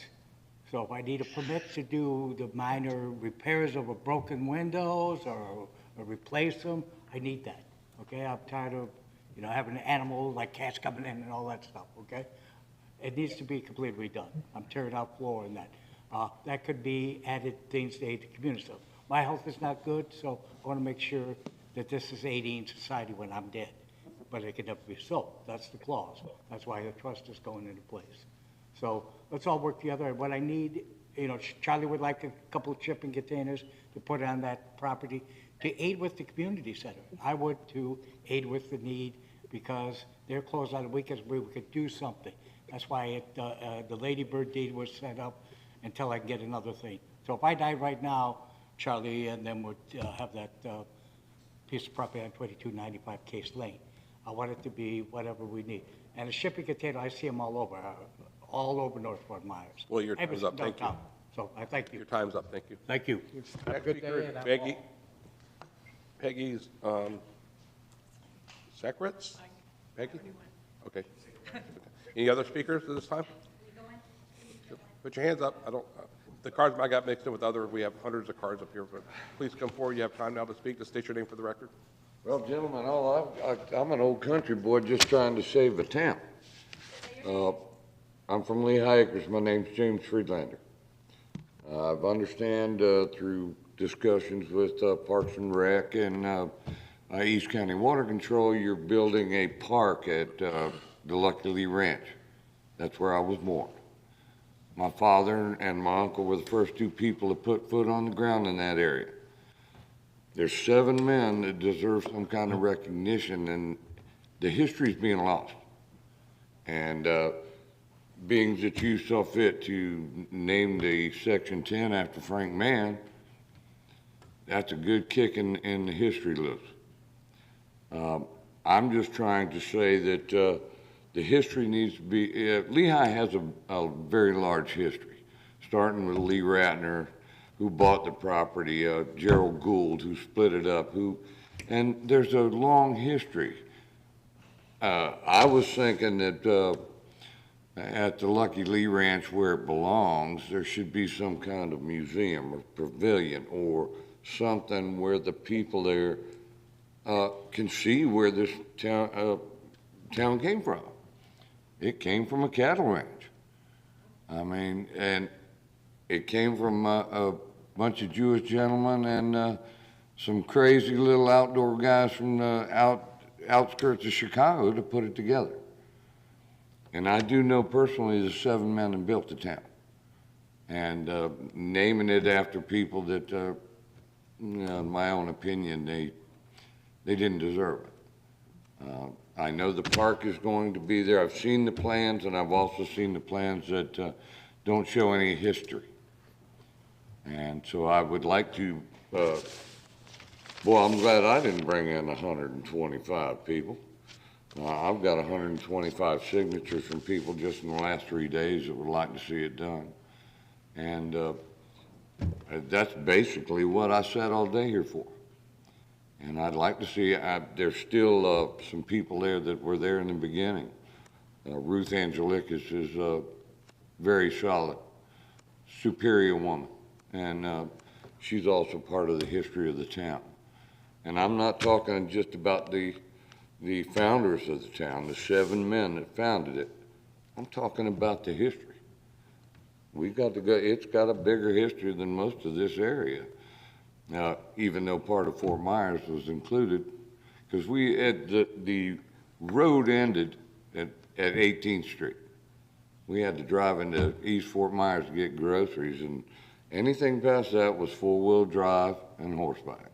I learned to ride when I was 8, and I chased those 1,500 cracker cows with my dad to get rid of them for Lee Ratner. So, thank you, sir, your time. Thank you, though. I have your information. I'll share it with staff, though, as we move forward with it. Thank you. I sure appreciate it. Thank you. Next speaker. Thank you. Good afternoon again. Marcia Ellis for the record. And I just would like to follow up on the importance of having community plans, because we have a very diverse geography in this county. We have what happens out on Boca Grande or on the Barrier Islands is a very different topography than inland around Lehigh Acres, which is a much higher elevation. How do we honor that geography? How do we honor the organic communities that have risen up from our diverse landscape?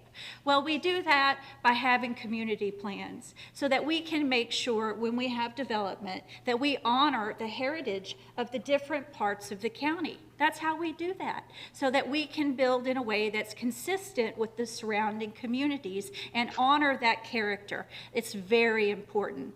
There is no way to write development code or to regulate the differences between what happens out on barrier islands and what happens inland in Lehigh Acres. There is no way. That's why we have to have those differences. When you try to make everything too homogeneous, then you're just treating our county, our heritage, our culture, you're treating it like it is a sandbox that's laid open for development and exploitation. And gentlemen, I know you are better than that. I know you are here to serve the people in this community and to not treat it like a sandbox. And so today I ask that we honor the legacy of Frank Mann, and we honor the wise stewardship that put in provisions to protect, let's say, 34 gopher tortoises that might live out in Lehigh Acres on a plot that's now going to have a big box, Miller Ale House, plopped right down onto it. I ask you that we honor those covenants and that we serve the people and we serve the landscape that we are blessed to walk on. Thank you. Any other speakers? Joyce?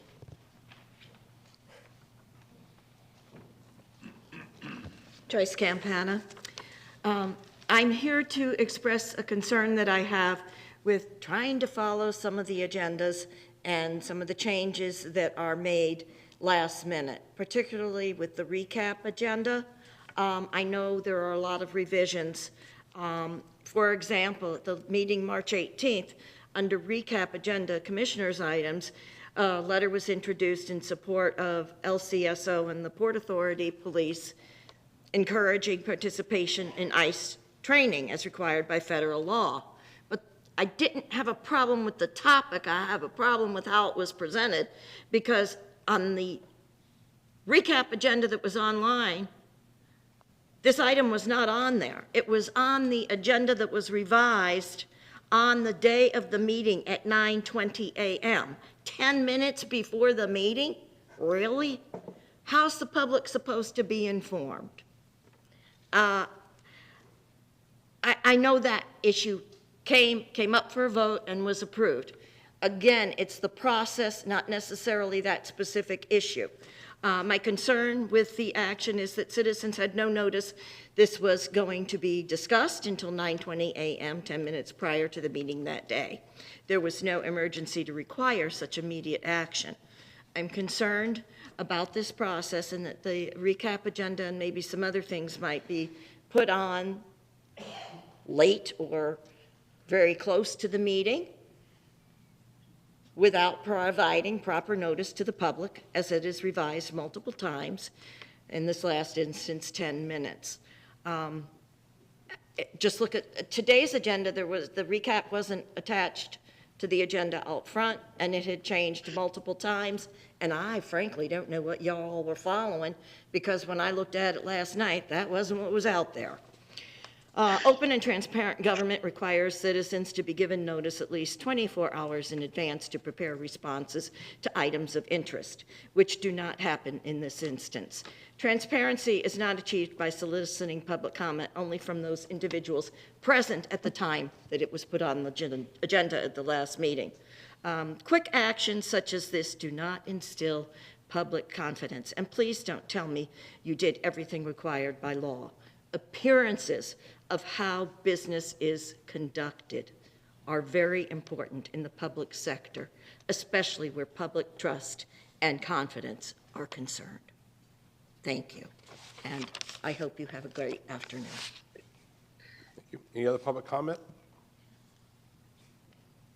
Chairman, looks like there's no one else for public comment. We have an update now on the workshop. That starts in 2 minutes. Obviously, gentlemen, what's our pleasure? It's obviously 2:28, 3 o'clock, 3:30. What's our pleasure? 3 o'clock. What time is it now? Well, it's 2:30 now. Does that give y'all enough time to grab something quick? Yeah. Okay. 3. I may have to have a 3:30 schedule with the Lampstead people in my office. I had pushed back from 2:30 to 3:30, so I'll just have to leave at 3:30 if possible, so. Otherwise, I'm fine with that. 3's fine. 3? Let's meet at 3 o'clock.